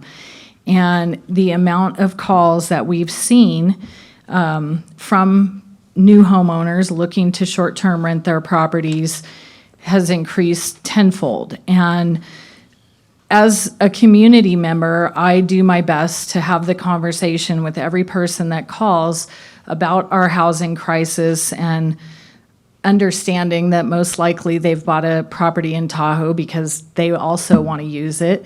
I do my best to convey the severity of the issue and let them know that they would be doing more for our community if they could possibly long-term rent their house. Obviously, most of the time that does not happen. I do not concur with John and another caller who said that short terms are not part of our long-term housing problem. I wholeheartedly feel that they are, and want to remind people who own short-term rentals, who are commenting or who may be out there and have concerns but aren't commenting, that this is a moratorium. It doesn't apply to current permit holders. So the people that are calling with comments that are currently permit holders, this does not apply directly to you. And I am in favor of the moratorium because I think it'll give us time to work out some of the issues. Granted, 45 days is not a lot of time, but it is some time for us to figure out what are the best directions for our communities to go. And also to advocate for the code enforcement department to raise the fines for non-compliant homeowners. I like the sound of $5,000, a lot better than $500 for those people that are not complying. You know, we at Hauserman and the other rental agencies and even the individual homeowners that are operating on their own have a lot of rules to follow, and it really is irksome, to say the least, when a homeowner is flying under the radar, or so they think, hopefully for not very long, but then they get caught and they only have to pay what could amount to one night's rent to rectify the situation. So just wanted to be on the record, not as a Hauserman employee, but as a community member, that I support the moratorium. Thank you for your time.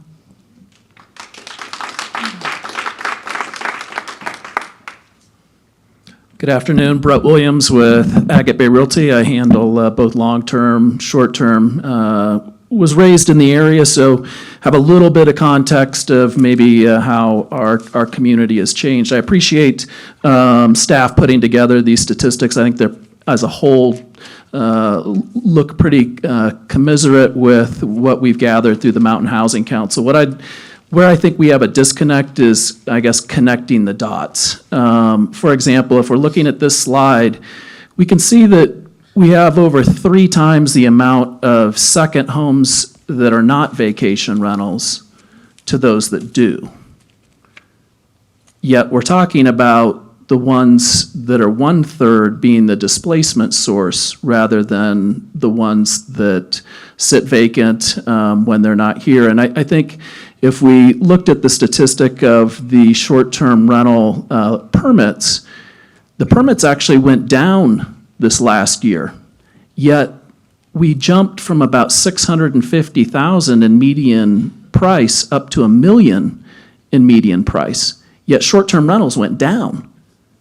So how can we say that short-term rentals are the displacement source, especially since I work in the long-term rental space, if the supply of long-term rentals continues to go down, and yet the needs are really high, and we've gone now 1.5 years in the pandemic and the market has not changed, then why? If there's so much money in short-term rentals, why hasn't someone moved to the long-term rental space and filled this void?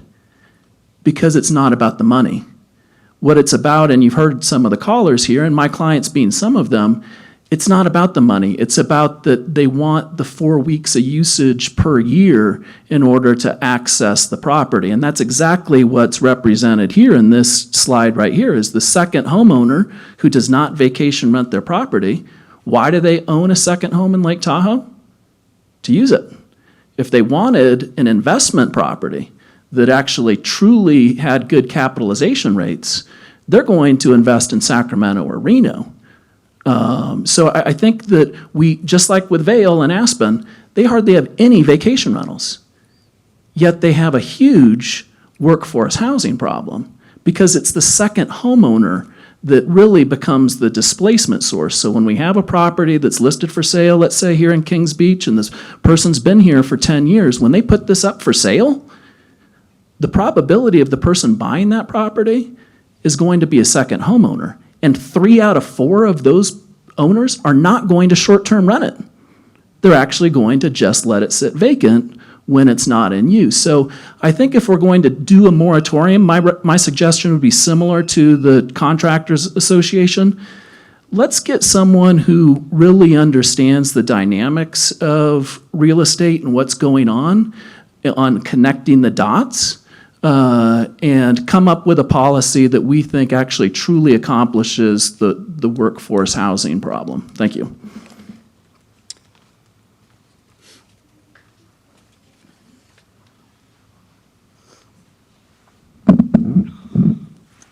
Hello, thank you for the opportunity to speak today. My name is Sherry Sugal, and I'm a homeowner for 15 years in Kings Beach, and have been a long-term resident in Lake Tahoe for 20 years.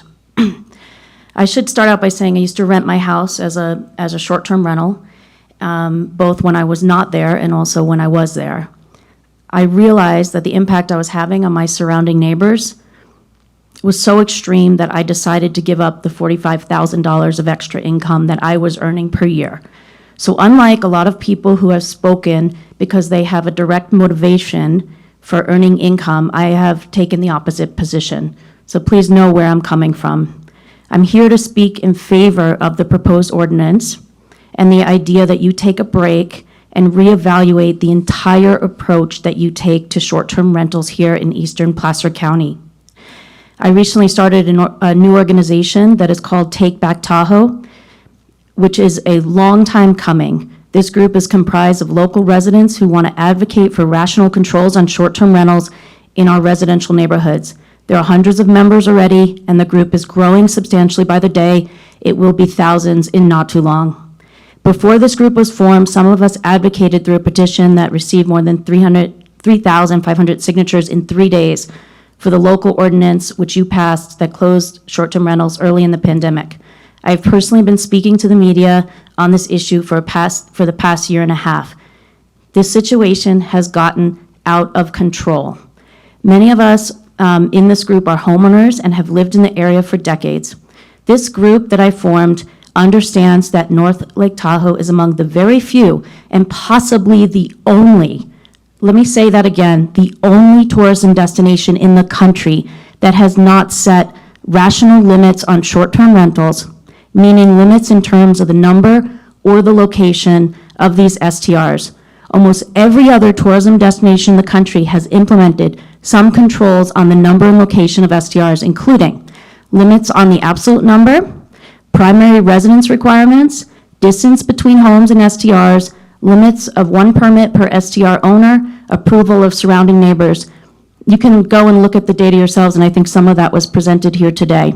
I did it myself. I could not find a single tourism destination in the country that did not have some level of controls on short-term rentals. Santa Cruz, for example, which I would argue is quite similar in many ways to Lake Tahoe, has all of these controls. None of Placer County's existing ordinances place any of these limits on STRs. This is an anomaly. In fact, it is completely the opposite here. Anyone can get any number of permits here, anywhere, regardless of whether it's your primary residence or if you have 2 or 3 or 4 permits. It is extremely rare that Placer County would ever retract permits, even for the worst violators of noise, parking, and trash ordinances. And you can see this in your own data. This is a situation that is out of control. And right now, all of the costs and all of the externalities of this is borne by us, the residents of Lake Tahoe, while second, third, fourth homeowners continue to profit and Placer County continues to collect TOT money on our backs. The harm that is caused by the uncontrolled proliferation and lack of regulation of STRs in our residential neighborhoods falls into 3 categories. There is a substantially increased risk of wildfires due to STRs. You may not know this, but it is we, the residents, that are telling these tourists that they cannot light fires on red flag days. They don't know this because they do not live here. We cannot take this lightly. Please look around. The days of allowing these unregulated tourist accommodations in our residential neighborhoods is over. The sheer number of people here means that tourists and residents are unlikely to be able to evacuate when there is a massive fire. We cannot even drive through Kings Beach on a good day. It is Sorry, exactly for these reasons Could you wrap up your comments, please? that the risk and the number of tourists, for these reasons that CAL FIRE rated Kings Beach among the top 75 cities in the state to be the next paradise. I could talk to you for hours about this, and I am happy to. I sincerely hope that you will take a break and evaluate the entire approach that you take to allowing the uncontrolled proliferation of STRs through our residential neighborhoods. Thank you very much. Thank you. So I'm going to keep taking public comment till about 1:30, and then we're going to take the item up amongst us. Good afternoon, members of the board, CEO Leopold. Alex Moralatos. I'm a motel owner, I'm an STR owner, and I'm going to comment. There's two threads that have been presented. We're talking about a workforce housing need for this moratorium, but I also hear a set of needs to evaluate the current ordinance, which I think are justified. And I do echo what the gal said. I'm a owner-occupied SDR, and I think it makes a huge difference when the owner's present on the behavior of the guests. That's just a tactical point. But I think more strategically, 2,800 STRs up against 1,700 or 1,600 total households. The issue is across the 1,600.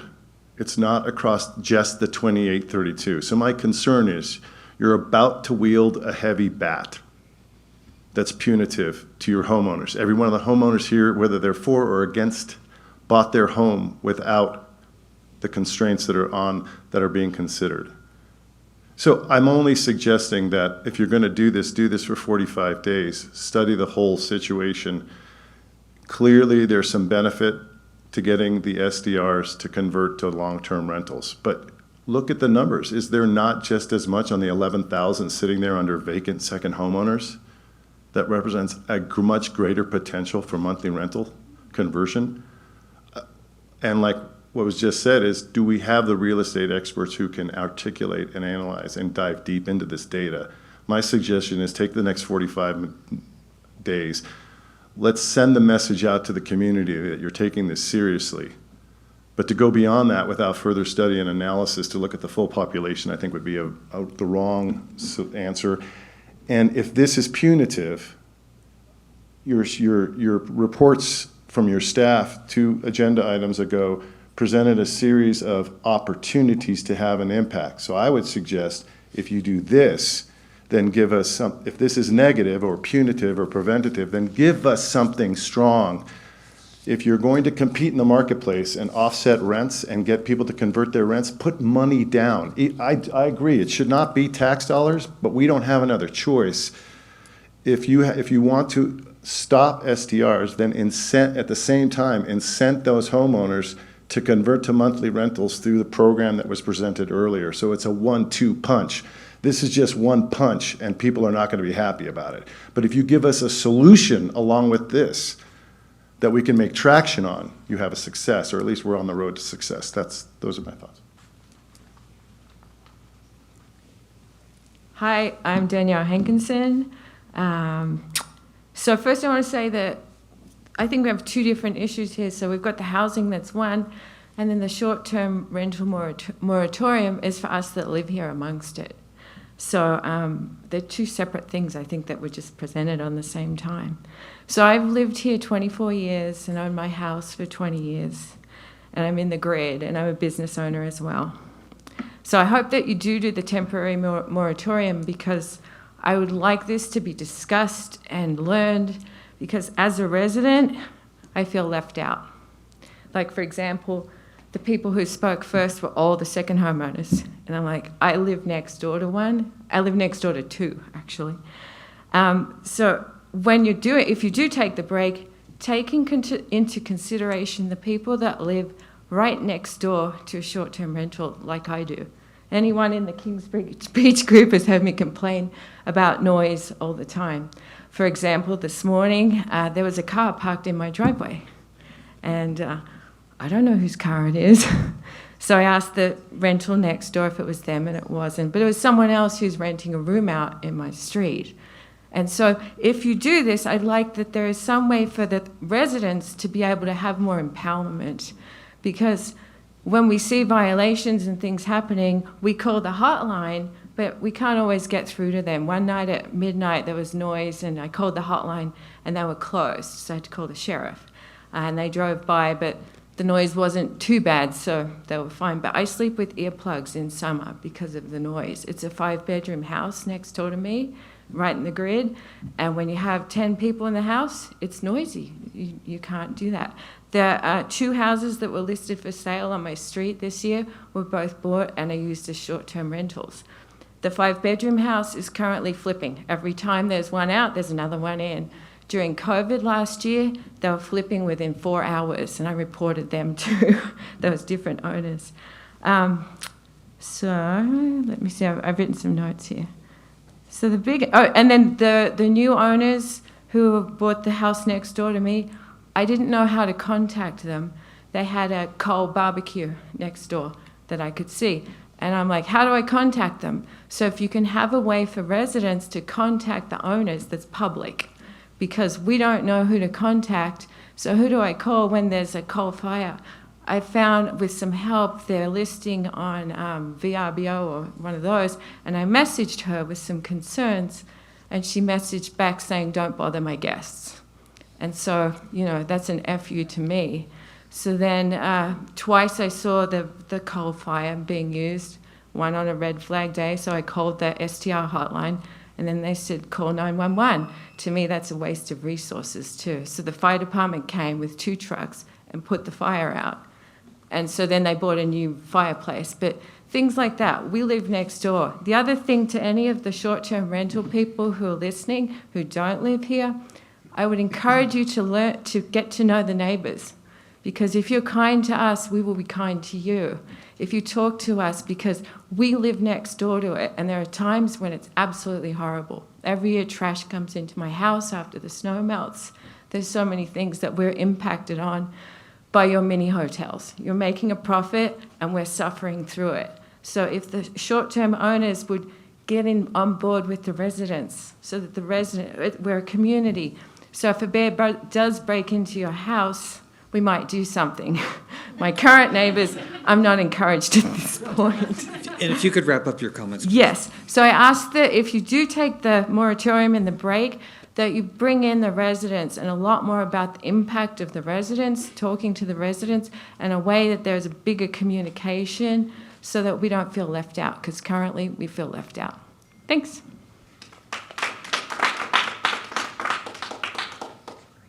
Jim Winterberger, and I own a professional property management company. I started it 20 years ago in Tahoe City. I currently employ dozens of people. All but 3 live within the boundaries of our school district. A vast majority of them own their homes. We're super active in the community, from youth programs, environmental stewardship initiatives. We have, as of June, started our own internal housing program with down payment assistance. We're on the hunt to purchase residential housing for our employees that fall below that AMI number that's been discussed. I'm going to agree with a lot of what's been said. I mean, many STRs are a big problem. They're a big problem with respect to parking, trash, and noise, nuisances, and some of them can do, in fact, have a nexus to affordable housing. So, I'm not going to try to convince you to say no or yes to the issue that you have in front of you, but I do want to express some concern stemming from the business community as to the efficacy of regulatory fiat. I mean, you're under a lot of political pressure. We all get that, and it's understandable. And if you need to take a 45-day pause to make good decisions, that's fine. We can live with that. The business community just asks that we're a part of the conversation in a meaningful way. There are people that are doing this right. Even folks like us who are trying to do it right all the time, we don't get it right all the time, right? This is a big business here. We don't get it right all the time, and we're going to be the first to admit that. look at this ordinance or the memorandum that you have in front of you and really question it though. Is this the right thing to do right now? If you believe that, go ahead and vote on it. There's inaccuracies there. Page 3 of the memorandum says there's going to be zero fiscal impact. As of July, my company has been responsible for paying $1 million in TOT tax, and I could promise you that is false, right? That's false. It's okay. But, look into this. If this isn't the one to vote on, let's get another one soon, vote on that. If you do carry this, just reach out. We want to be a part of the solution. Thank you. Thank you. Next speaker, please come up and state your name for the record. Yeah, Chris Eger, Tahoe City. I'm going to try to combine a neighbor's comment who can't make it here today and mine in 3 minutes. So very briefly, abridged correspondence between my neighbor and I, July 18th. There were about 15 out front and still more partying at the house. They have been absolutely crazy. There was a huge fight between a couple on the deck. He was going crazy. I started to call 911, but then didn't because I figured they would know it was me, and that guy was unhinged and scary, so I went into the house. But no one of the group went out to break it up. A week later, July 25th, different party, same house. There's 3 police cars right now at that party house. Big fight there. I sent an email to Supervisor Gustafson and county staff and included this neighbor. She wrote me back, I received your email to the group of people. I wanted to mention one thing. Please don't give my name or which house I live in to anyone. Reason being, these people renting there on these 3 weekends in July truly scare me. Some were basically unhinged and crazy, and you never know how violent they could become if someone wrecks their party. So I'd like to remain anonymous if you don't mind. Is it public information as to what the incident was? Is it a danger to our safety in our homes? My comments. I actually agree with some of the critics. I'm not sure how effective STR ordinance will be in providing more housing and freeing up housing. But as Crystal's presentation made clear, that's not the only issue as it concerns STRs. A far larger issue, as some of the comments have made clear, is how STRs relate to the integrity of our community and our neighborhoods. And I think that's a far more problematic issue, and where addressing these issues as it concerns STRs will actually yield some very good things. So I think STRs also contribute to over-tourism. And if I had numbers on TAUs and STRs, I'm sure I could make an argument with numbers.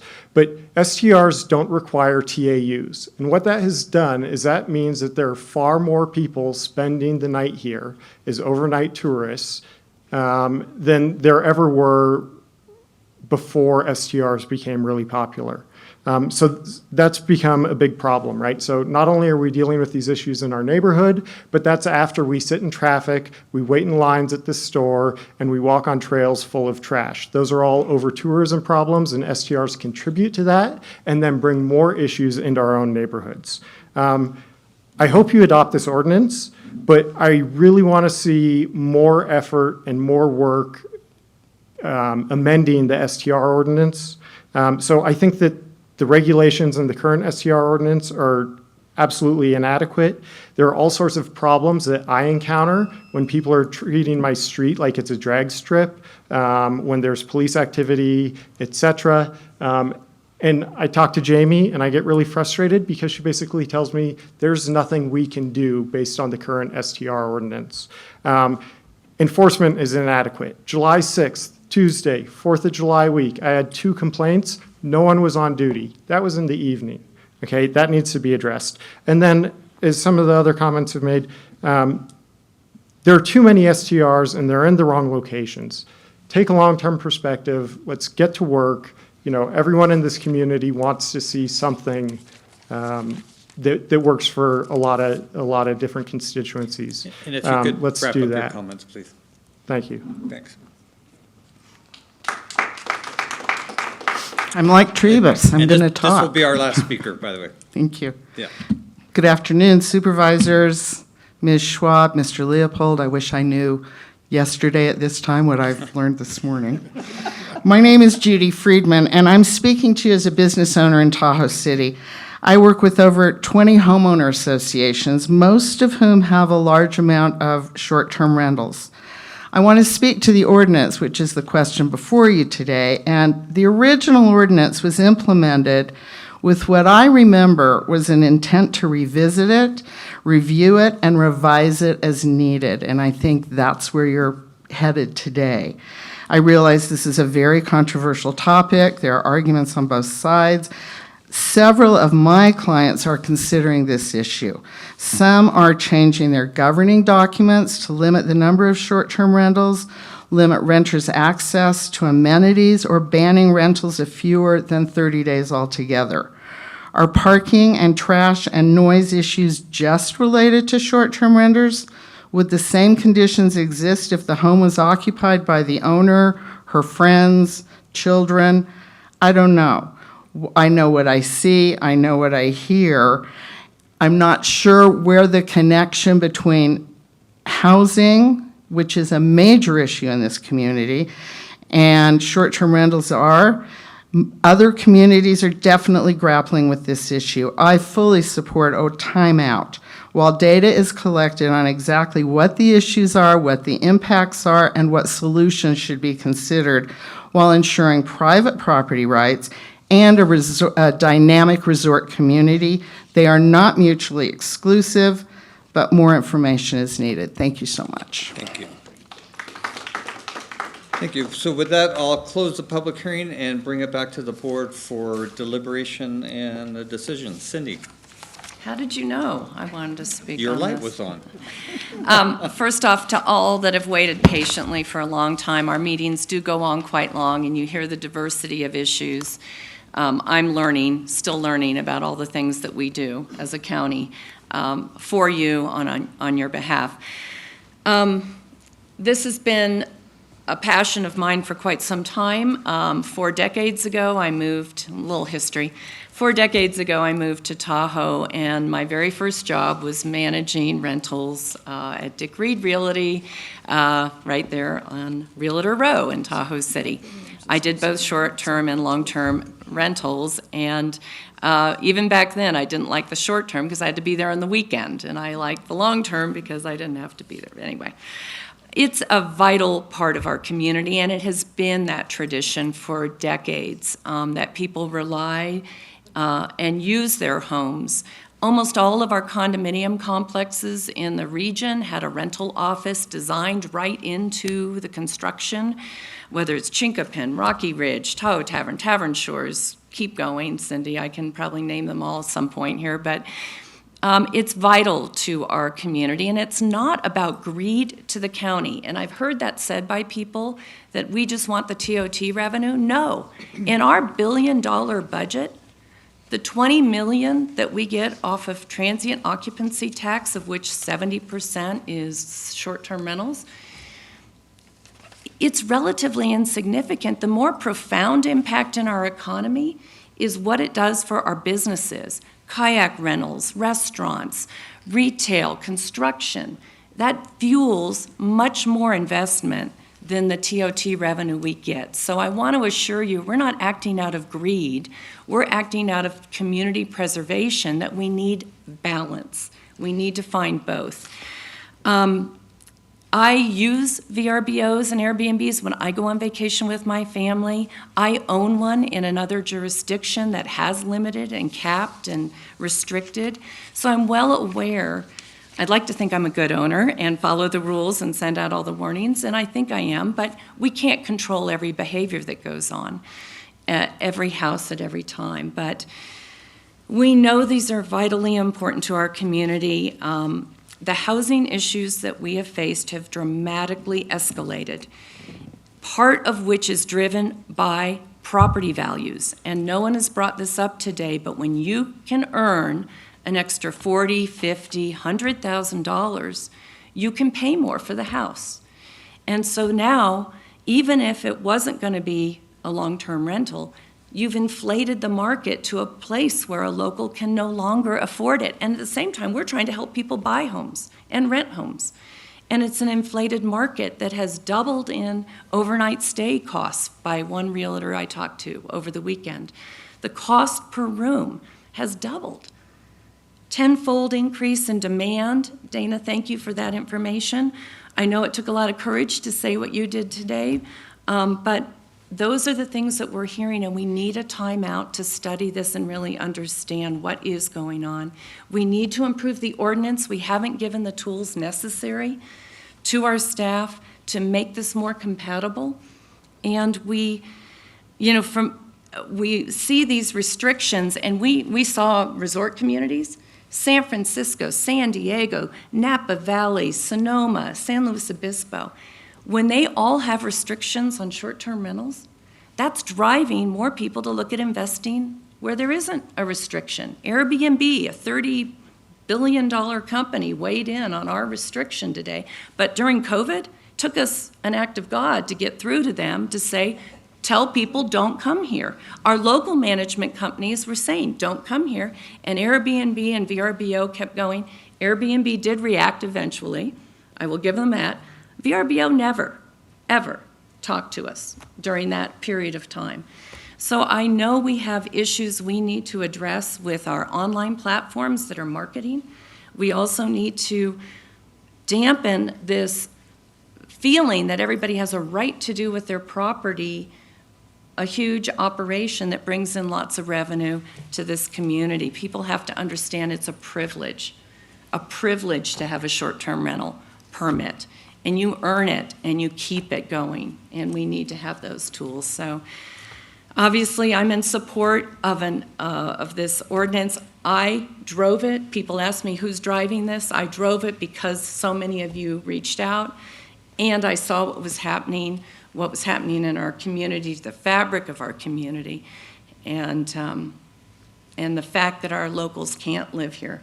So there's a lot of pieces. It's one small piece. I agree, this isn't the major driver of housing problems, but it's one piece we can control. We can take a time out, try to identify what it is, and move forward. And I want to thank staff, because I know they weren't excited about bringing this forward. It was a lot of work to do it. And I want to thank staff, because the presentation was excellent and identified so many of our issues. So thank you. Jim. Thank you, Mr. Chair. First of all, I too want to thank staff for all the hard work they did to bring this forward. I also want to thank all the people that commented, and in a very respectful way. There were differences of opinion, but there was also a lot of suggestions about how we move forward. It clearly is an issue, one of the several issues that we have up here in this beautiful area. And so I just want to let you know that I'm going to support the ordinance. Suzanne.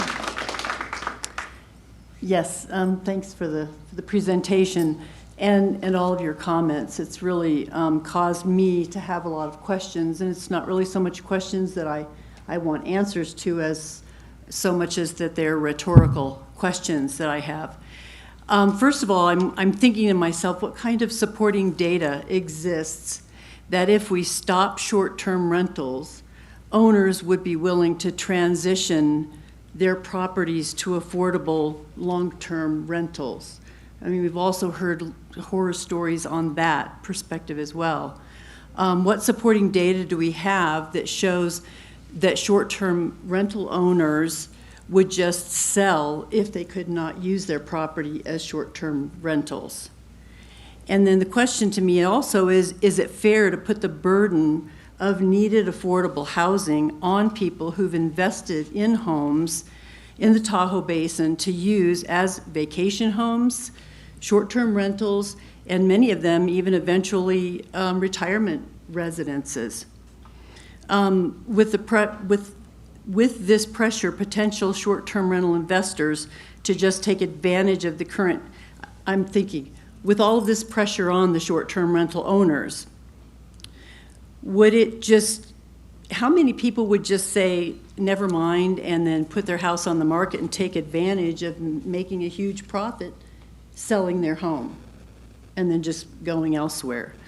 So, and then also too, I'm hearing a lot about, whatever happened to our right to own property.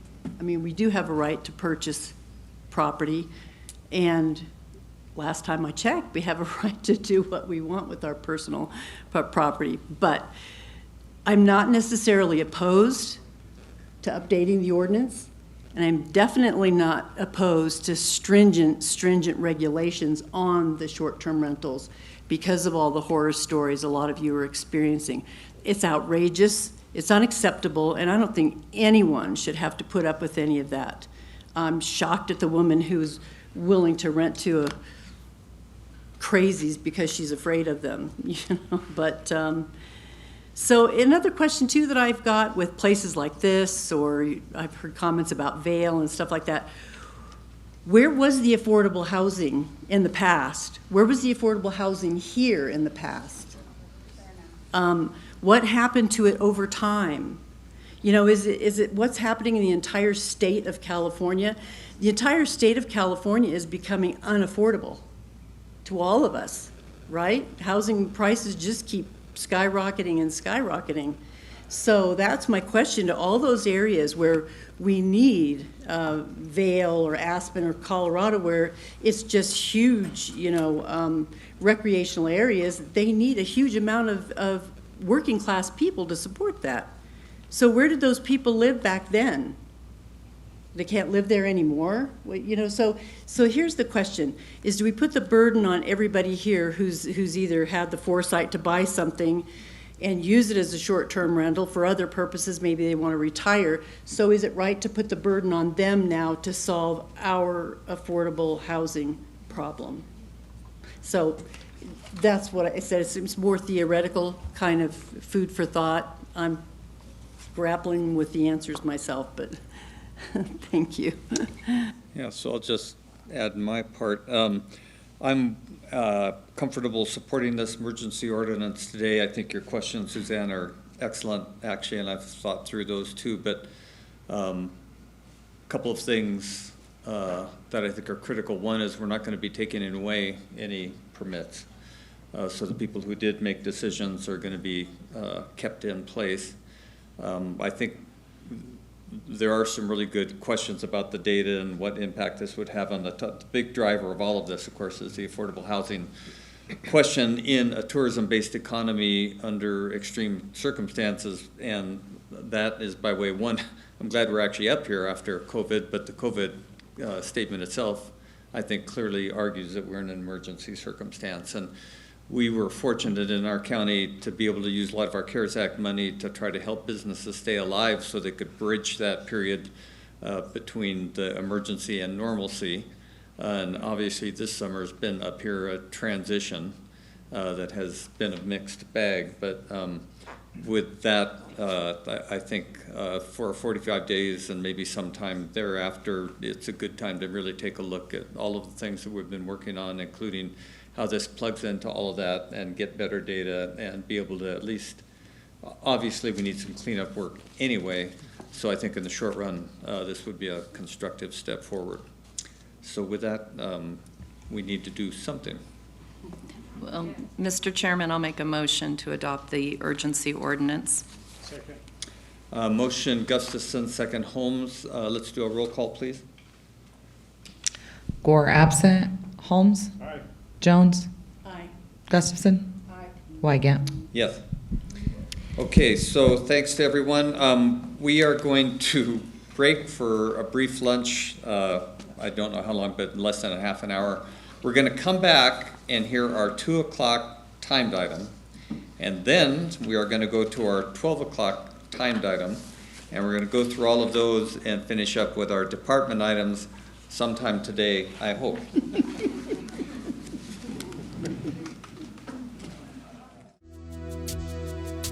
We will now take up our 2 o'clock timed item, which is an appeal on short-term rental. And as I mentioned before, but for the public, we will then go back to our department item, starting with our first timed item after that, which was a 12 o'clock timed item. So with that, we are going to start with about 15 minutes of opening public hearing by the presiding officer, followed by any questions that we might have, and then the appellant, Mr. Williams, will have about the same amount of time and then we'll proceed with our hearing normally. And it's the representative for the county who's going to be presenting. Okay, the representative for the county will be the one presenting for us. So why don't we go ahead and start with that, and we'll get underway. Good afternoon, Mr. Chair, members of the board. Eric Brumfield, Deputy County Counsel, appearing here on behalf of the county's Community Development Resource Agency, along with Crystal Jacobson and Jamie Payne, who are here as well to answer any questions you may have. Before I get started, you all received a copy of the full record of this appeal, and I want to briefly go through its contents. Exhibit A is a copy of the evidence provided by the county. Exhibit B is a copy of the evidence provided by the appellant, Mr. Williams. Exhibit C is a copy of the transcript of the hearing with the county hearing officer. And Exhibit D is a copy of the hearing officer's decision. And this is the full contents of the record that we'll be discussing today. Short-term rentals are governed by Placer County Code, Chapter 9, Article 9.42. Under Section 9.42030, it is unlawful for any person to advertise, maintain, operate, or use a short-term rental in the eastern Placer County short-term rental area without a short-term rental permit. The county short-term rental program is administered by the STR program staff here in Tahoe. In this matter, the appellant, Mr. Williams, represents 33 individual property owners who utilize his property management company, Agate Bay Realty. These property owners, through Agate Bay Realty, actively rented their properties as short-term rentals prior to the issuance of valid short-term rental permits for each property. In accordance with Section 9.42060A, each of the owners of the 33 properties were subsequently fined $500 for violation of the short-term rental ordinance by operating without a short-term rental permit. Mr. Williams, on behalf of the property owners, began corresponding with STR program staff in January of 2020 in order to determine the requirements for obtaining a short-term rental permit for the subject properties.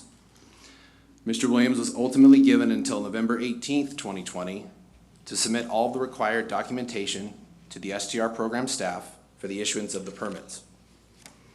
Mr. Williams failed to provide the required documentation by November 18th, and on December 4th, 2020, most of the administrative fines were issued.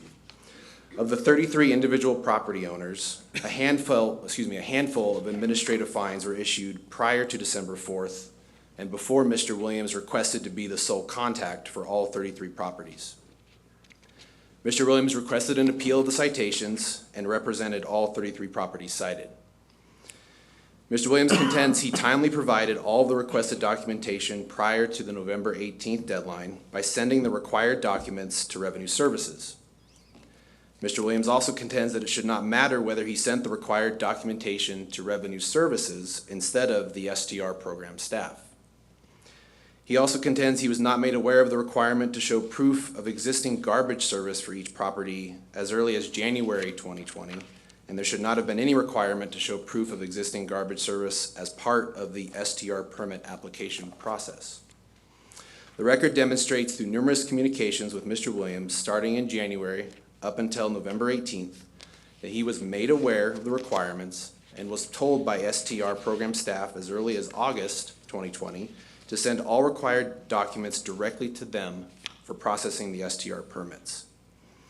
Therefore, staff will ask the board to deny this appeal and uphold the fines imposed.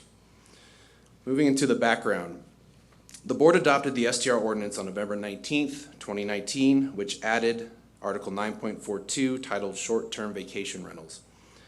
The ordinance took effect on January 1st, 2020. On April 13th of this year, the board adopted an ordinance amending Article 9.42.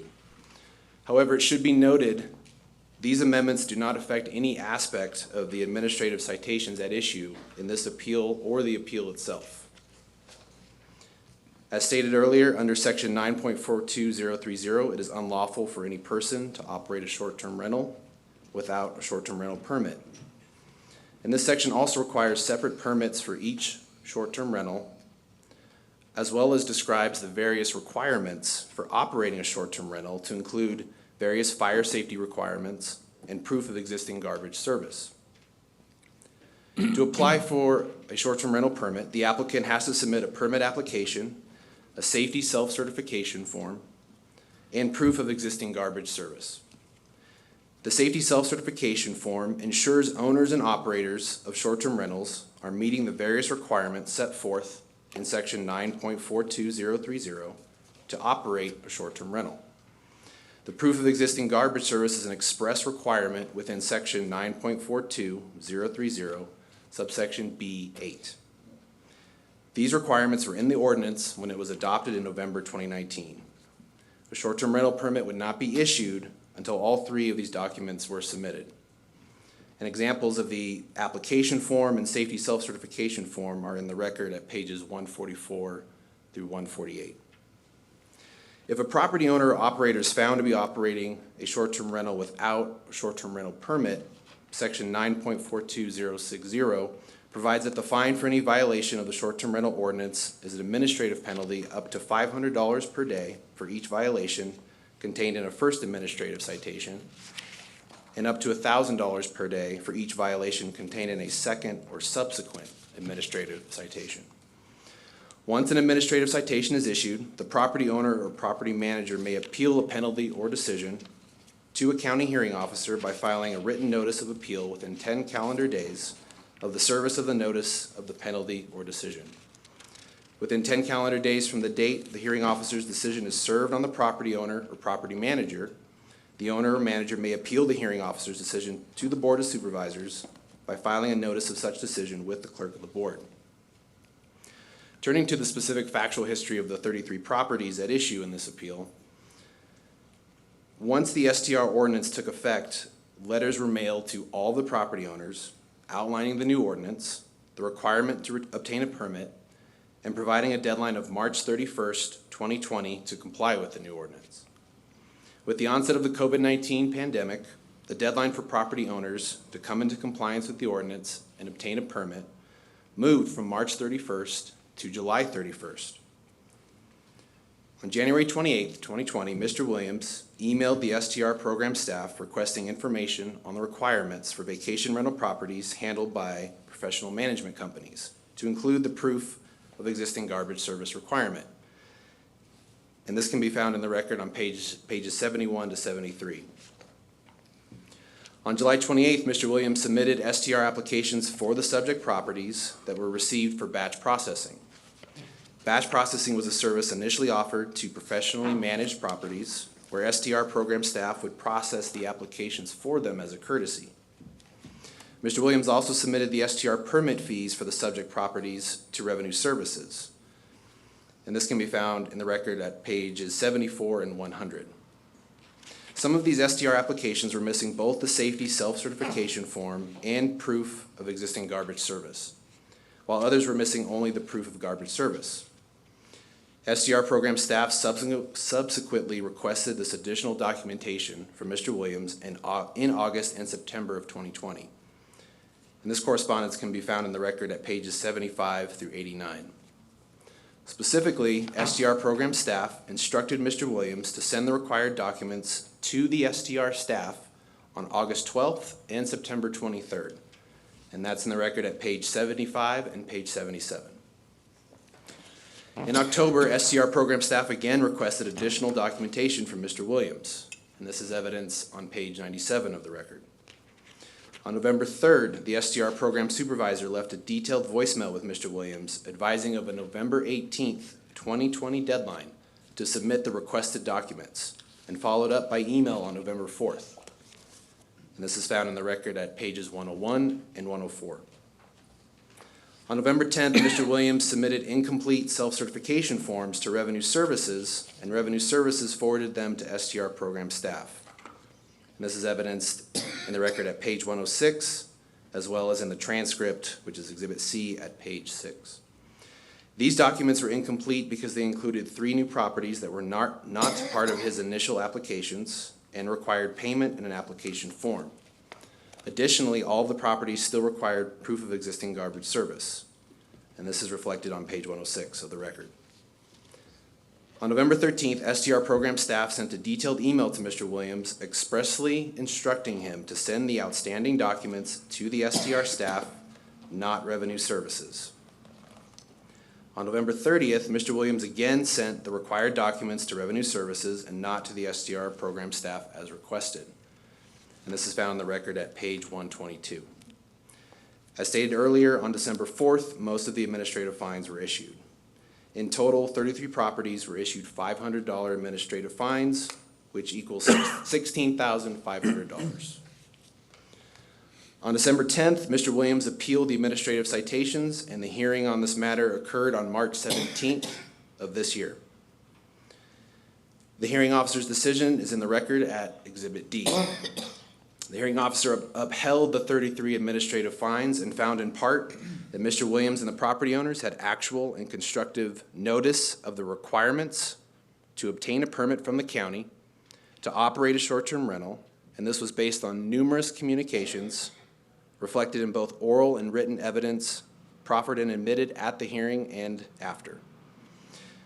The hearing officer also found the legal defense interposed by Mr. Williams and the property owners regarding constructive notice or equitable estoppel based on submitting the documents to Revenue Services in a timely manner did not obviate the legal requirement to timely submit those documents to the STR program staff, which was not done.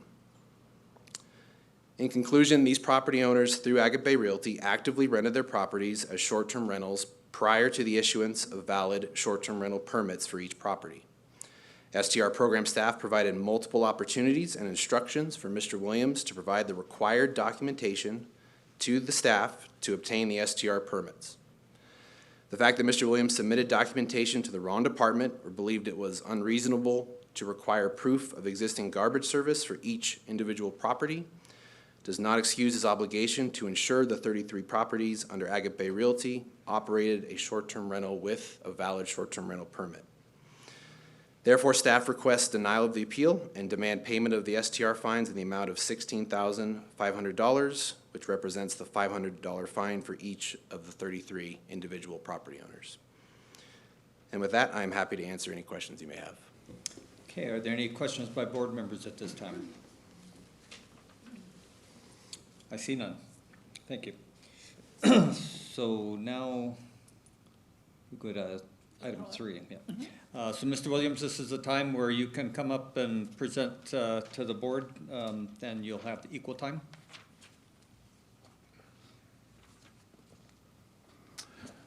Thank you. I appreciate you hearing the appeal.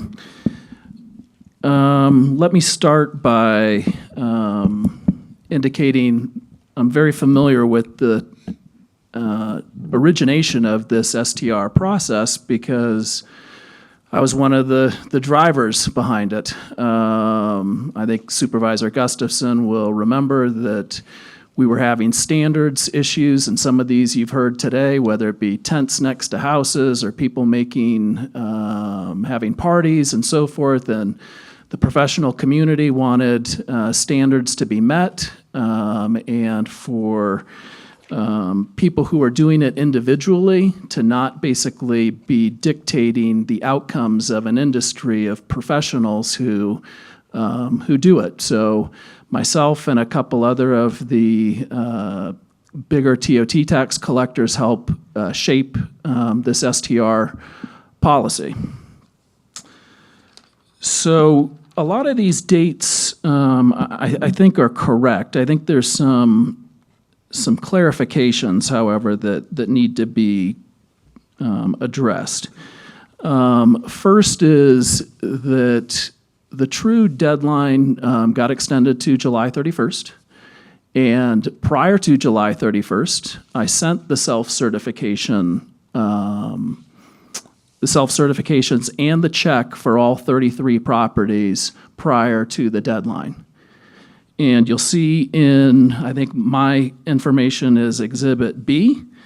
I received an email from Placer County indicating that they had never received my check.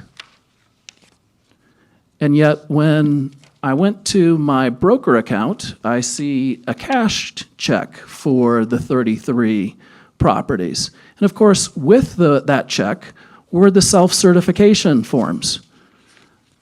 So then I'm asked to please resubmit the self-certification forms. I'm fine with doing it. It is labor intensive because I sent that with the check, and obviously somewhere through the process between the check and so forth, so I send the certification forms. If you have a copy of the certification forms in front of you, I think on page 2 it has certification of bear bins. Does it say anywhere there that you're supposed to send a copy of the trash bill? It doesn't, actually. So, but I was told, like council indicated, that we're going to need copies of the trash bill. Well, when you have 33 properties and you try to get 33 owners to do something and send something in, it's a matter of attrition. You're going to get one person to do it one day, and you're going to be lucky to get the 33rd person to do it on the 33rd day. So knowing this, I asked whether or not I could get just send in all 33 addresses to Tahoe Truckee Disposal, and if they would then certify the trash service for these 33 parcels. I was told yes. So that's exactly what I did. You'll see in my Exhibit B's all the communications that I had with Tahoe Truckee Sierra Disposal, including Sue, who is the person in charge there, indicated that she's the only person who can do it. You'll see the multiple communications through this process trying to get verification of the trash service of my 33 properties. When I finally get it, I do send it accidentally. I forward it to Revenue Services, okay? I think it's important for the supervisors to know. I've been doing this now for 20 years, working with Revenue Services. And up until the last year, everything to do with short-term rentals has been done through Revenue Services. So I think you could probably understand that it could be deemed reasonable that I might accidentally forward documents to a department that I've been forwarding documents for the last 18 and a half years as it pertains to short-term rentals, whether this be the Excel spreadsheet on how things break down. I actually sent the verification of this prior to the Revenue Services, prior to the $500 fines. The problem was that when it went to Revenue Services, no one at Revenue Services contacted me and said, hey, Mr. Williams, Brett, we need you to actually send this to the STR department. Nor did the person at Revenue Services forward them to the STR department. So actually, I paid the amount ahead of the deadline.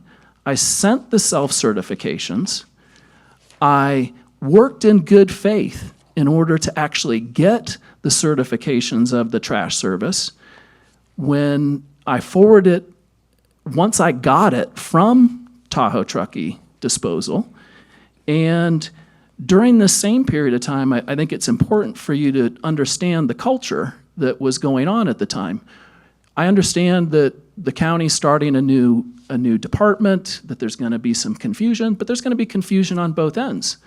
And this is going to be seen within the exhibit as well, that on October 14th, I get a citation from Revenue Services indicating that I'm in non-compliance with a property that I actually closed out the TOT certificate and sent the money. And so I'm getting, as you'll see, I get false notifications at the same time from the other side, which is fine. Again, there's going to be times that Revenue Services has contacted me and said, oops, we made a mistake, and vice versa.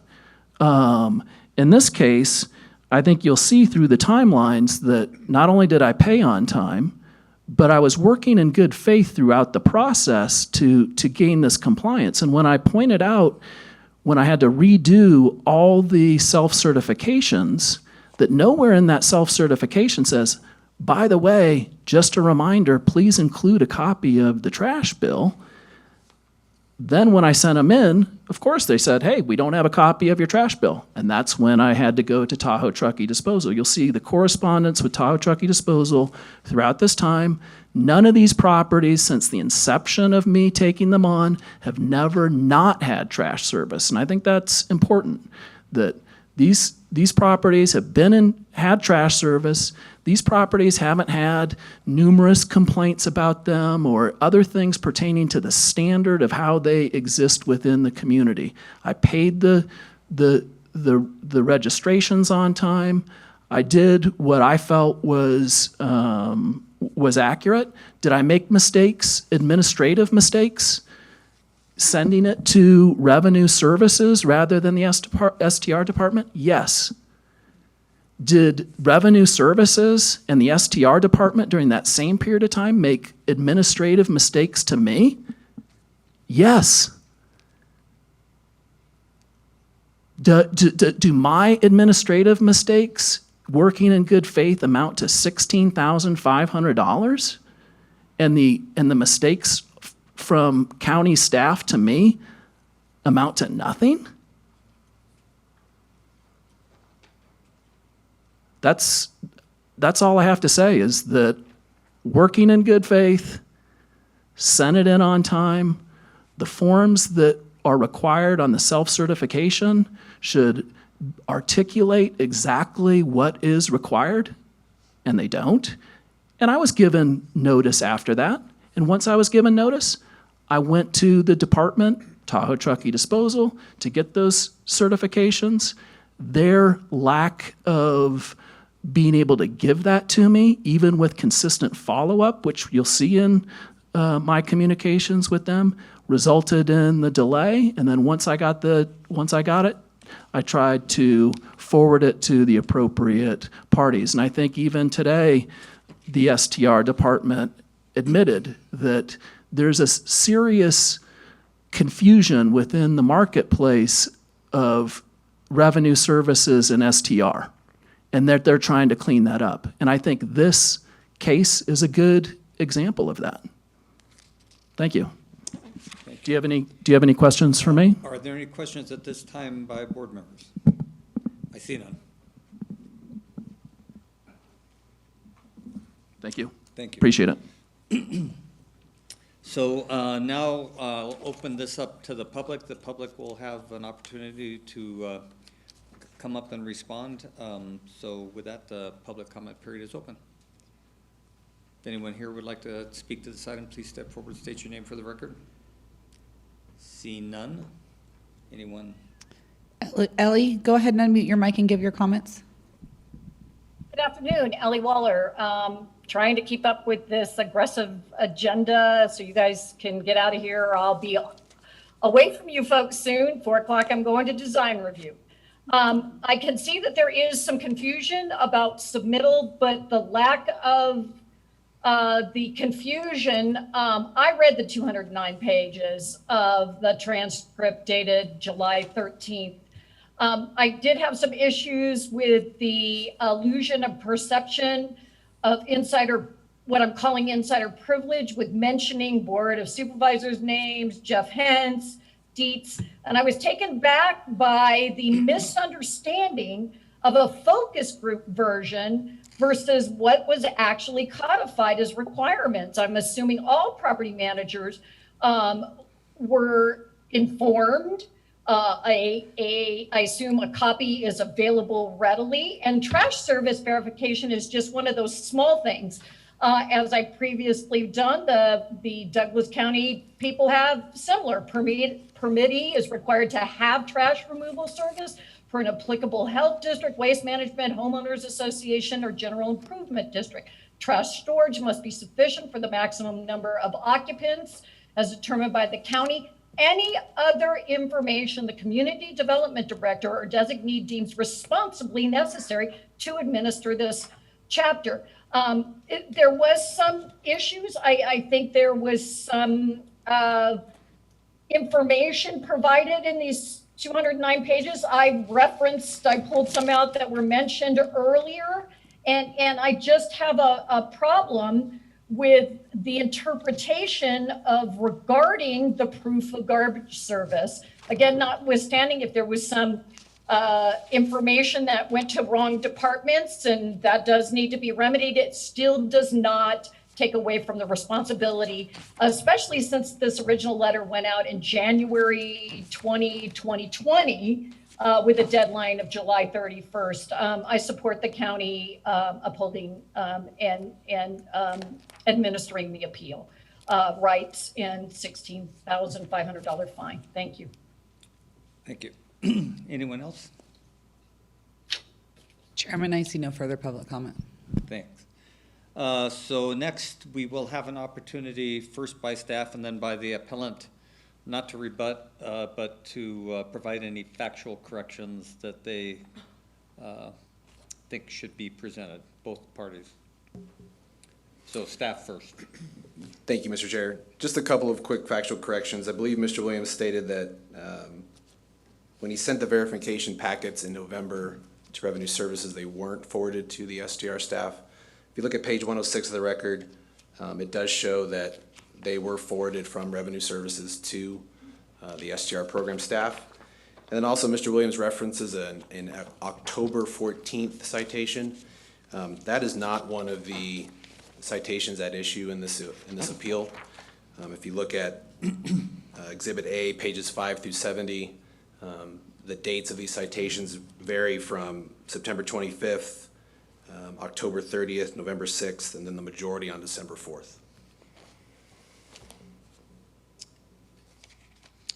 And that's it? That's all I have. Thank you. And Ms. Williams, do you have any similar comments regarding factual differences? Yes, well, I'll let you guys get on with your day. I think the October 14th that I'm mentioning is not from the STR department. It's actually from Revenue Services. I got a notice from Revenue Services indicating the property that I managed at 200 Observation did not pay taxes and did not submit. And when I sent a copy of the closure of this certificate and a copy of the receipt of payment of it, I was told by Doug Jastro that this was a mistake. Okay? Again, a mistake.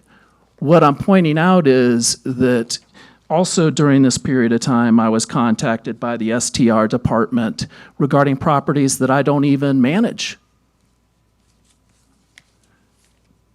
And I think Mrs. Payne will probably attest to those levels of confusion, which I would also put under admin.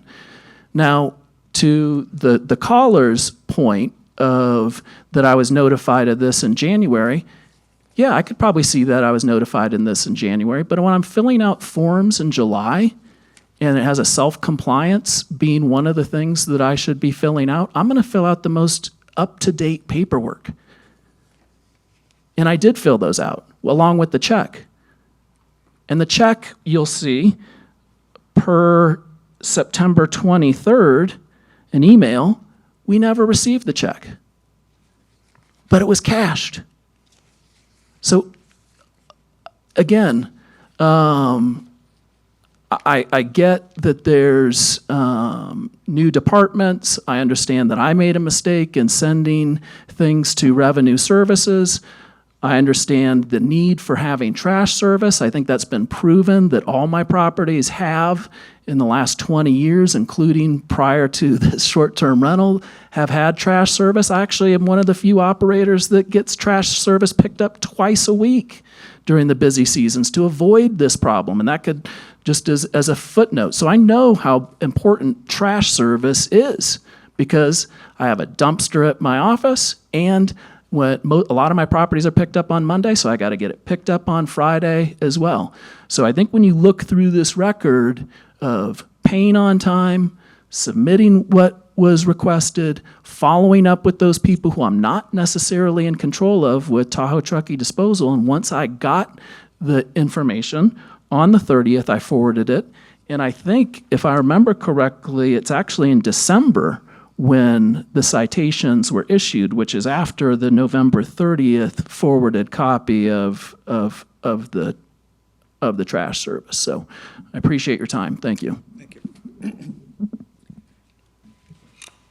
So now I'll open it back up to any board questions if there are any. Cindy, nope.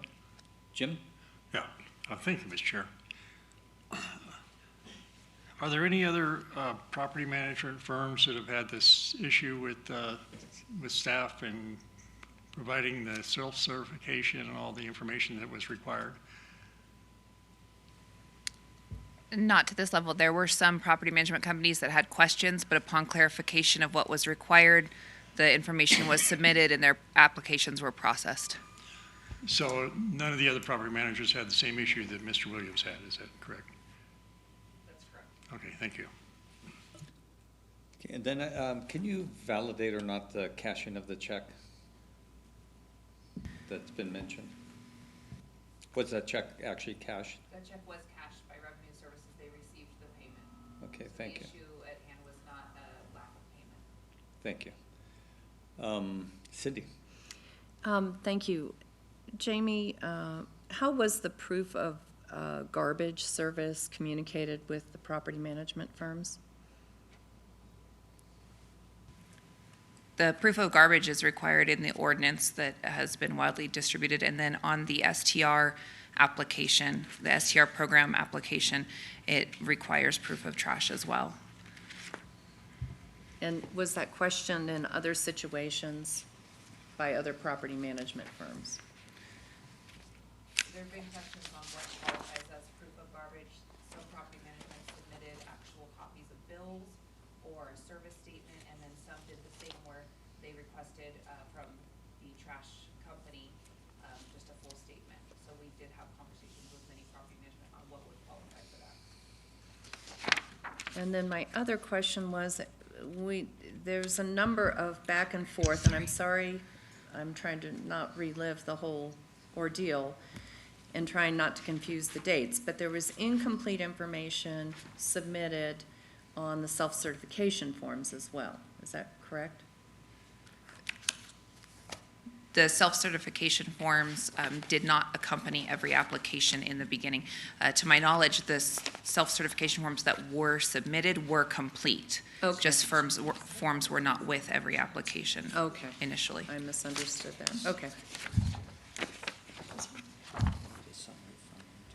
I think that's all my questions here. I'll leave it to my other. Sorry, Cindy, I missed the last one. I didn't have any other questions. I was going to leave it to the rest of the colleagues. Okay, thanks. Jim? So the forms that Mr. Williams provided were incomplete throughout this whole time? That's correct. Until the very final part, after citations were issued, we finally had full packages, and all of the permits were issued eventually. Thank you. And can Mr. Williams, do you want to respond to that?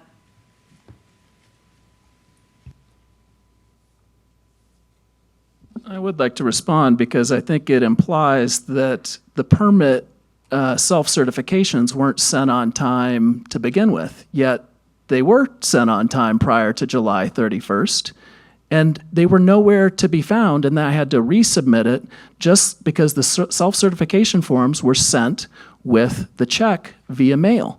So when I send a check with all the self-certification forms, and then I get back on September 23rd that we don't have your check for, that means that they also don't have my self-certification forms. So I had to resubmit the self-certification forms for the 23 properties. So I think if you're going to ask, did I submit everything that was requested prior to the July 31st deadline, I would say yes. And the application is not what is actually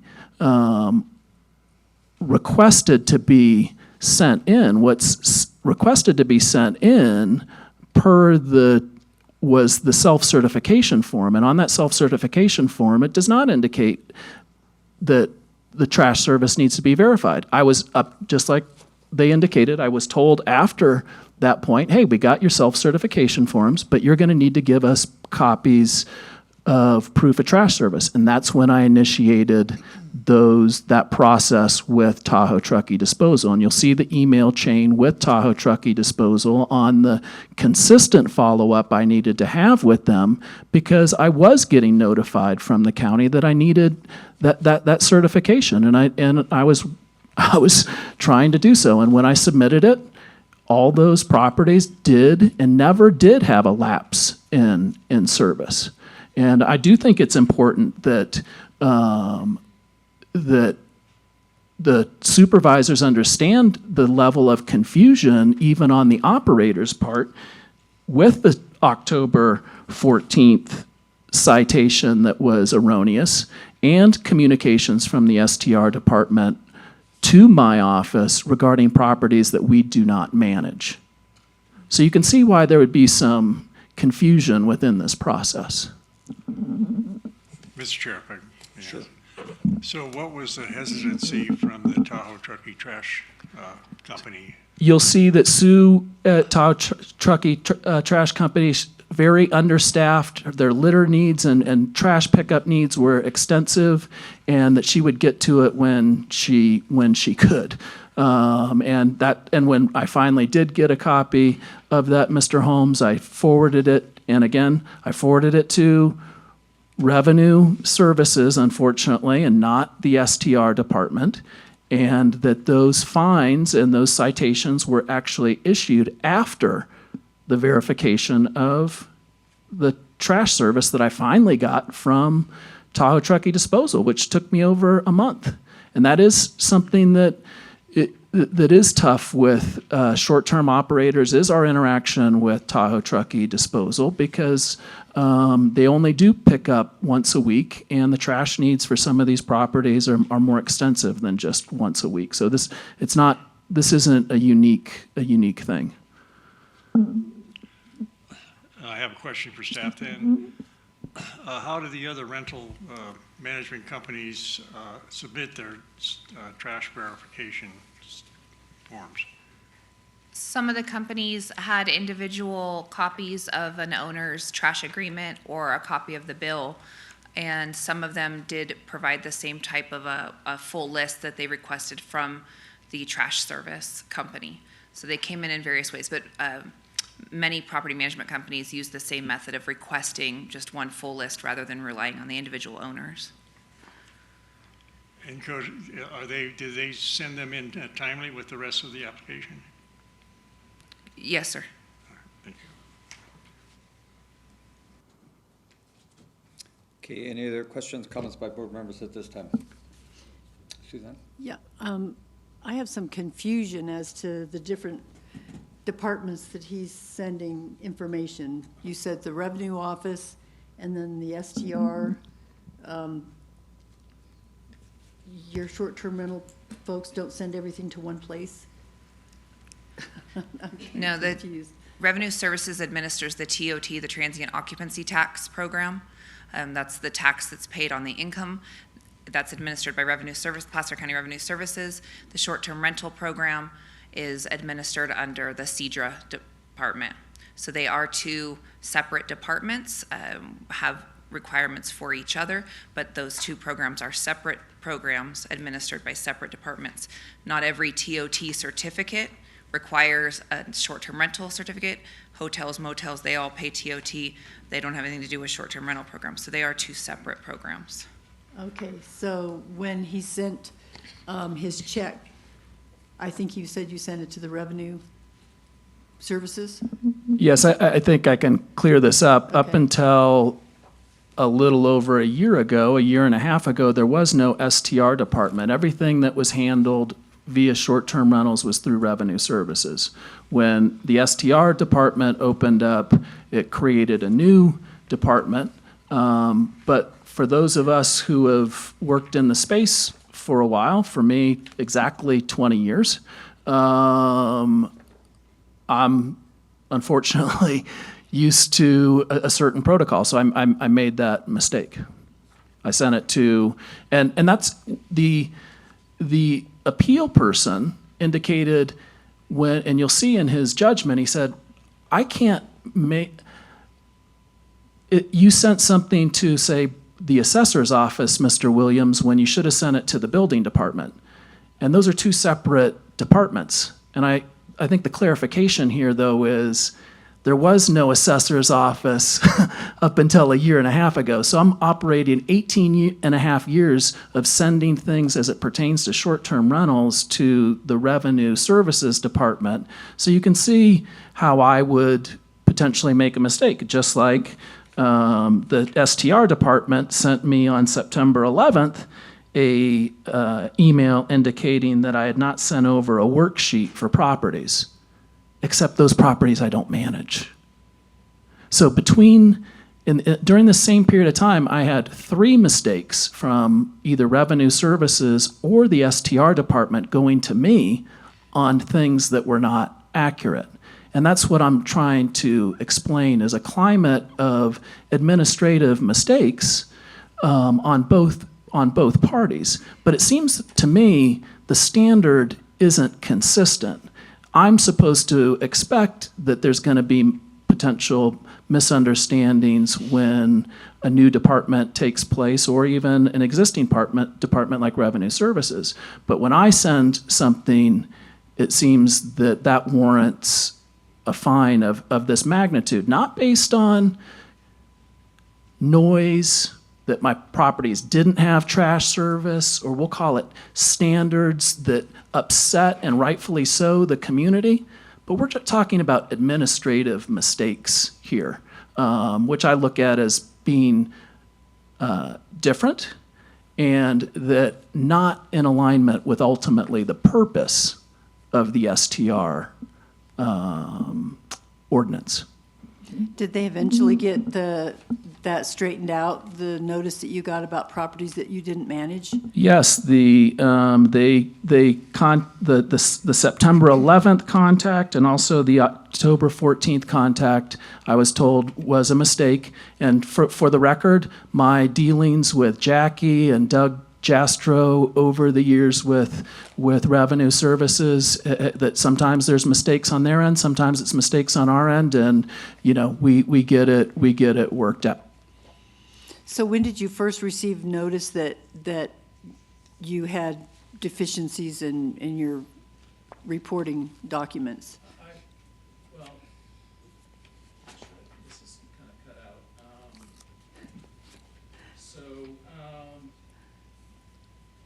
Just a second, yeah, thanks.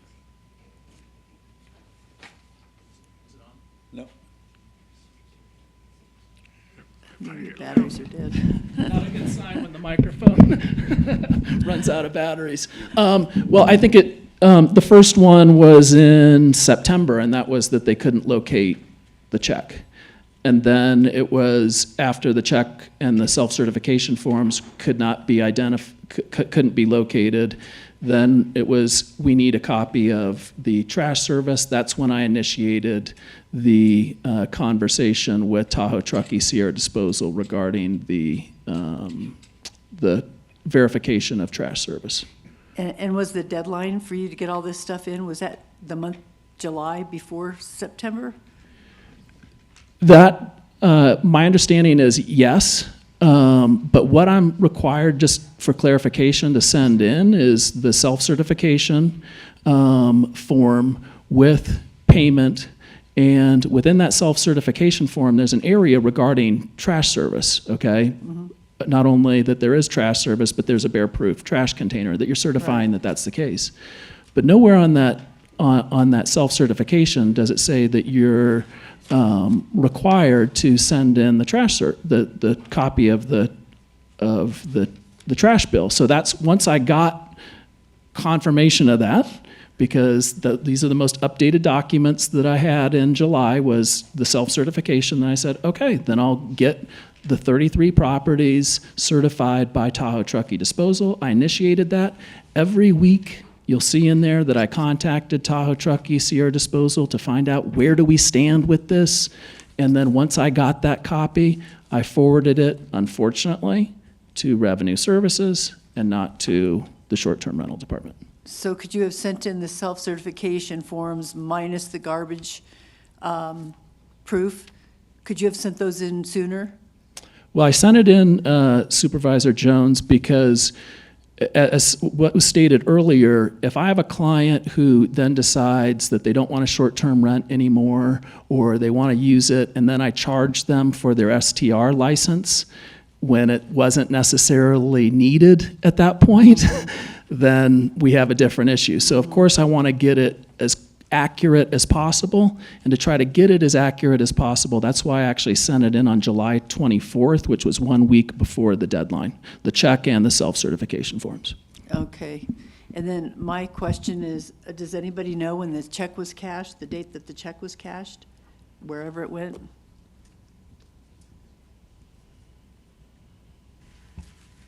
We can look in the record. I believe there might be a photocopy of it.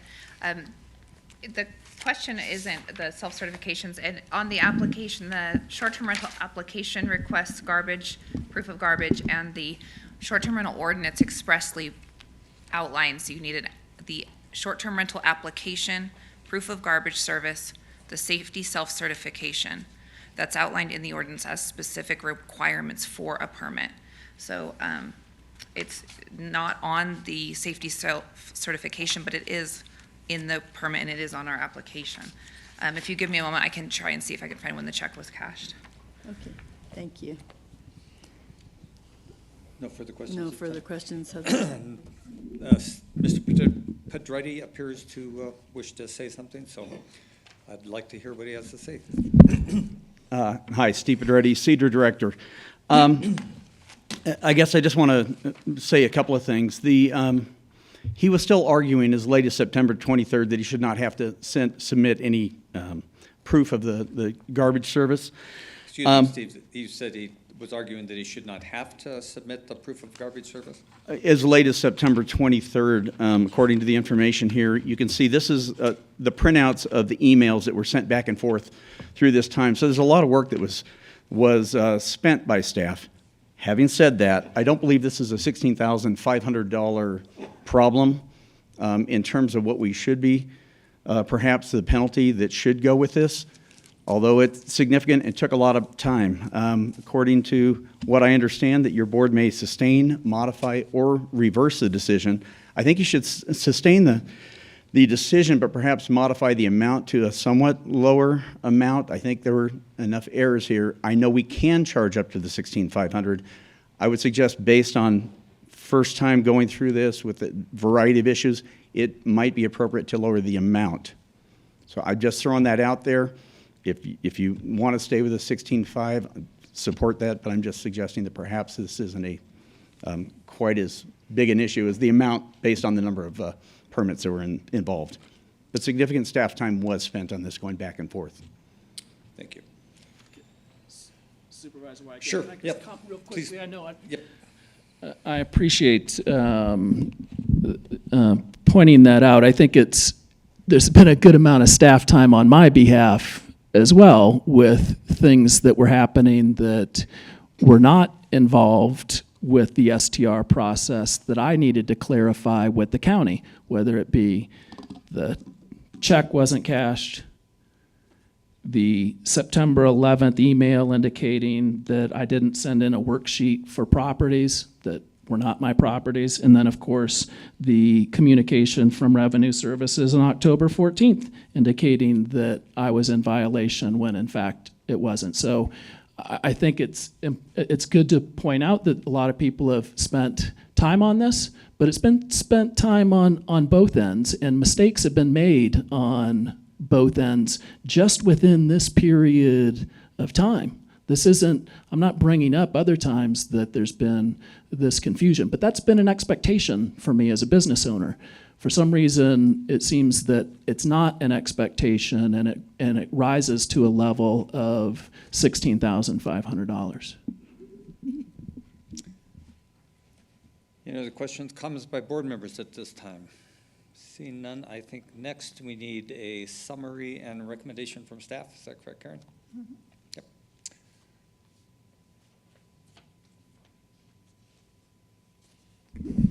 Okay, I guess I'll make a recommendation.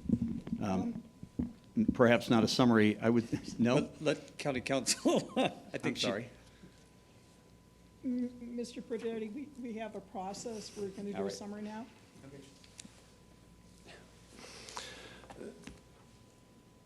Mr. Chair, the only summary would be, or the recommendation would be that the staff recommends that the appeal is denied and that the STR fines in the amount of $16,500 are maintained. Thank you.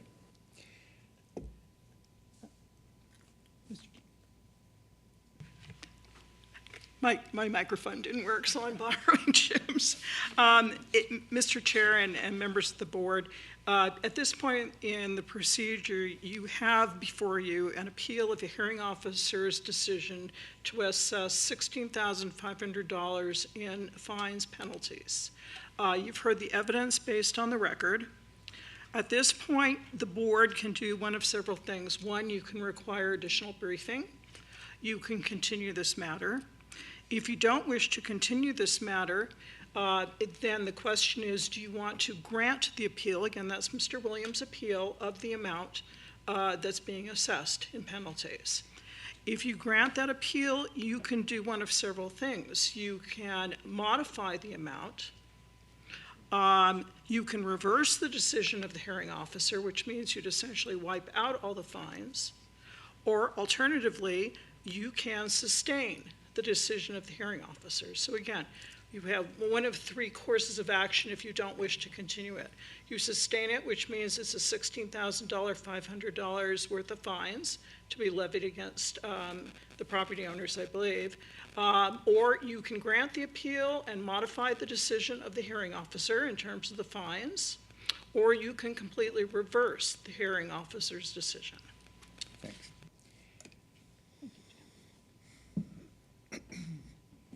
So any further question, comments by staff or board members at this time? Suzanne?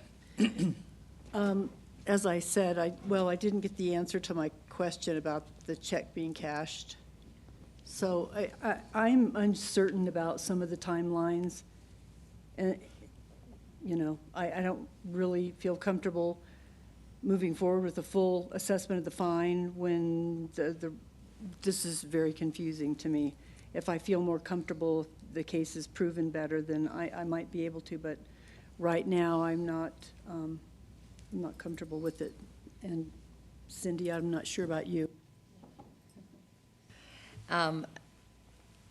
This is, I know staff has been working really hard, Brett, and I believe you have too. There was obviously both miscommunication, but the tone of some of the emails and some of the communication denying the need for some of this is, and my name being mentioned, and I didn't have this issue with other property management firms, I just have to say that. But in light of what our fines are in other areas, this seems so disproportionate to what we're doing. If somebody is renting a house illegally, it's a $500 citation, and this paperwork situation is generating $16,000 worth of fines, and it seems very disproportionate to what we would do on other fines. But I have not heard one of these before, and this is my first time being up here in this kind of judicial capacity for the hearing officer, and it is quite confusing on the dates and times in the email chains. So given all of that, I think staff has worked really hard, and I don't deny their efforts there. I think we should grant the appeal with a modification on the amount. And Karen, I've got to look to you or Jim or Robert as to what sort of modifications are reasonable to say, you didn't do what you were supposed to do. Staff is correct, you didn't do that, but the penalty in this situation for this first year where there was confusion should be much less.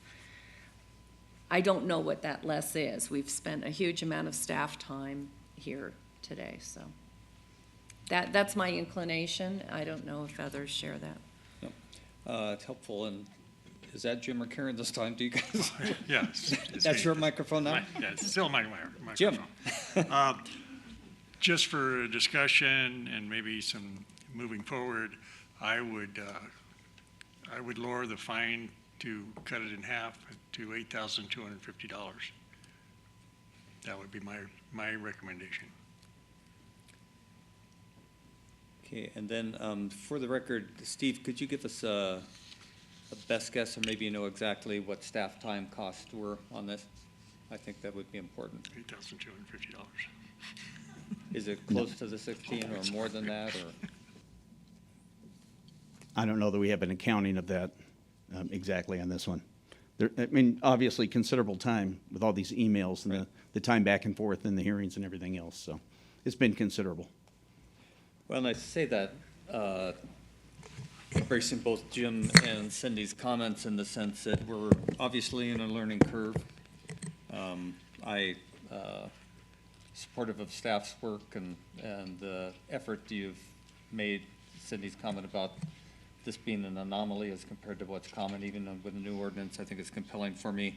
I just wanted to get something like that on the record because these things cost money all the way around. And if there's a commitment to do it right and we can get ourselves organized to the fullest extent possible, then going forward, that would be helpful. Trying to find that space of equity is hard this time, but that was the intent of my comment. And if any of you over there have any comments in that regard, I'd be happy to hear them.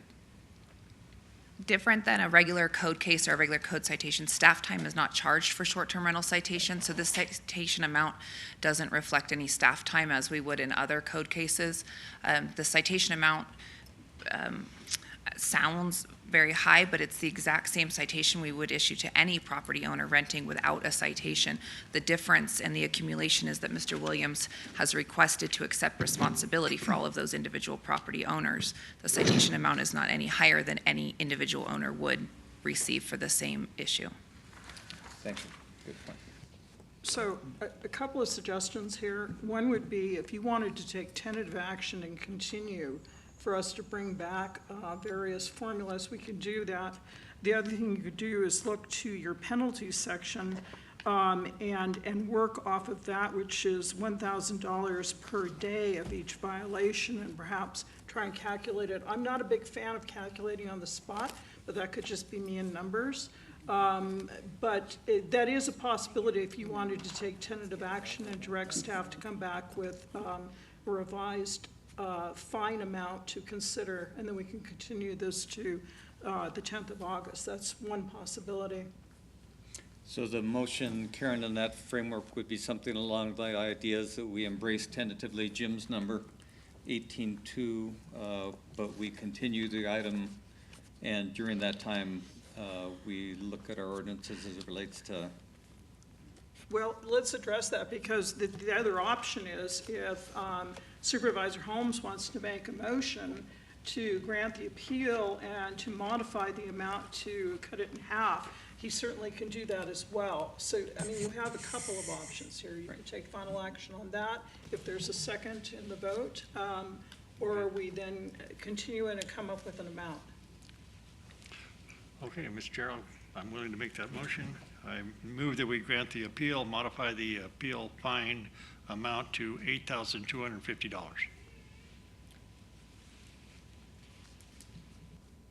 Is there a second? The motion dies for lack of a second. And Suzanne, you have your light on. Yeah, I just wanted to make another comment about, paying fees, covering costs and that sort of thing. Because way back when we had our first board meeting on the ordinance, remember that we have the dual structure, the fees, those that are managed by property owners and those that are not. And throughout that whole discussion and everything, I think the comment was that the fees were not sufficient to actually pay for the manpower or something to that extent. So if they didn't expect the fees to cover the cost of the manpower, then why are we expecting one property manager to foot the bill for the manpower to the full extent? I believe that's the cost of the actual permit. And the amount of the dollar amount of the permit is to run the program and pay for staff's time with the permit program. Right. Okay. Any other options, any motions by board members? Suzanne? I would make a motion that we continue it and hear more, and get something more concrete as far as timelines and that sort of thing. Because I didn't get an answer to when the check was cashed. It's conflicting testimony on both parts for me. And I want to make sure that if I'm going to assess a fine on somebody, that I can substantiate it and feel comfortable about it. So just to clarify, is your motion to continue this matter and ask for additional briefing? Yes. Okay. Cindy? I'll second. Okay. Motion and a second to continue this item specifically with regards to our request to get additional briefings. Any further discussion? Karen? I think for purposes of staff's direction, and also as the appellant also has the right for additional briefing. If the board could give a little bit more clarification as the briefing, is it simply on the amount of the fee, the fines, or what would be the additional briefing here? For me, it would just be a better clarification. I mean, we have the timeline here. He's kind of vague on his timeline as well, and some of the things about as far as the check, what goes where, to the revenue services or to STR, and when was there a change as far as everything going to the STR, according to what he's saying, that there was only STR, and then revenue services was introduced at some point in time. So, you know, if you can just give us more concrete information on this stuff and how the timeline plays out so that we can clearly see, you know, if he's violating, I just want to make sure. Does that help? And actually, that would go for you too, Mr. Thank you, Mr. Williams. Okay. I think I was also supposed to officially close public comments, so I'm doing that now. And with that, we have a motion and a second. Motion Jones, second Gustafson. All those in favor say aye. Aye. Opposed? Motion carries. Thanks. Now we will take up our 12 o'clock timed item, and I've completely forgotten what it is. Oh, okay. Facilities management update on the Dollar Creek Housing Project. Paul. Thank you, Chair Wygant, members of the board. Paul Breckenridge, Capital Improvements Manager. Happy birthday, Mr. Leopold. Thank you. I've got a brief update on the progress of the proposed Dollar Creek Crossing Housing Project. And this is on the county's 11.4 acre site. 7 miles from here in the Dollar Point area for the purpose of an achievable affordable housing development. The county's development partner, Related Pacific, continues to assist with the county's planning efforts through an exclusive right to negotiate agreement. And with your board's approval on the May 11th board date, extending that for 18 months. And that last amendment allows us to engage Related Pacific during the county-led environmental and further review, planning process. On the 28th of 2020, your board approved additional funding for professional consulting that we've moved through that process and mostly completed. Do have a few outstanding items that are leading up to our current concepts that we'll be bringing back to the board. More recently, just on the March 30th board date, your board received an update on the current planning process at that time and directed staff to move forward with an environmental review process, and we are doing that. We've made good progress since the March 30th board date. We're in regular planning sessions, weekly planning sessions, with the various departments that are related to the project, including with Related Pacific. We are actively coordinating with TRPA, Tahoe City PUD, North Tahoe PUD on various planning issues. Some of the most current planning activities that we've seen and are working through include the recently adoption of the resolution regarding VMTs, vehicle miles traveled, and how that may affect affordable housing with our project at the lake.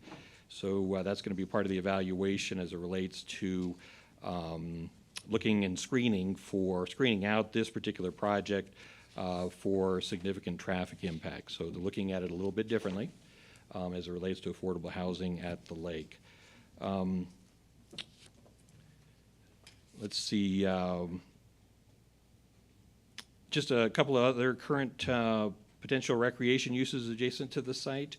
In talking with Tahoe City PUD, that and in them in coordination with North Tahoe Public Utility District, they're just early on in their efforts to potentially look at the Firestone site next door for other recreational uses. So they're still early on, so we're way ahead of their efforts on what they're doing, but we will still continue to coordinate with them as it relates to the affordable housing project.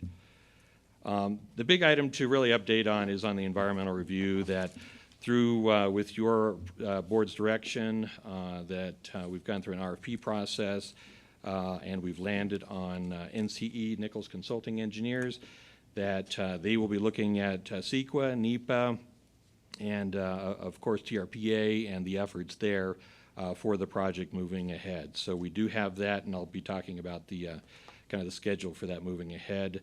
Williams and Padden continues to be engaged with kind of looking at that 15 dwelling units to the acre, which is what we do have allowed coverage for at the site. So we're working to get to that kind of that goal, if you will. So we do have them working on scenarios that we'll be bringing to the public and back to the board as it relates to the refinement on those. New Economics Advisory is one of our consultants that is working on feasibility, and as soon as we kind of get a sense of the direction for the site planning, we are going to continue with them to allow us to kind of look at those costs overall, including gap funding needed for the project moving forward, infrastructure and other things. We are targeting, again, the achievable ownership housing, that 120 to 220 AMI. So that for sale housing, achievable moderate income rental housing, the 80 to 120 of AMI, and then the third piece of the puzzle, which is the affordable low income rental housing, the 30 to 80% of AMI. So there's three parts of the residential planning that we're looking at concepts for the site. And we still are considering a small commercial use potentially of up to 6,000 square feet. Future community outreach. We will be going back to, once we've got a better handle on the direction on our site planning, we will be going out to virtual meetings, standing community meetings, North Tahoe Regional Advisory Council, NITRAC, Mountain Housing Council, and looking for feedback that we will be bringing back to the board as it relates to the site and the concepts that we're looking to progress. And we look to see, we anticipate that outreach happening kind of in that September through November timeframe of this year. So as far as the current schedule tracking, how soon can we get houses in the ground? So we're looking at if everything kind of comes together for our entitlements, that if we are able to get those nailed down by March of next year. In talking with Related Pacific, we have state grant applications.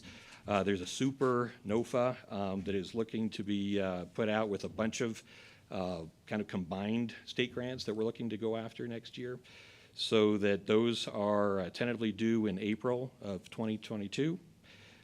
Potential award of those in the spring of 23.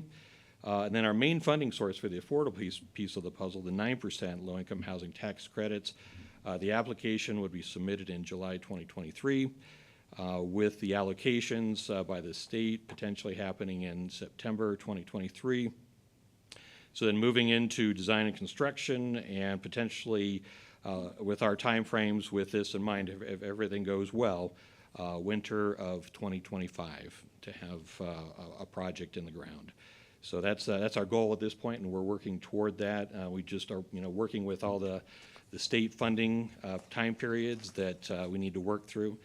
So the affordable or the achievable housing potentially would rely on the 4% as opposed to the 9% tax credits, and would follow a similar schedule as the affordable housing piece.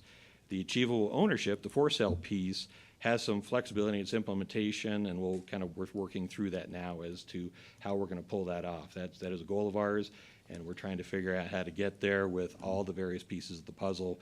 But really, the driver right now is on the affordable piece of the puzzle. So with that, that's the briefing. With that, I'm happy to take any questions. Shauna Purvines is here as well to help with, I think. Yep. So she's still here. Thank you, Shauna. So with that, happy to take any questions. I think we're making some good progress, and we look forward to bringing further information back to the board very soon. Yeah, good report, Paul. Thanks. Cindy?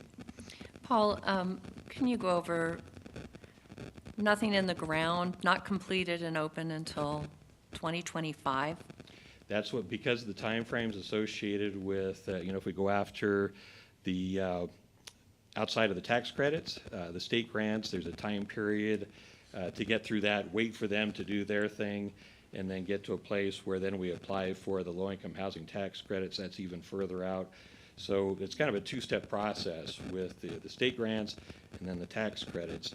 And that time frame, those are just the time frames that we're going to have to deal with. Is there any way to expedite that by getting credit back from the state grants if we upfront the funds and we qualify? Good question. I think we will look at every avenue to see. You're hearing my urgency? Oh, I've. My impatience. That's why I'm This here was a today. fully entitled project when we bought the property. I know we needed to relook at what we did there, but my gosh, it's been through all the gamut of entitlements in the past for 119 senior units of housing. So Yeah, no, let's we hear let's you. push it forward. I mean, our community needs this desperately. So anything we can do, and if we can lend ourselves funds from our treasury and get paid back, what do we need to do to push this forward? Okay. You heard it all day today, so. Well, and I'll take it back to the team, Yep. and we are meeting weekly because we know the urgency, so. Yeah. Thank you, I appreciate that. Thank you. And I'd just add that getting another project like this in the basin done in this climate would be a great accomplishment and a great statement, so. Absolutely. Shauna, did you have anything, or? No, okay. Okay, is there anyone from the public who'd like to address this item? Ellie, go ahead and unmute your mic and give your comments. Good afternoon. One last comment for today. I think you've gotten all my written ones on other things. I know that the recreation piece at the Firestone site is still in its infancy. I'll throw the question out. If the NTPUD doesn't want to, let's say, sponsor a swimming pool, where will those funds come from? Something that must be considered. And I'm assuming that it is recreation specific now at the Firestone, and the Justice Center is dead there.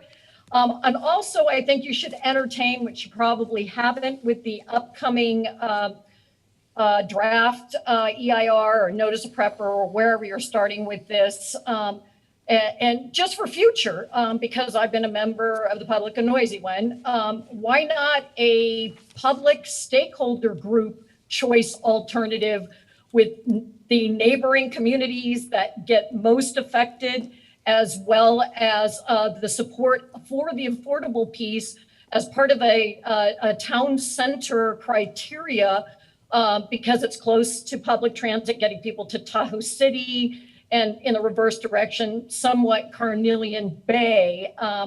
Again, the public gets alternatives handed to them. We do make recommendations that go on deaf ears most of the time. It'd be really nice. I know that in the past, in the early infancy of this, Norm Kitching worked with a bunch of people. There was an alternative by somebody that lives in the neighborhood. Again, just throwing it out there. Thank you. Thank you.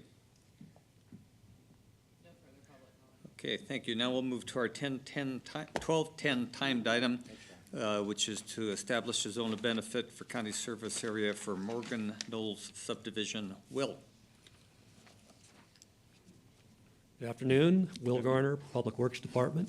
And as you said, this is for the formation of that zone of benefit 233 for Morgan Knolls for road, street light, and storm drain maintenance It's a condition of approval for them to receive the final map to build the subdivision. It's 58 single-family dwelling units on 17 acres, northeast corner of PFE and Willerga Road. And the engineer's report calculated that the total cost per year to do that maintenance is $24,266. When you divide that by the 58 houses, that's $418.39 per year that would be assessed. And the recommendation today for your board is to conduct a public hearing to consider protests, and then also to adopt a resolution forming the actual county service area zone of benefit 233. Thanks, Will. Yeah. So I'll open up the item to the public for a public hearing. Is there anyone from the public who'd like to address this item? Seeing none, I'll bring it back for tabulation of the ballots.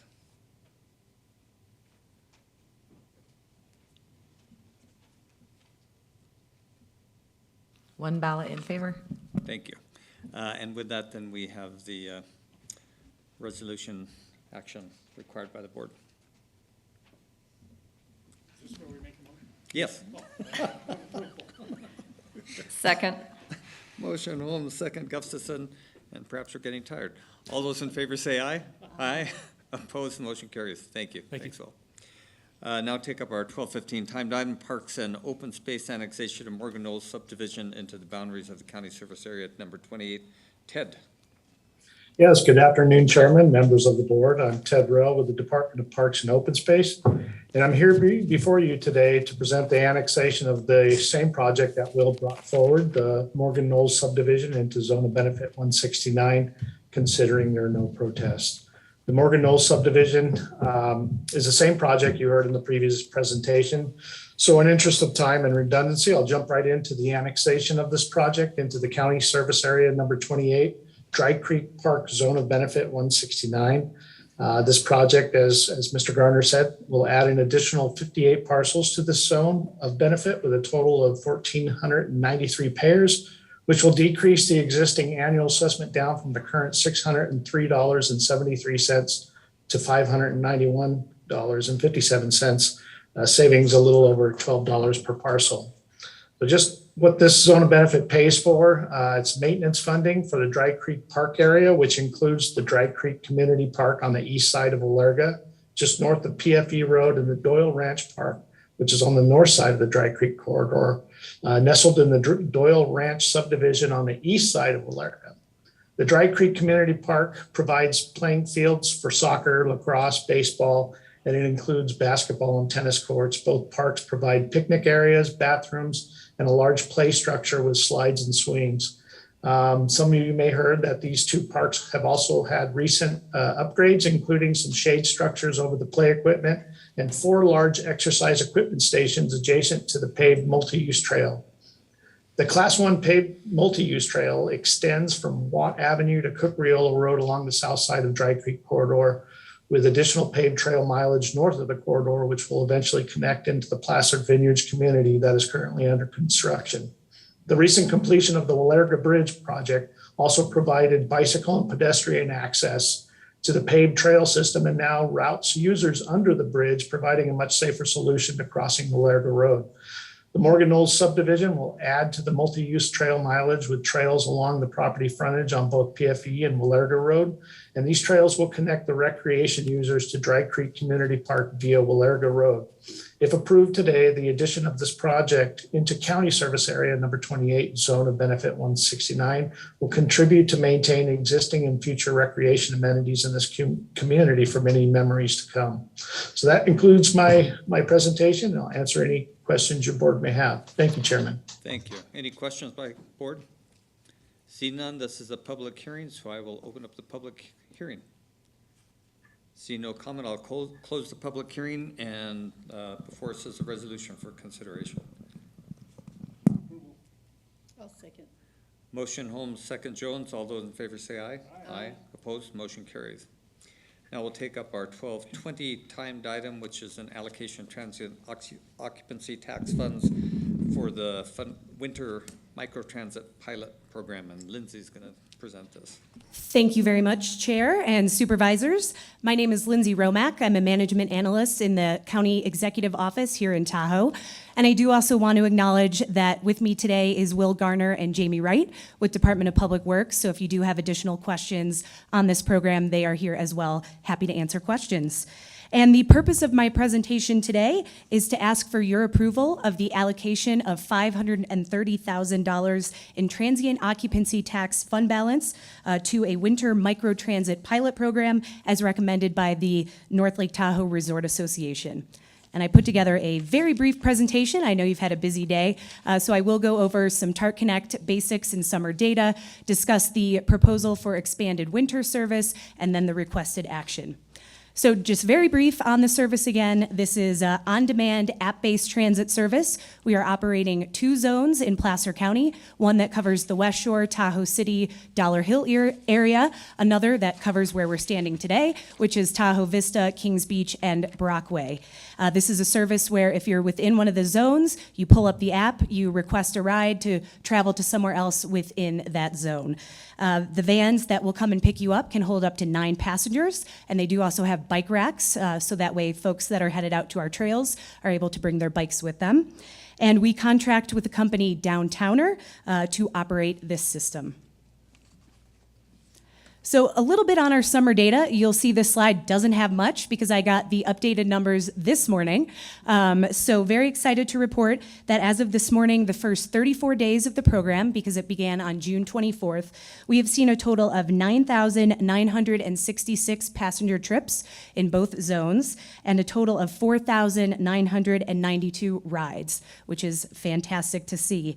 When riders take a trip, they get an in-app survey as well as an email survey. So we're also able to capture a little bit of information about where they're going and any other thoughts they have on the trips.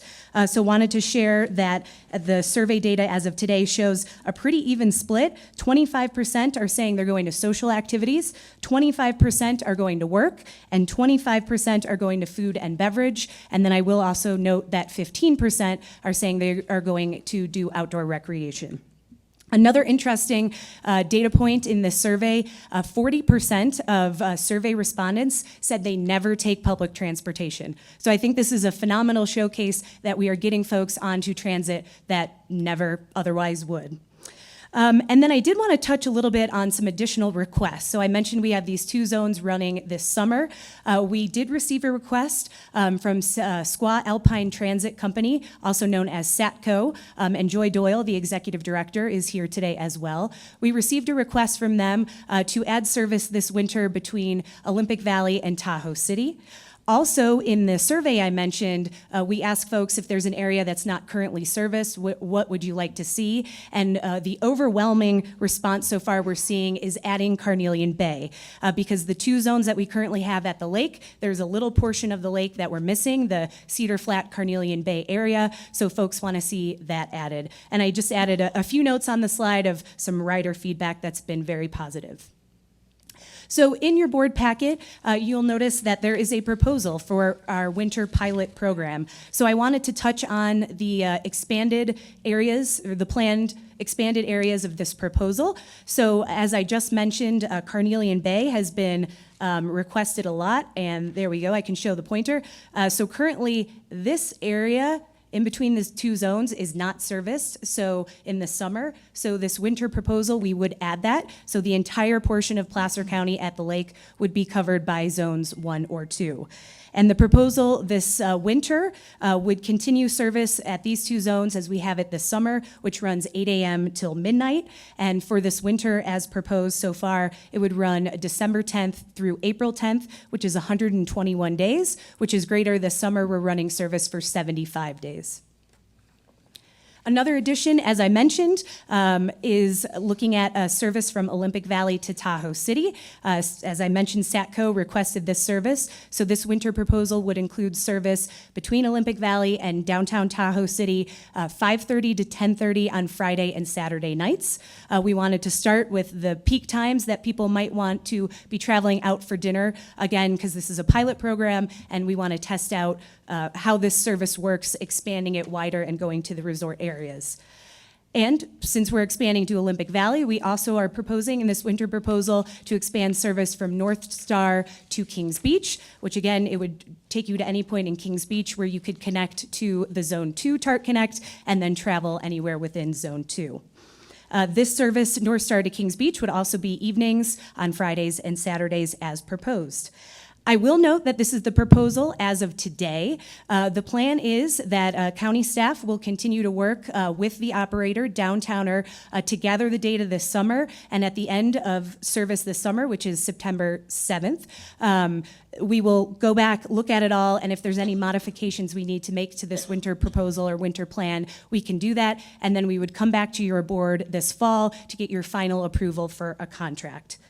So I'm here today because I wanted to request some action, and so I'll go back a little bit. As you probably remember, as part of the multi-year agreement with the North Lake Tahoe Resort Association to form the Tourism Business Improvement District, there was $2.1 million in transient occupancy tax fund balance that was placed in reserved, and the North Lake Tahoe Resort Association was identified as an advisor on those funds to your board on transportation and housing projects.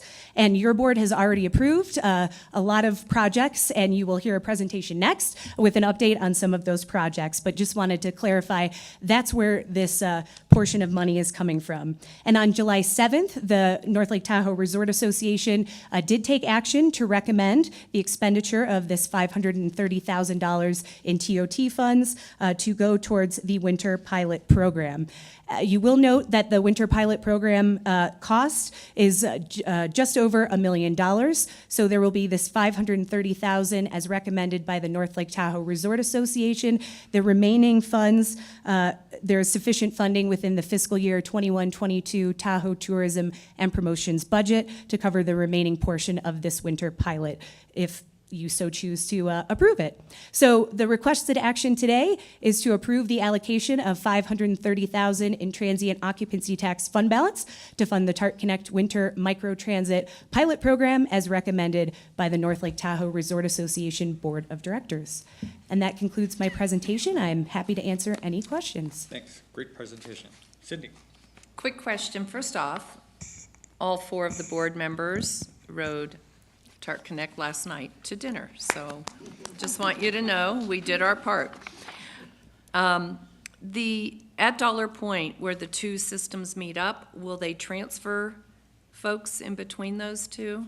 So you would get, yeah, you would be able to pick up another TART Connect at that zone. And it currently works that way at State Line because there is a zone in Incline. Okay. So that is happening. People are getting dropped off in Crystal Bay, then they pick up the TART Connect for Incline. So yes. And at some point, if we get away from pilots and really invest in this program, it could be more seamless and just having the vehicle move versus people get out of a vehicle back in, especially in the winter months. Correct. But I love it. Thank you for everything you have done to bring this forward. Thank you. It was a great experience, actually. So, yeah. Excellent. Anyone else on the board? Anyone from the public? See none. What's the pleasure of the board? Move approval. I'll second. Motion Gustafson, second Jones. All those in favor say aye. Aye. Opposed? Motion carries. Thank you. Thank you. Happy birthday, Todd. And so for the rest of the money in that bucket, Nick is going to present a report on tourism mitigation projects, North Lake Tahoe, funded with $1.3 million. Yes, and one last potentially birthday jab towards our county executive officer. Had I known that you shared a birthday with my 7-year-old daughter, I would have asked her to fabricate a birthday tiara for you as well. Next year. Next year. We'll do it.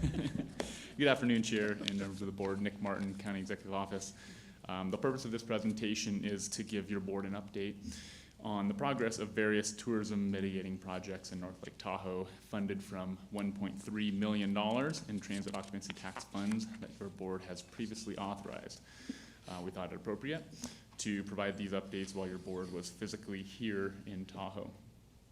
I'll give a quick, brief background of why these projects were necessary in the first place, and give a summary of what those projects were and an update with as much of the available data that we have. I will preface this presentation with that Many of these projects have just begun and are currently underway, but not a lot of data is yet available. So we're hoping to have much more robust information at the end of the season. So for background, your board previously authorized TOT funds at your March 9th and June 22nd meetings to address some of the issues that were brought to light during last summer's tourist visitation season. As I'm sure you all remember, we had our region experienced much higher than normal visitation due to COVID-19 travel restrictions and closure of indoor attractions, which forced more people to travel closer to home and more activities spent outdoors, which are both good things in their own right. However, there wasn't the sufficient capacity to handle the resulting issues that we experienced here, like trash, litter, traffic congestion, graffiti, etc. So some local organizations and groups banded together to try to help out, getting volunteers to pitch in on cleanups and educating our visitors, but it was clear that more had to be done. So this winter, staff met with internal and external partners to help develop a list of potential projects and services which were recommended by the NLTRA Board of Directors and then presented to your board for approval at your March and June meetings. So the list of projects here you see on the screen, the microtransit service that Lindsay had just mentioned, it was actually a little bit over $500,000. Expanded park and ride service, $150,000. Enhanced litter and trash service, the Clean Tahoe program, $150,000. Crossing guards at key intersections in Tahoe City and Kings Beach, $140,000. A temporary signal at Grove Street, actually that project cost is right around $300,000. A CMS message board, $15,000. Trail snow clearing, an expansion of trail snow clearing, $50,000. Restrooms and trash service on Donner Summit, $15,000. And then support for the existing West Shore pedestrian, or the already planned West Shore pedestrian improvement projects of $50,000. So how are these projects going? Right now, on the ground in the middle of summer visitation season, like I mentioned, most of them have only been operating for a month so far, some of them less, and some have not started yet for various reasons, which I'll mention. Not a ton of data at this point. As Lindsay had mentioned, the microtransit service has been exceeding all expectations, and the numbers she provided are pretty amazing, and I just kind of wanted to pull out a couple of those data points there. Almost 10,000 riders and almost 5,000 trips. That's 2 riders per trip. So when we're looking at alleviating traffic congestion in our areas, that's suggesting that there are single occupancy vehicle trips being eliminated due to the microtransit service in place, which is pretty cool. And the projected wait times or expected advertised wait times for that service has been 15 minutes, and they've been averaging just under 10 minutes, which is phenomenal. The Park and Ride program is only operating on weekends. There's 2 lots in Truckee, one at the TTUSD district office and one at North Star. Unfortunately, the numbers aren't super high on that for a number of different reasons. I think one of them being, we have more that we can do on the outreach and awareness, but also want to recognize that's probably one of the tougher sells to people of getting people out of their personal vehicles, coming up here on vacation to spend time in North Lake Tahoe for the weekend, to then leave their car behind and bring all of their summer adventure gear and load it onto a bus or a shuttle to bring to their destination, North Lake Tahoe. It's a harder sell. This is a pilot program we're testing out. Hopefully we'll have more data by the end of the season. The pedestrian crossing guards, there are, here in Kings Beach, there are 2 roundabouts that operate crossing guards on the weekends at all 4 of those crosswalks. And then in Tahoe City, there's crossing guards at the Commons Beach crosswalk there on Thursdays during the farmers market in the morning.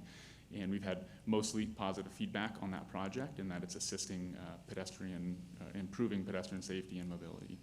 And the temporary signal at Grove Street and State Route 28 has removed the requirement for a crossing guard at that intersection. And again, this is a pilot project of trying to collect data to be able to provide Caltrans with what they require for assessing the feasibility of other improvements at this intersection. Andy Dyken is here from Department of Public Works if there's any more technical questions that come regarding this project or some of the more public works focused projects. But what we've heard is kind of a mixed bag of complaints and praise on this specific project. I think it seems to be the trend that those from the pedestrian perspective have a positive experience of being able to cross safely and more frequently, whereas the vehicular or driver perspective is potentially longer delays and not necessarily being beneficial to overall traffic flow. Again, it's a pilot project, so looking to learn more through the summer season.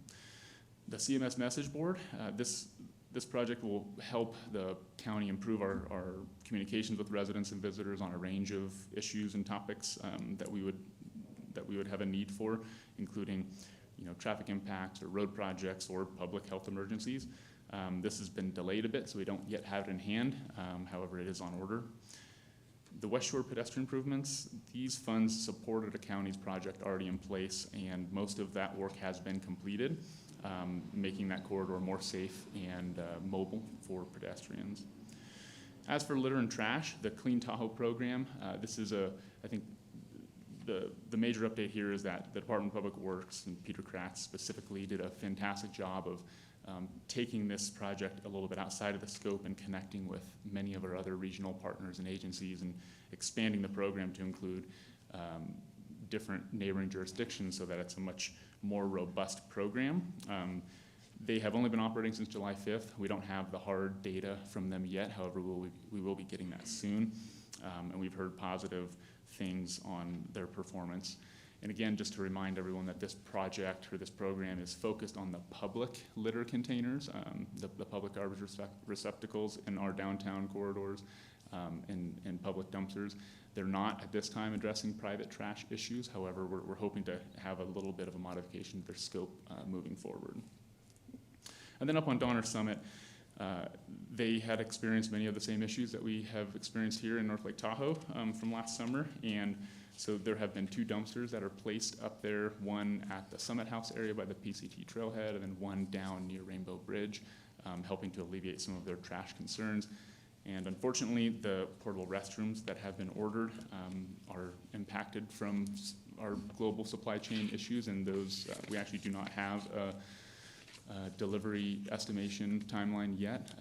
The plastic that needs to be supplied to manufacture those is being impacted, so we're hoping, fingers crossed, that we'll get some sort of timeline update soon. And then I wanted to give just one real quick plug. I know Todd touched on this during his update this morning, but all of these projects are being funded from transit occupancy tax dollars, and this DOT TBID Dollars at Work campaign is really important to help connect these funds to the projects that we see here on the ground that help mitigate some of these impacts from our visitors.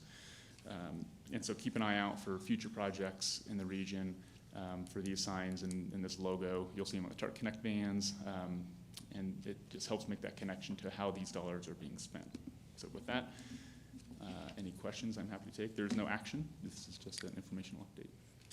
Thanks, Nick. Great presentation also. And Cindy. Thanks, Robert. I hate to delay the meeting any longer, but I want to hats off for all these projects, and I really appreciate staff's work on the Grove Street signal. I've probably heard that had the most feedback on that one. But I find that a lot of the people commenting haven't lived here through summers when we didn't have crossing guards and saw the delays that were much longer. So I myself have been here a long time, and I remember every day backed up to Dollar Hill in July and August. And so I think in context, I'm excited to hear the numbers, because I don't think, while people can now point at these orange lights that are not the most attractive lights, but it's what you get with a pilot, and point at that as the traffic delay. I think in a lot of ways, once we see the volumes, we'll find out that traffic is moving more quickly. It's just people's tolerance for traffic is decreasing as well.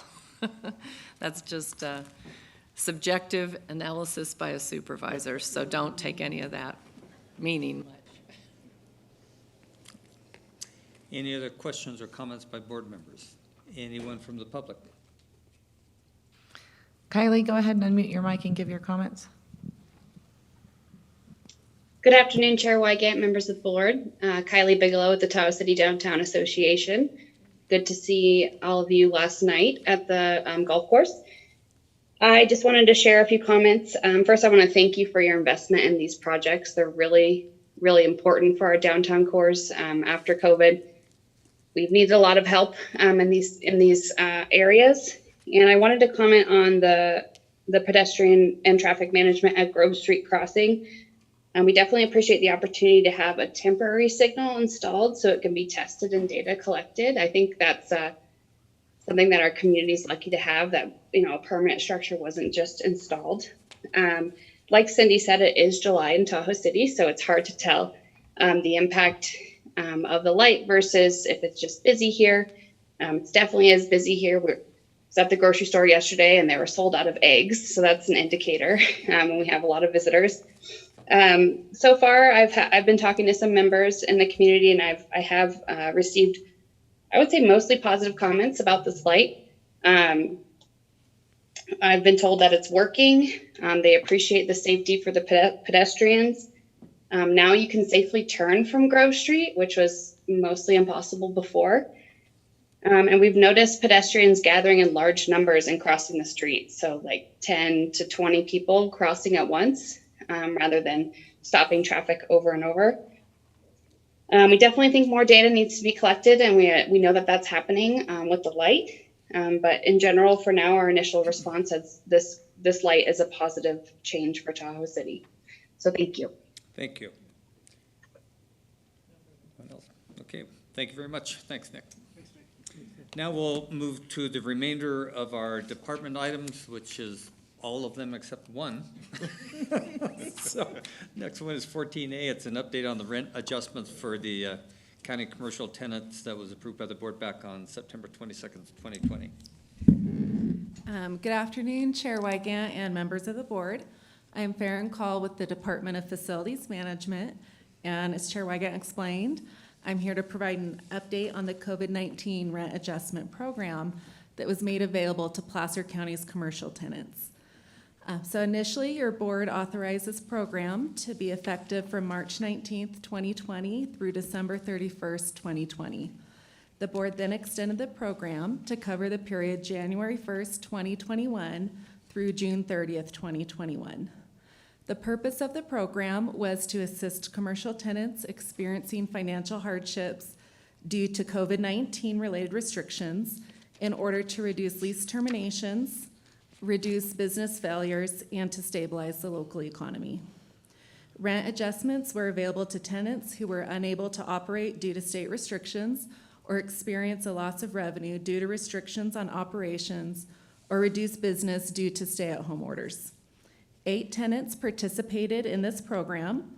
Only 1 tenant terminated their lease due to COVID-19 related restrictions and concerns.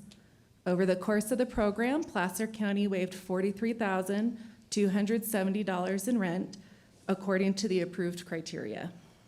With the lifting of the state's COVID-19 related restrictions on business, staff recommends that the rent waiver program be allowed to expire and that there be no further extensions. Businesses needing assistance may continue to use the Placer County Resource Center and the Small Business Administration Center to access resources and advice. Thank you. Any questions or comments by board members?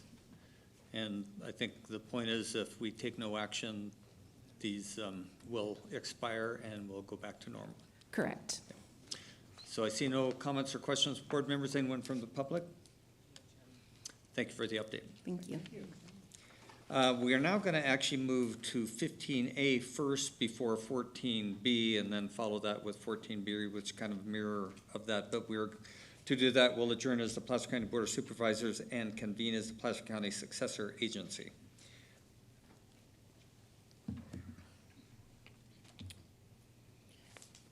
I didn't need my glasses earlier, but I do now. I just want you to know.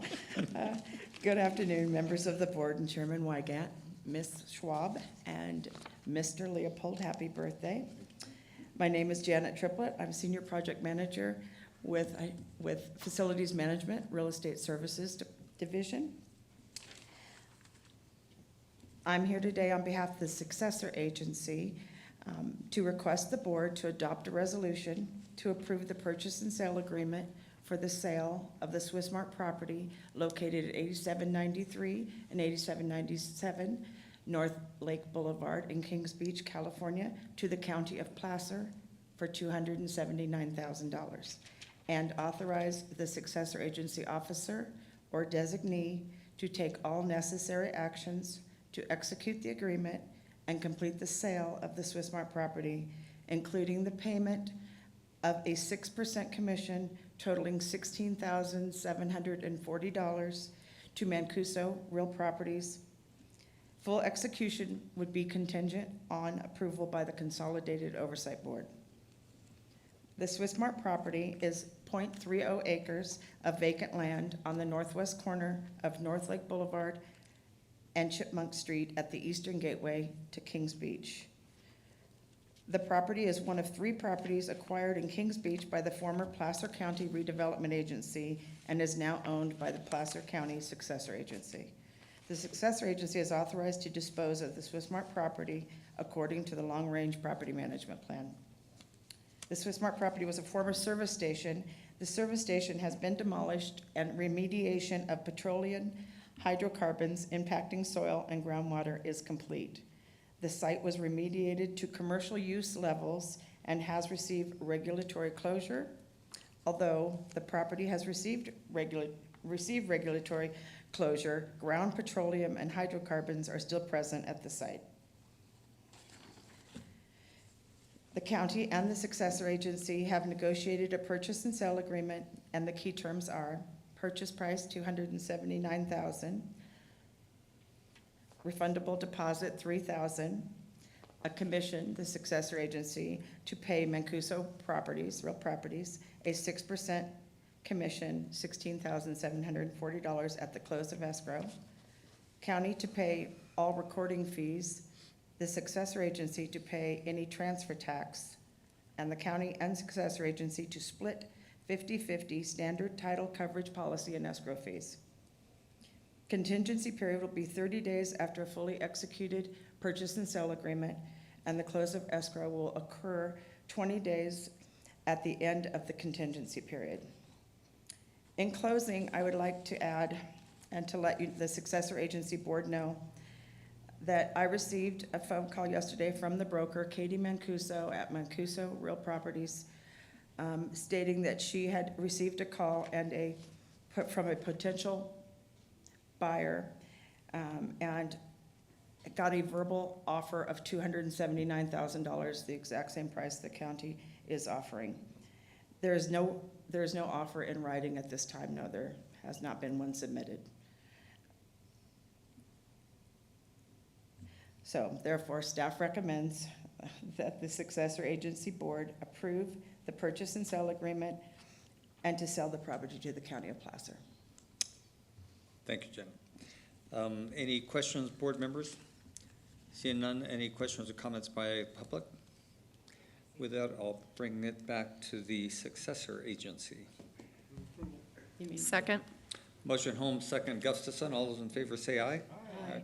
Opposed, motion carries, and now we'll adjourn as the successor, Placer County Successor Agency, and reconvene as Placer County Board of Supervisors, and essentially consider the flip side of that as the board.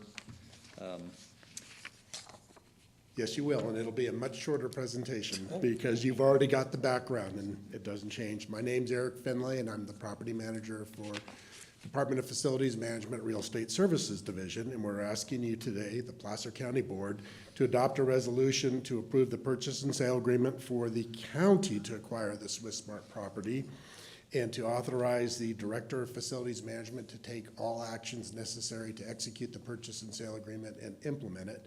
The purchase price is $279,000.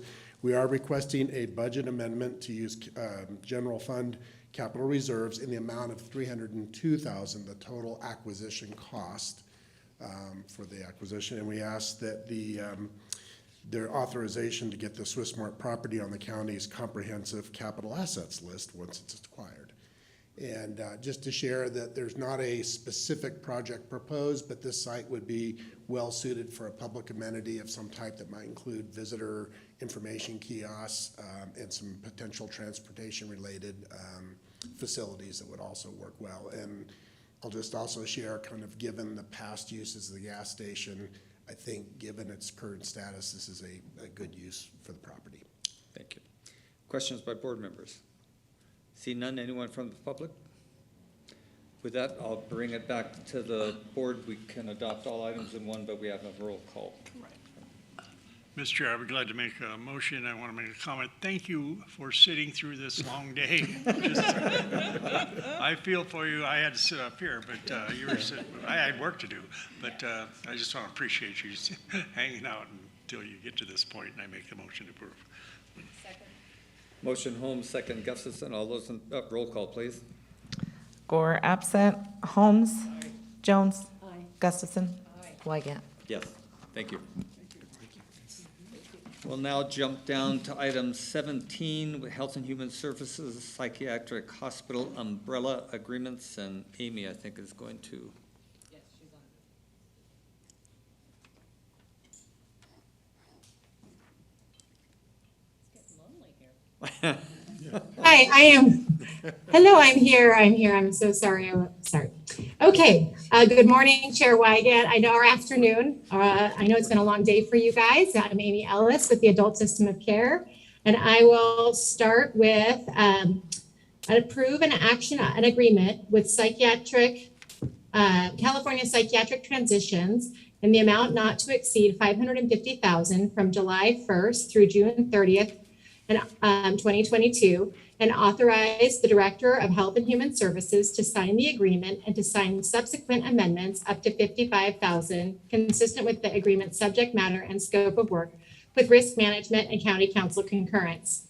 CPT has been a partner and contracted provider with Placer County since January 1st, 2013.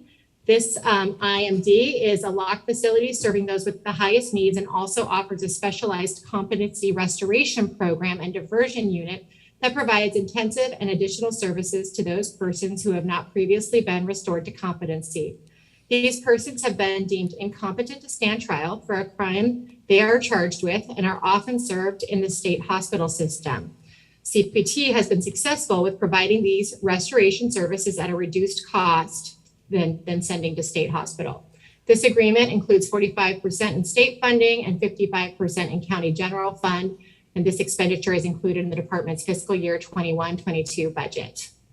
Any questions? Any question by board members? Seeing none, anyone from the public? Pleasure of the board. Second. Motion Holmes, second Gustafson. All those in favor say aye. Aye. Opposed? Motion carries. Next is California Psychiatric Transition Agreement. Amy. Oh, that's the one I just did, was the CPT, and now we're going to be doing the umbrella agreement, correct? Actually, that was not my perspective, but. I'm so sorry. I missed my introduction, which is why I probably messed that up. I am so sorry. Do you want me to move forward with the umbrella agreement, or yes, which one do you want me to do? No, I think that's adequate. Okay, so this one is for, this is Amy Ellis with the Adult System of Care, for the record.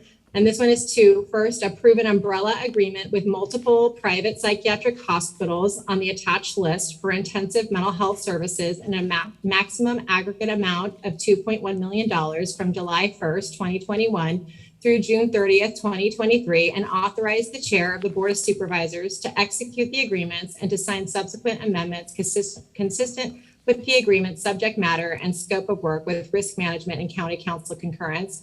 And number two, to approve the change in assignment listed on the attachment from Adventist Health Vallejo to Acadia Health Care Company, a Delaware corporation, and authorize the chair of the Board of Supervisors to execute any related agreements and to sign any subsequent amendments consistent with the agreement's subject matter and scope of work with risk management and county council concurrence. The adult and children's system of care continue to provide these mandated mental health crisis services to residents of Placer County, and these private hospitals identified on the attachment provide those necessary inpatient psychiatric hospitalization for children and youth, and provide additional placement options for adults requiring inpatient psychiatric hospitalization when no other placements are appropriate or available. Costs for services are based on the host county published rates. Funding for these umbrella agreements includes 67% in federal and state funds and 33% in required county general funds, and all have been appropriately budgeted. Any questions? Any questions by board members? Seeing none, public? With the pleasure of the board. I'll second. Motion Holmes, second Jones. All those in favor say aye. Aye. Opposed? Motion carries. Thank you, Amy. Thanks, Amy. Next, we have item 18, which is the amend Placer County Code, Chapter 3, to identify additional pays for classified and unclassified positions. Good afternoon, Michelle Beauchamp, Assistant Director of Human Resources, here to request an introduction of an ordinance amending 2 sections of County Code Chapter 3 related to additional pays. These sections of code are amended regularly from time to time, and at this juncture, they are due for an administrative cleanup to remove obsolete references, improve readability, and codify current practice. This ordinance does not propose any changes in compensation to any employees.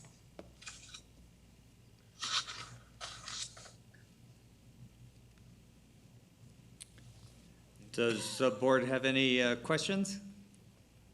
See none. Anyone from the public? Pleasure of the board. Move approval. I'll second. Motion Gustafson, second Jones. All those in favor say aye. Aye. Opposed? Motion carries. And 18B.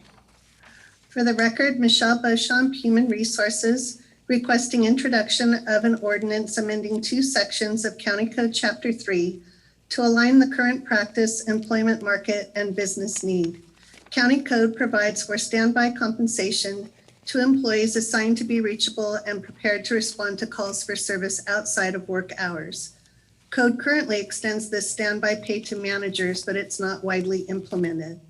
The management compensation package takes into consideration management employees' availability to address critical work items outside their regular schedule. The use of standby pay for management employees has been limited to the Emergency Services Division, and after surveying other Northern California counties and working with the department to consider alternate staffing approaches, HR recommends removing standby pay for management classifications. In addition, the department has identified a business need to include the Assistant Director of Emergency Services in the existing list of classifications eligible for compensation for certification as registered civil engineer. Threats to infrastructure are a common component of many emergency situations, so this additional expertise creates value to the county as it works to mitigate risks to its communities. The proposed ordinance incorporates these updates, which are anticipated to have offsetting fiscal impacts. I'm available to answer any questions. Thank you. Any questions by board members? Anyone from the public? See none. Pleasure of the board. I'll move approval. Second. Motion Jones, second Gustafson. All those in favor say aye. Aye. Opposed? Motion carries. And with that, we have completed our business of the day, and the meeting is adjourned.